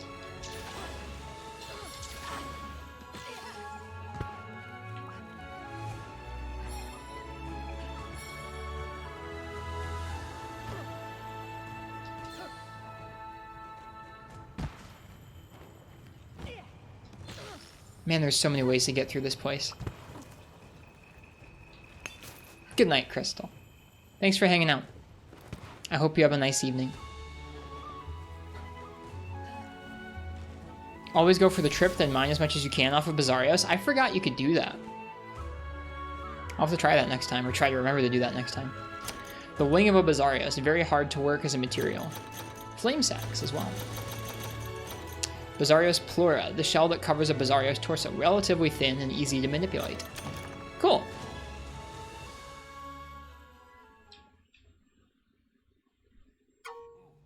Michelle, the Rampage has returned. And just as expected, Magnum Malo's ugly face is among the horde. Luckily, Haemon's device was able to draw it away from the Rampage and into a secret passage that leads to the Shrine Ruins. Michelle, this is it. This is our chance. Accept the urgent quest from Minoa and take down that fiend once and for all. For the villagers and for Kimura. Wahahaha.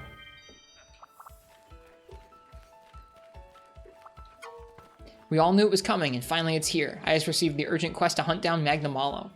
Everyone in the village will fend off the Rampage. We'll make sure nothing gets in your way. Doesn't matter where you are or what monster you're fighting. The spirit of Kimura is with you, always.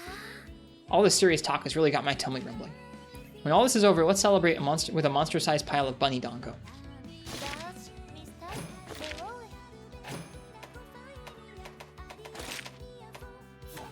Shoot.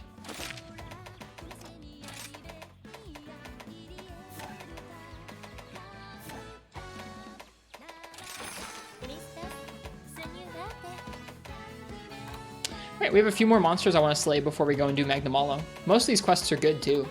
I'll let you guys pick my weapon for... Let's do third wheel. So there's an Arzuros and a Tetranadon in the arena. I think that'll be a good thing here. Hello, Hellers.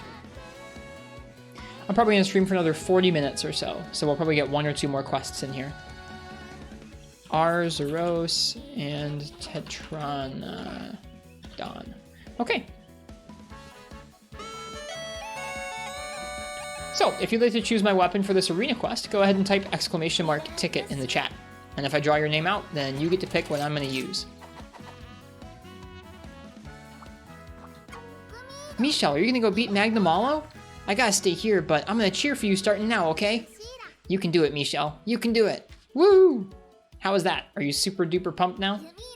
I'm pumped for tomorrow. We'll do Magnum Malo tomorrow, I think. I saw a drawing Master Hojo made of Magnum Malo. It had one terrifying looking face and such evil looking haunches. Much like the real thing, in fact. When I saw the drawing, a poem came to mind. Here, let me recite it for you. Magnum Malo's glare, eyes burning with ferocious glow, I shiver with fear. Upon hearing that, Master Hojo shed a tear and said, Shika, you are a genius. I really am. Chief, I heard you're gonna go fight Magnum Malo. Master Itsushi said that if there's anyone who can defeat it, it's you. And I believe it. I'll be there to see you stand tall in victory.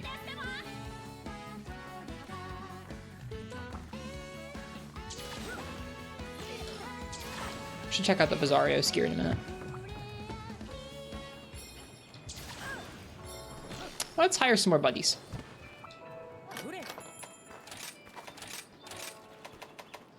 Bond.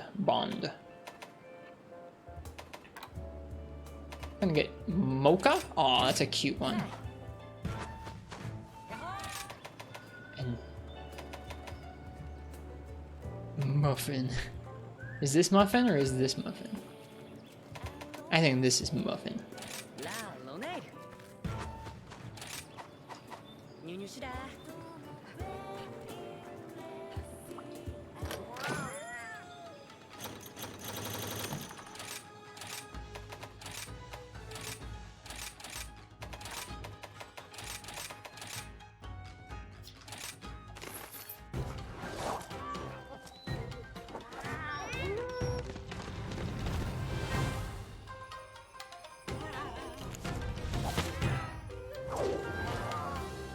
How do you do that hanging from the Wirebug thing? You try it because it skips the petting your buddy scene at the end of hunts. Never get it right. So you have to do it basically right as the little timer is running down to 10, like the last 10 seconds are running out. You'll jump into the air with the Wirebug and you'll press circle, or you'll press your right hand face button, and you'll hang in the air. You have to do it pretty close to the end of the timer because otherwise you'll drop. Like in a minute here, you'll see you drop there. If you drop before the end of the timer, that means that you're still gonna get the cutscene. But if you're in the air, hanging like this, when the quest ends, you'll skip the little cutscene. It's also good to know how to do this because that means that you can kind of swing around. You can extend your distance when moving around with Wirebugs. Because you can swing and then jump off of it. When you're in the air, you can jump by pressing X and you'll jump again. So you can do Wirebug, hang, jump to move around. Hanging is also a good way to stop your momentum in the air and drop to a spot underneath if you wanted to stop at a specific spot.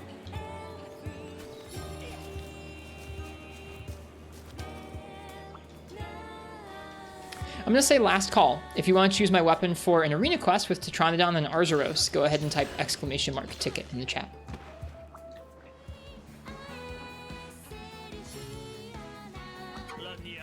They say that hunting is doing, and going off the tango with Magnamalo is a heck of a lot of doing. Your skills have come a long way, even surpassed mine. I can't really put into words how amazing it's been to witness your journey. It's been like 3 or 4 days, man.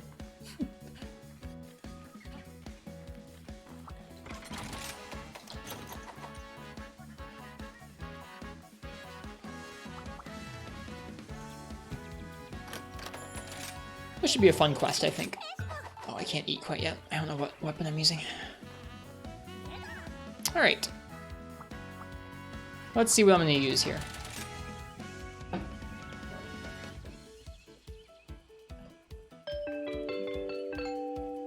Big Meow. Big Meow, what would you like me to use for an Arzuros and Tetranadon arena quest?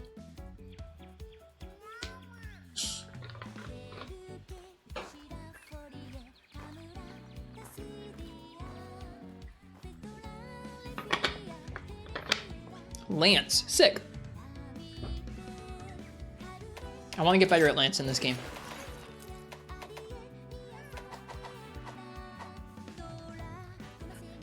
Let's take a look at that Basarios gear. So Basarios gives defense boost, guard, speed sharpening, and load shells. I like speed sharpening.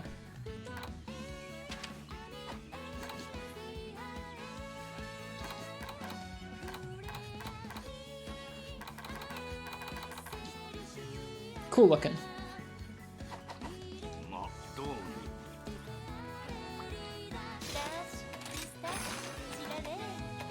Alright, third wheel.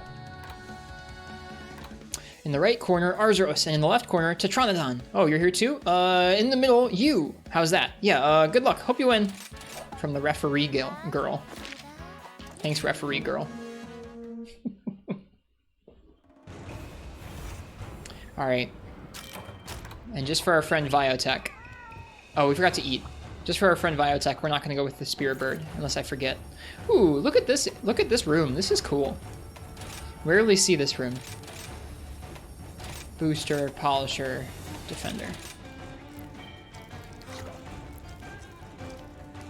Cute cats.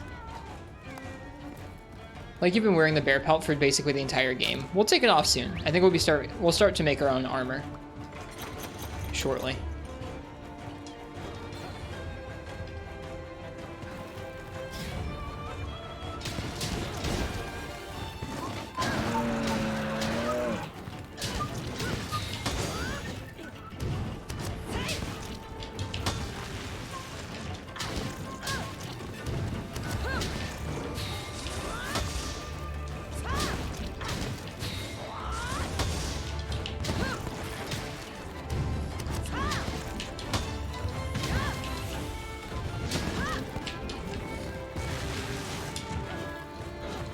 Whoops.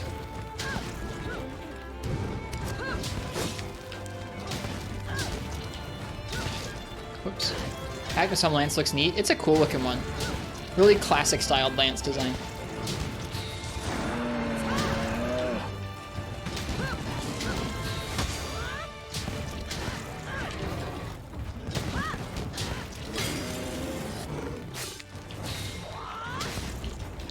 You missed Arzuros.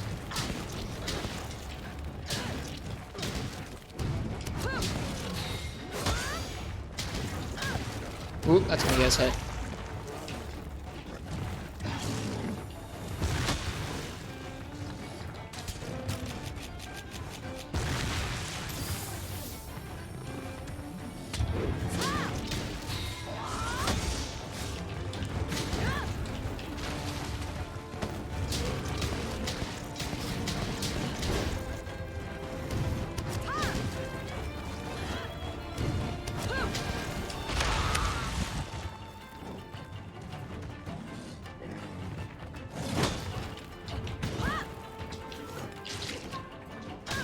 I should heal again.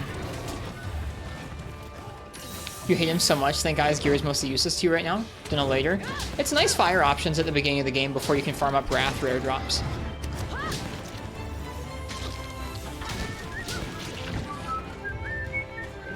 Alright, if these two fight... Oh, shoot. We have no way of getting out of this because we're not wire falling. We might die. We might cart. Yeah, carting. Bummer. That's what happened if you get pinned with your health low. At least we get to sharpen now.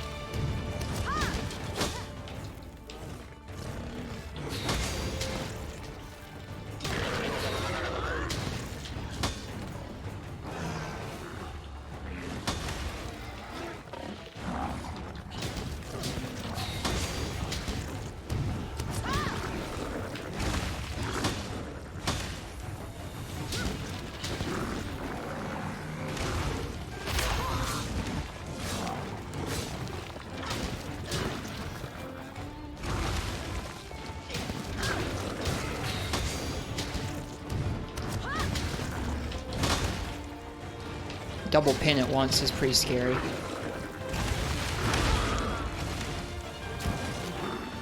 Staying down. Oh! That's rough.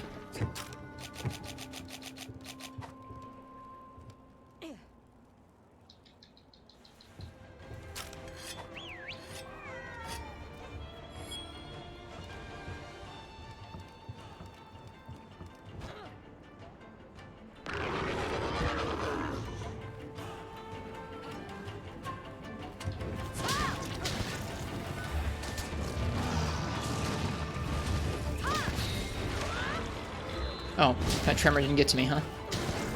Okay, there's Arzuros dead. I was gonna say, we did a lot of damage to Arzuros before Tetranadon spawned in, so we should be good.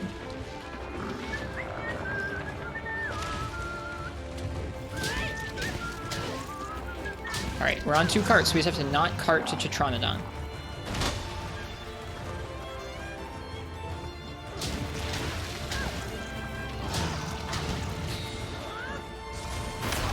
Oh geez, that went straight through my power guard.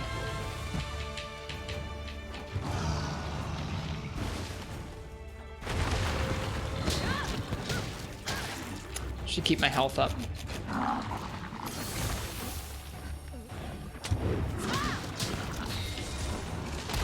Oh, and that goes through your power guard. Okay, it's good to know.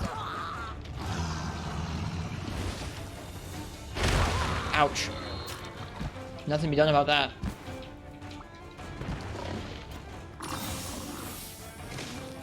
That's pretty scary.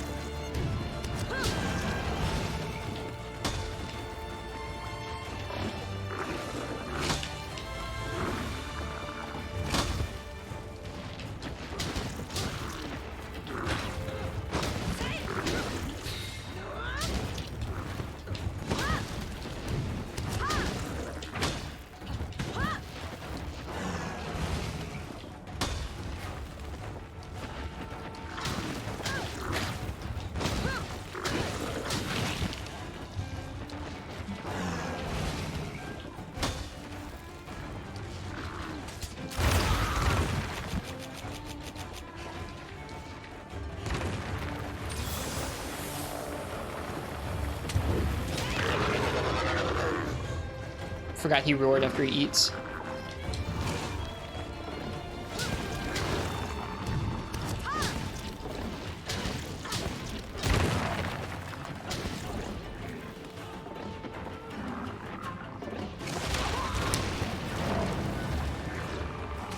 Okay. Rock just goes through guard.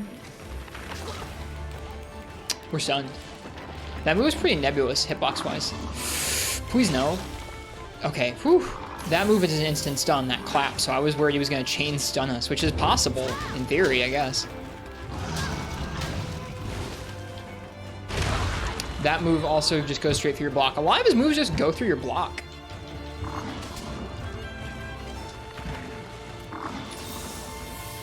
So, like, this is a monster that you don't have to think twice about when you have Wirefall and you can get out of the way of all this stuff. Without Wirefall and with low defense, yo, this guy hits. I'm enjoying myself.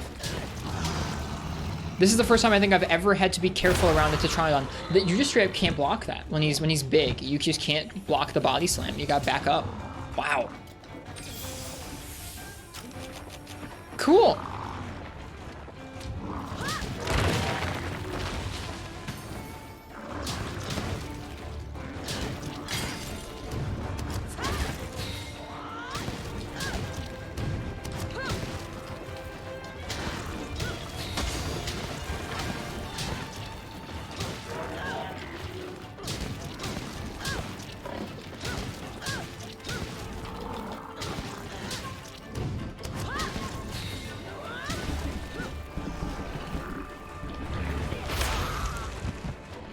Okay, interesting. I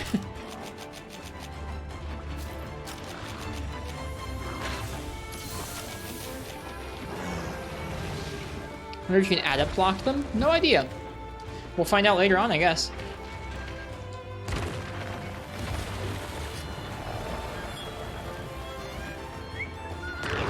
Alright, we gotta be careful. He's got some moves that can wreck our shop. Like this one. It's not what I wanted to do to get away from him, but that's fine. We didn't get squashed. That's what matters.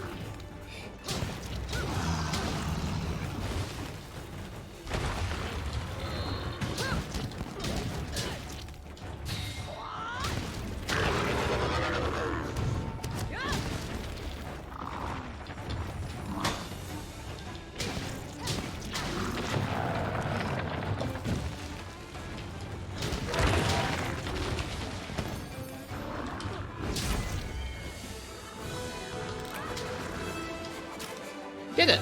That was closer than I thought it was going to be. It was fun. Whew. That was nerve-wracking. It was. Against a Tetranadon. So many times you could have died to a pin. I like the tension this adds. And like, just to be clear, that wasn't just the pin that was scary. Like, he has a lot of moves that just are straight up way more scary when you can't Wirefall out of the way. Do you ever have your cats try and bully you into feeding them early? Bully us? No. Whine? Yeah. They'll yell a bunch, but they won't come around and like hit us or anything. I don't know what I would do if my cat started like hitting me to feed them or something. I'd be upset, I guess.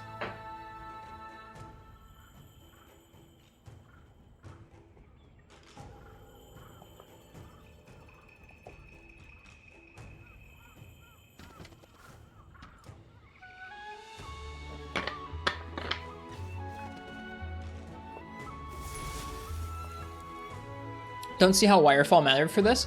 A lot of the different times when we got hit Iced Tea, if we'd had Wirefall, we can get out of the range of basically any follow-up that he can put on us. And obviously the pin is not, yeah, the pin is not a threat with Wirefall, but also just a lot of his big moves where, like, if we got hit by one of his big slams where we're underneath him and he's inflated so his big slam goes through our guard, if we can Wirefall out of the way, we can heal super safely and not have an issue with it. Not get followed up on. We didn't get followed up on super often, but we had to be really careful not to. Tetranadon's honestly the monster so far that I think I've felt that most consistently. Of just like, normally I would Wirefall just out of the way of that guy. Not had any issue with any of his big moves. I had to be careful around him this time. Let's go ahead and get Somnacanth and Pookie both out of the way. I'll let you guys choose my weapon for a Somnacanth. This will be a quick weapon raffle though, because I need to go to bed pretty soon. But I want to get these two out of the way so we can start with. Or actually, we'll do Somnacanth tonight and we'll do Pookie tomorrow before Magnamala. Right. So, if you'd like to choose my weapon for a Somnacanth hunt, our first one, go ahead and type !ticket in the chat.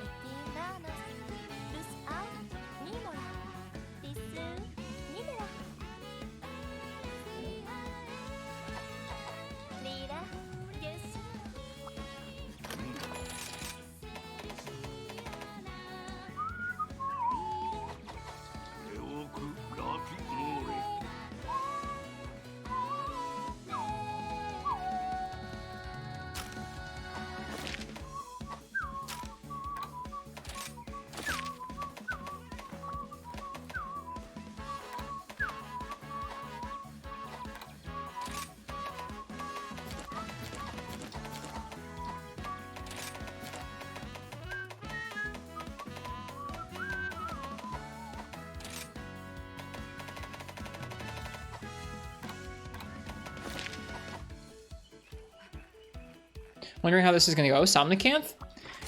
Somnacanth is a monster that I've never felt threatened by basically ever, so I'm excited to see what happens with no Wirebugs. I'm guessing it won't change too much. I don't think it's a very threatening monster design. Like, fight and visually. Visually, it's really cool, but it's not difficult. We'll see, though. I'm going to go ahead and say last call for it, too. If you want to choose my weapon for Somnacanth, go ahead and type !ticket in the chat.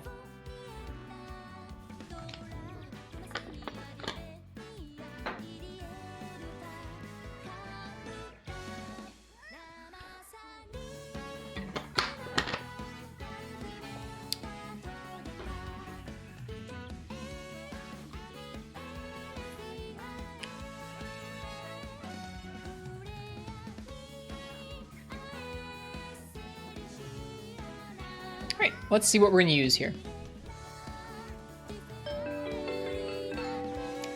Patty. Oh, I'm sorry, Harurush. Patty, what would you like me to use for a Somnacanth hunt? Somnacanth hunt. Or Zedrich. Zedrich, Patty. Is that thing fast? Somnacanth? Not really. Middle speed? Not slow, not fast. It can be fast, but not through the whole hunt. And you'd like to see Hammer? Okay.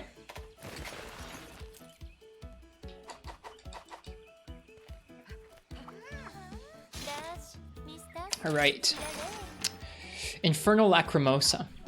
I was asked to hunt a so-called mermaid dragon in the Frost Islands. Upon arriving, I heard what sounded like a song and instantly fell asleep. I woke up back at camp covered in gashes and cuts. What happened out there? The cat wants to nap. Was it one of our palicos? Sorry. Gotta keep moving.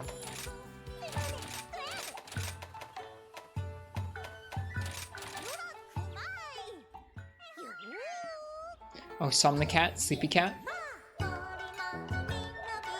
Is that what that means?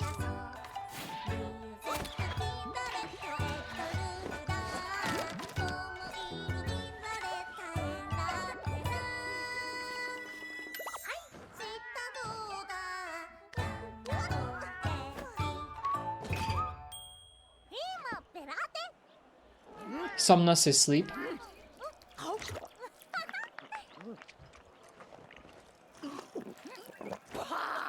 Bah.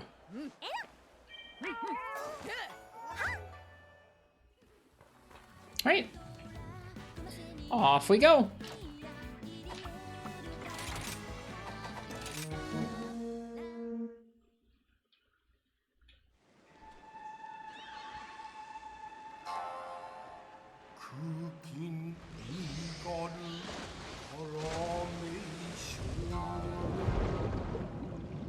This cutscene makes you want underwater real bad.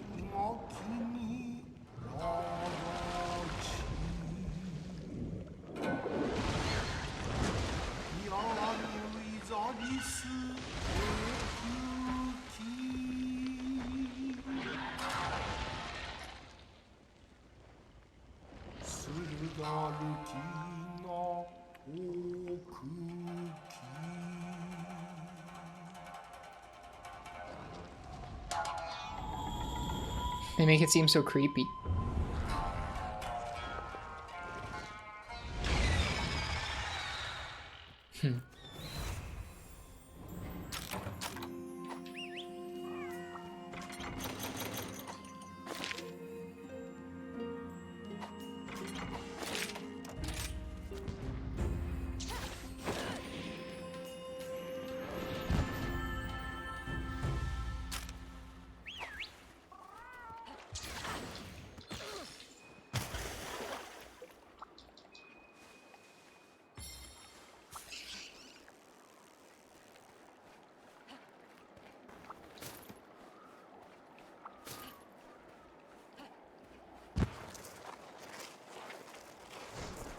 Alright.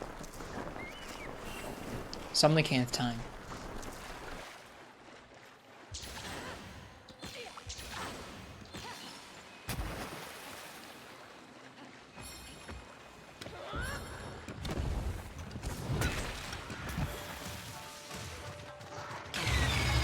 Really early roar. Zamite. Whoop.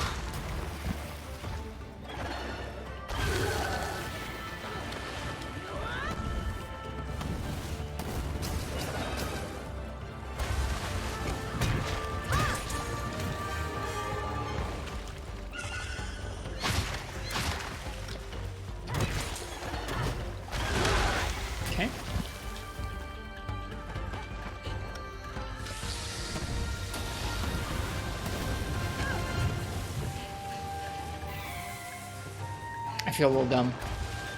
It's gonna do the big slam. It is.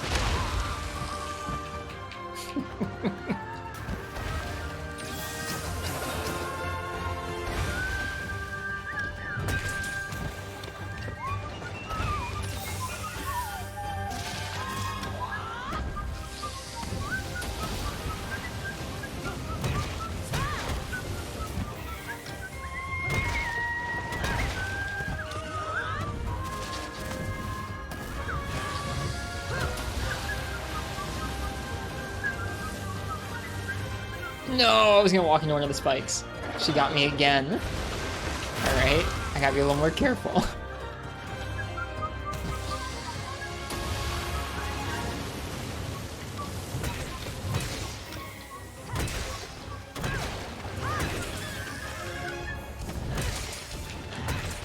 Oh, hello, Baggy. Another sleep monster.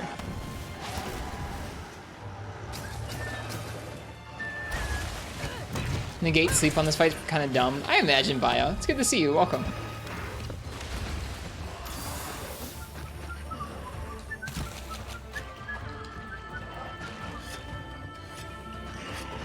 Bio, you been playing any Rise on PC? Or are you doing something different?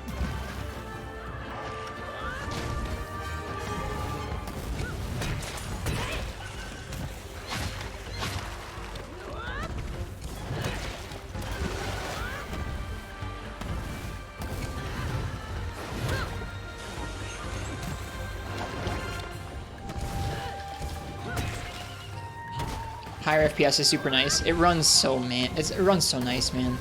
I'm running it at just 60, but it's still just it feels like effortless to run. Do range shots still force you to mount a monster? Yes.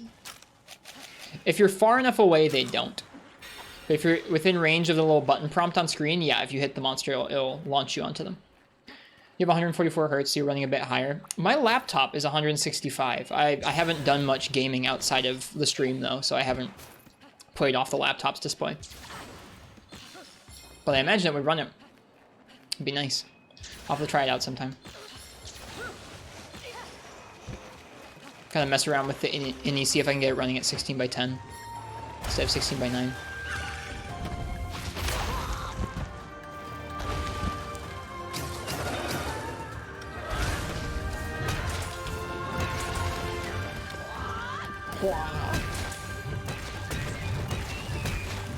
Are you playing on the laptop screen or a monitor? I'm playing on a monitor. I'm saying if I played off stream, I might use the the laptop screen though. Oh man, breaking its throat looks so brutal. You like bruise it.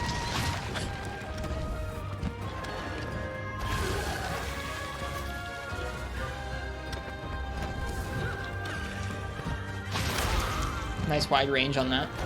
Didn't deal a ton of damage.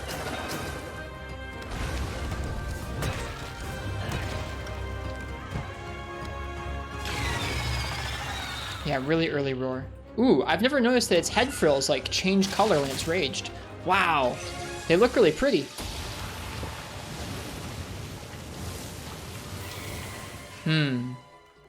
I haven't disallowed myself to use Wirebugs for movement, so we could have used Wirebugs to get out of the way of that. But I wanted to see if I could get out of the way without Wirebugging there. Didn't look like super easily. I'll have to be a little quicker about it next time.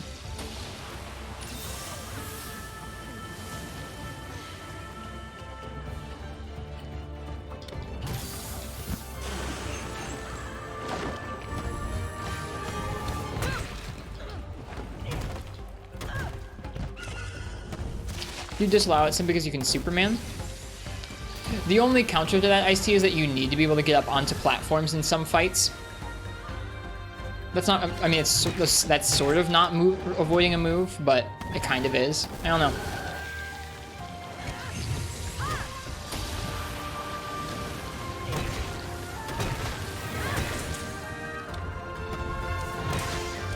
That is a good point, though, about the Superman.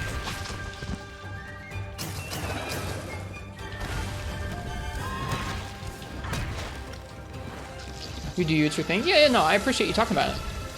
All right, what is this move? I forget. Just saying what you do? Yeah, I appreciate it.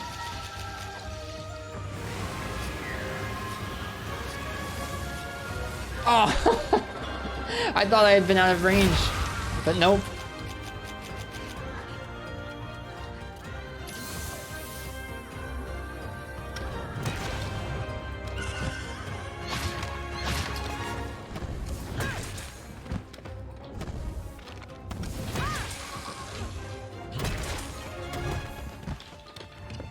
Is it leaving? It is.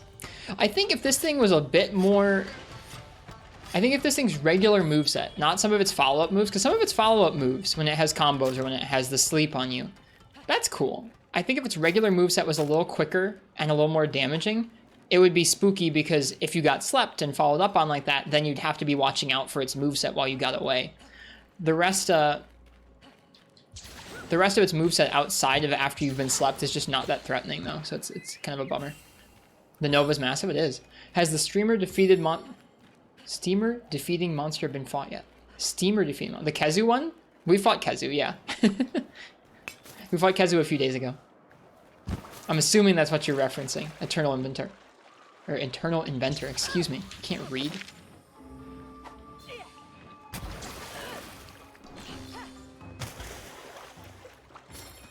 Yeah, we fought Kezu.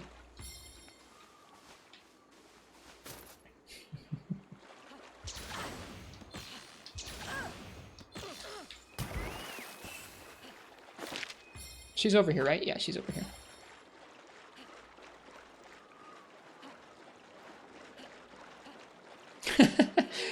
I did have to abandon several quests earlier because I accidentally used Wirebug attacks with Insect Glaive. They changed up the keybinds from World, and I've been playing a bunch of Insect Glaive in World recently. And I'm not using any Wirebug attacks in combat in this playthrough as a challenge, and to make it feel different than our Switch playthrough when we played through this game last year.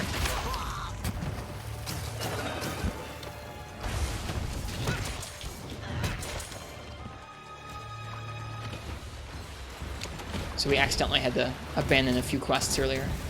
Boom! That was smooth. That's also the first time she's used one of those shells the entire quest.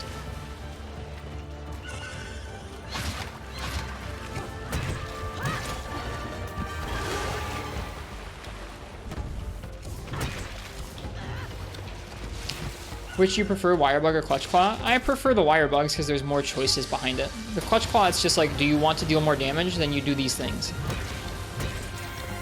Wirebugs have a lot of different choices built into that system. And they're also not quite as abusable, so I prefer them. But that's just me.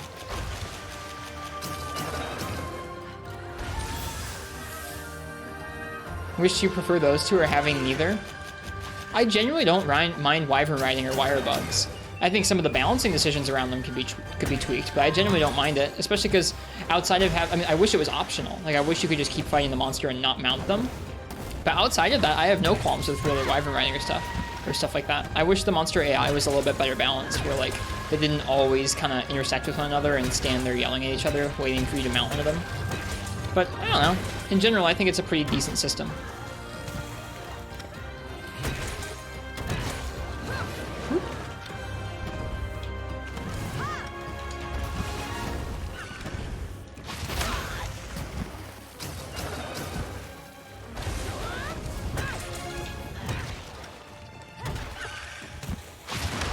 I'm getting smacked a lot right now.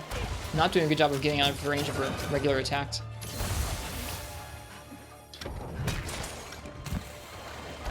Her breaking her arms being a chore.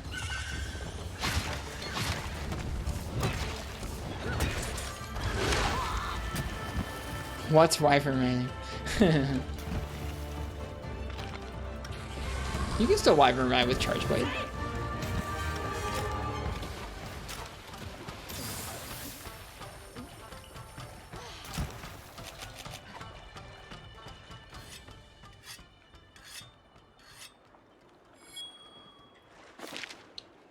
Hopefully so, Lord Castellian. Hopefully so.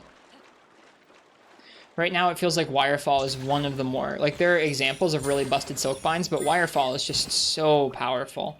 I think folks don't give it enough credit. It allows you to essentially reset, like, basically every interaction back to neutral. You think about it like that, where, like, if you screw up, you overcommit, just Wirefall out, you're sheathed, you're ready to heal, you can choose what direction you want to go. So, like, it's totally, I mean, you can biff it and get hit again, but it gives you the ability to reset to neutral as long as you're paying attention every time you get hit. And that's something that's pretty strong.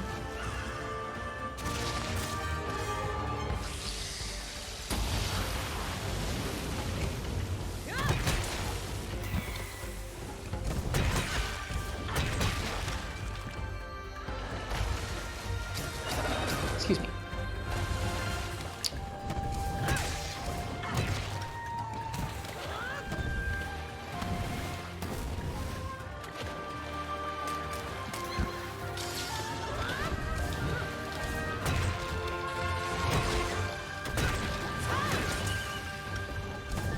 It's mad. It's gonna scream? No, it's not gonna scream.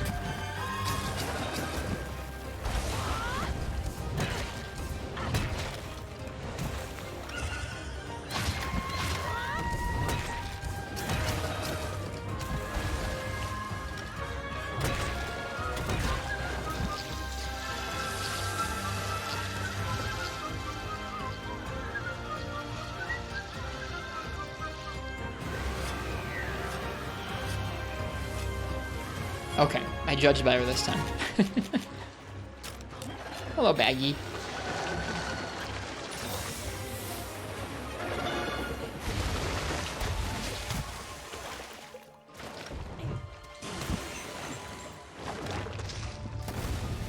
Whoops, I screwed that up.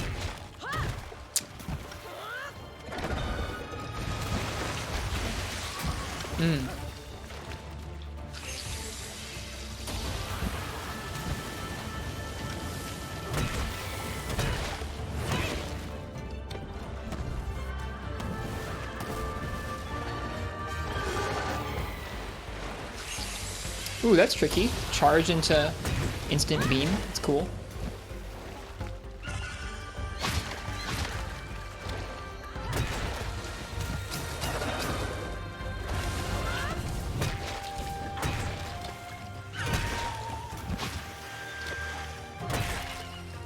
Make Rio so proud with Hammer. We're trying.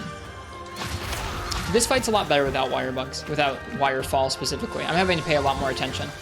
I'm finding that to be a trend, is like a lot of the monsters where you wouldn't think of them as especially difficult are a little bit scarier when you can't just launch yourself out of the way of their moves and reset every time you get hit.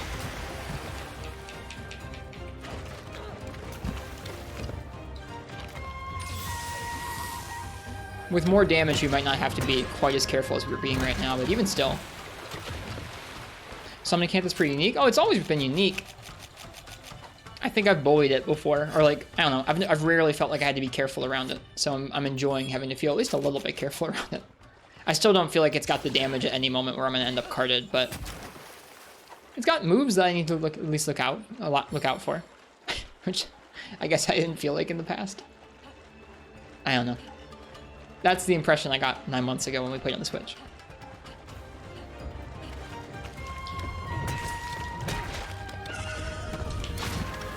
Trying for that arm break right now. And there it is. Cool. I think that's all breaks. I don't think it has any others besides its head, tail, and 2 arms.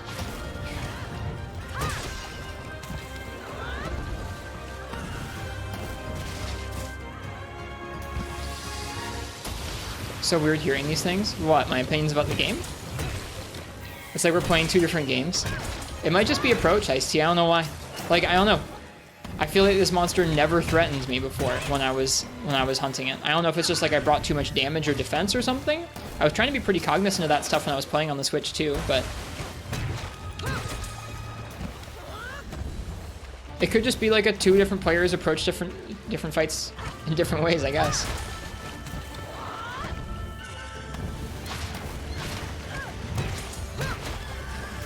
It still feels on the easy side to me, in terms of like, I don't feel particularly threatened by the monster, but I don't know. I gotta watch out for some of its moves. Ooh.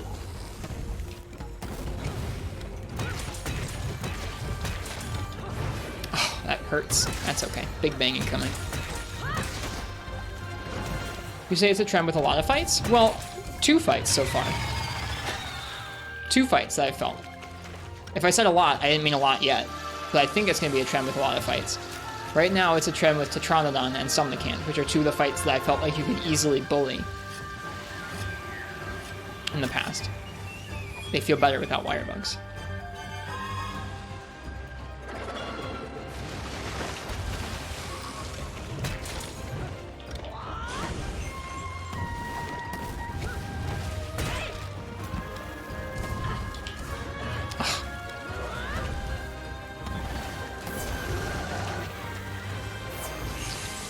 That's a cool combo. I like that combo.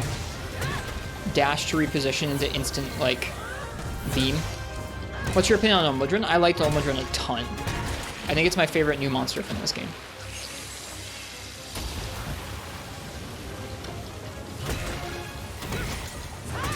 It's not like I found them to be unenjoyable, Ice-T, just not challenging. And I've had to respect them a lot more without the ability to Wirebug out of the way of some of their moves. Staying down for this one, if I can. Whew, barely.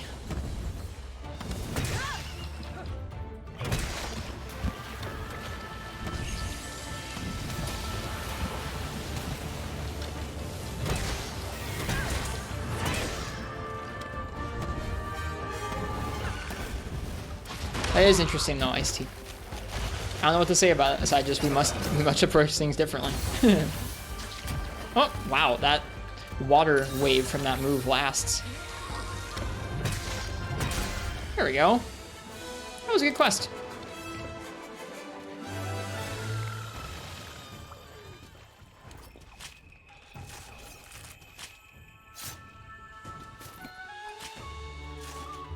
Yeah, it looks so good. That's like one of the monsters I think that looks the best so far. Eternal Inventor is Royal Ludroth.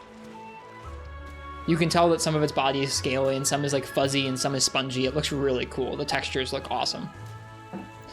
All right. Poor Somnacanth. It looks like a dead fish. Poor thing.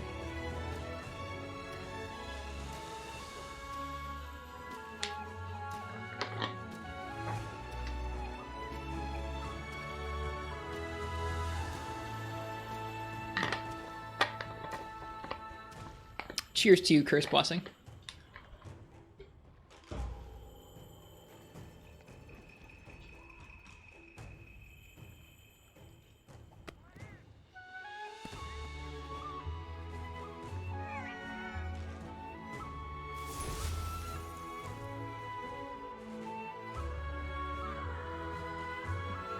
All right. We should read some item descriptions from Somnacanth there, and then I think I'm gonna go to bed. We've been going for almost 5 hours, and I need some rest. have to get up and work in the morning.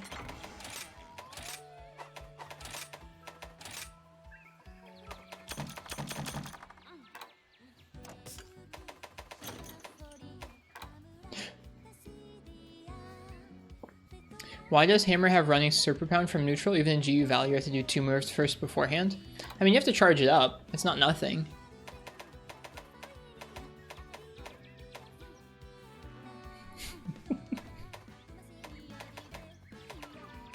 Let's see here. Somnacanth. Somnacanth scale that glistens a brilliant yellow due to its watery coating. A spiked Somnacanth carapace built for protection and cutting through water. A Somnacanth head fin, as beautiful as the midnight sea, careful with the barbs. And a glimmering blue powder shot from Somnacanth's neck makes you feel sleepy. Scales of a Rathian, their dark emerald hue exudes a feminine grace. A shell piece comprised of layered scales. Or comprised of layered scales, making it much harder than just one. This heat-resistant material is often used as armor lining. Needle-like hair found on a Rathian's back and wings. They contain poison. And a searing tail scale. Hard to come by and as fiery as the wyvern it came from. Cool.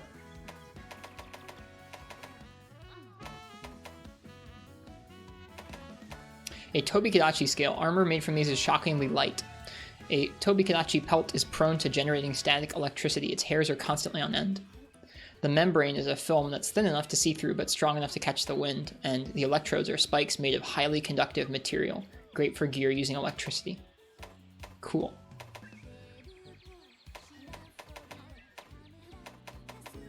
Thick fur from around a Bishaten's neck protects its neck from hungry jaws.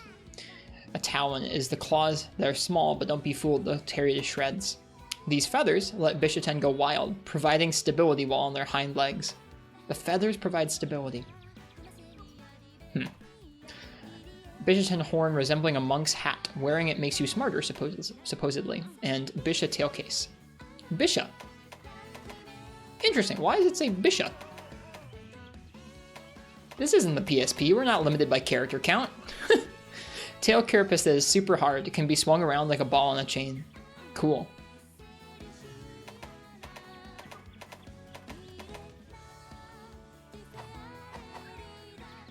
Yeah, Hammer's in kind of a weird spot in this game, between the big damage from the Silk Bind and the regular moves having been nerfed and running Super Pound. I don't know, it's weird. I do think having it at the end of a charge is not that much different than just having a Super Pound at the end of a charge.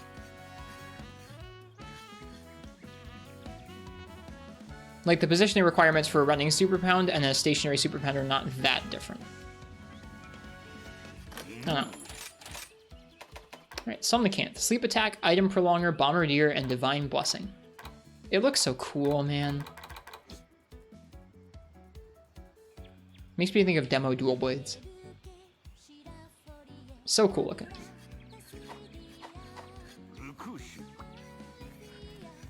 Alright, I think I'm going to end things there for the night. Tomorrow we're going to be taking on Magnamalo for the first time, which should be a good thing to do on stream. I'm going to be looking forward to that all day tomorrow. I hope you guys enjoyed the stream tonight. It was nice to get to hunt some more new monsters I haven't really spent much time with recently in Rise, and it's good to keep playing the PC version. If it's anyone's first time here, we're going to be playing through all of Monster Hunter Rise here without using any Wirebugs or Wirefall in combat, which should be, I don't know, interesting to see how different fights feel like that. A little different than on the Switch where we were spamming those Silk Binds and Wirefalls left and right. If you want to stick around for more of that, feel free to leave a follow. We do have a Discord and a YouTube and a Twitter you can check out if you're interested as well. And that's pretty much all the plugging I'm going to do tonight. I hope if you guys are playing Rise, you continue to enjoy it. And the last thing we're going to do here before I end is I'm going to go ahead and find someone else who's streaming Monster Hunter, and we're going to give them a raid, because that's what we like to do at the end.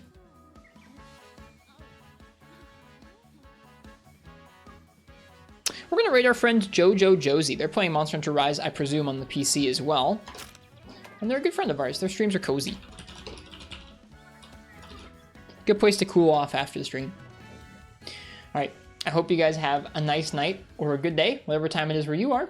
Like I said, happy hunting. If you're playing Rise, enjoy Rise. Figure out what it is you like about this game or the different ways you enjoy playing and enjoy them. Alright, you guys have a good one. I'll see you guys tomorrow. Cheers and good night.